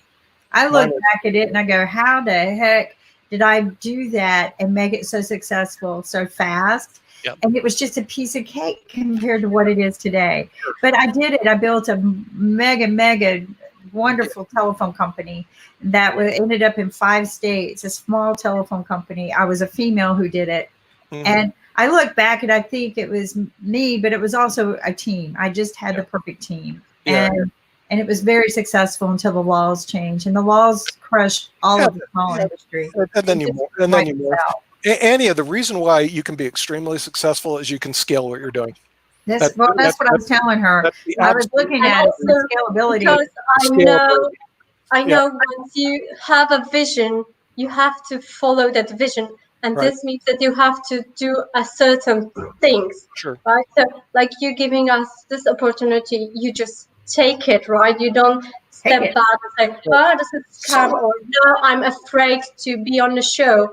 No, you have to go and tell about your product. You have to introduce this product to the world. Otherwise, people will not find you, right? I'll tell you another one that doesn't give up, Ankit. Oh, my gosh. This guy down here is tremendous. This guy. He not only shows up, but he comes up with ideas. And he gets things done. Do you know the thing? Do you know the value of somebody who gets things done? This guy here gets things done. He doesn't just show up, he gets it done. And this is what I tell people. This is what makes something successful, is that you're consistently there and you show up and you're reliable. Don't cut corners. I always tell people, please don't cut corners because you just ruin it for everybody else. Right. And so, but no, Ankit, well, Nick and I have a 3-month rule, and Ankit surpassed it, but because he kept showing up. Hard thing to do. You got to keep showing up. Yeah, duh. But he didn't just keep showing up. He had a good attitude, and he always had an idea. And it was never excuses, and never why he couldn't do something. Oh my gosh, never why. It was always why he can. And to me, that is everything, because Elliot says this. This guy below has 1.3 billion Facebook followers. I give him the whole country of India. He is so able to answer my questions at 2 a.m. in the morning. Yeah, he doesn't sleep. What you are saying. Yeah, also Ankit is really.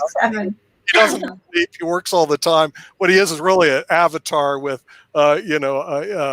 artificial intelligence built in. I'm going to figure out how to duplicate Ankit. I mean, I used to want to duplicate myself, but I'm too old now. But Ankit is one of those people, just like you. He's figured it out. He's figured out that you just have to be there and you have to constantly stay on top of it and don't give up. And that's what I tell people. I think resilience in any startup. There are times that you're going to want to throw in that towel, like Nick and I know. But Nick and I don't either. We never say I can't, do we? Neither one of us ever say I can't. Different things to say. You just don't know yet how to do it, but sooner or later you will find the way, right? And everything he does. I think the attitude is more important, because if you know that you can do something which you don't know, I mean, that should be attitude. And also, I mean, if you are asking me something and I might be not knowing about it, but I don't show it on my face that I don't know, I'll try to figure it out and try that is a USP basically, because if I keep showing I don't know, then you get to know. I mean, I'm losing a point somewhere. He's a card player. He's a card player. and gamers. See, and you can't see. I've had a lot of Americans on the show, okay, and they're from Poland, which is Europe, which is a little different. But I try to explain to the Americans, you cannot ignore 1.3 billion people. That's a big market spot. Okay, so I don't know what the population of Poland is, but it's probably not 1.3 billion people, which is what they have over there in India.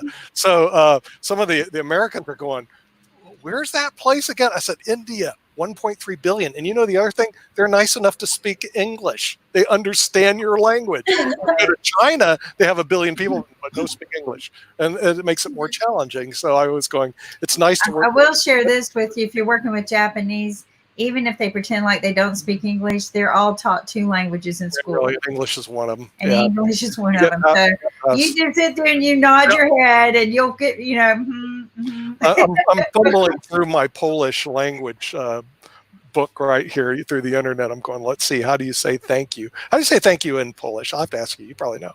Dziękuję. It's a hard one. Dziękuję. Dziękuję. Dziękuję. Dziękuję. Dziękuję. Dziękuję. How do you say it in India? Hindu. You mean Hindu? Hindu. How do you say thank you? In Hindu. Dhanyavad. Dhanyavad. Dhanyavad. Right. Joika. Okay, right. Yeah, okay. Joika. Okay. Joika, yeah. Domo arigatou gozaimasu in Japanese, and gracias in Spanish, and spasiba in Russian, grazie in Italian, joika. Joika in Polish? Joika? Yeah. What is it? in French. She's Italian? Anybody have Italian? Grazie. Grazie. That's right. Grazie. Yeah, because I just got back from Italy, trying to spread the coronavirus here in the United States. How about China? How about China? How about China? Chinese? I have no clue. Corona. Other than Hong Kong, we don't. Other than Hong Kong, we don't beam into Corona. In Chinese, kapuka. I know I'm going to get shot in the foot for that one. But anyway, it's time for our ambassador to come on. Amy, time for the ambassador to come in, and we're going to say goodbye to our followers at IBM. Thank you so much, Ania. Coronavirus से कैसे बचेंगे? Hand और ऐसे अपने खांसी जब आएगी तो ऐसे करेंगे अच्छू अच्छू और कोरोना वायरस को धन्यवाद हमारा म्यूजिक सुनने का. Yes, even though I don't understand a word she said, it was pretty cute. So, everybody loves her. Yeah, and the airplane is about to take off, and we're going to be taking off in a minute as soon as Anka hits the button. We take our own private airplane, as you know, here. So thank you.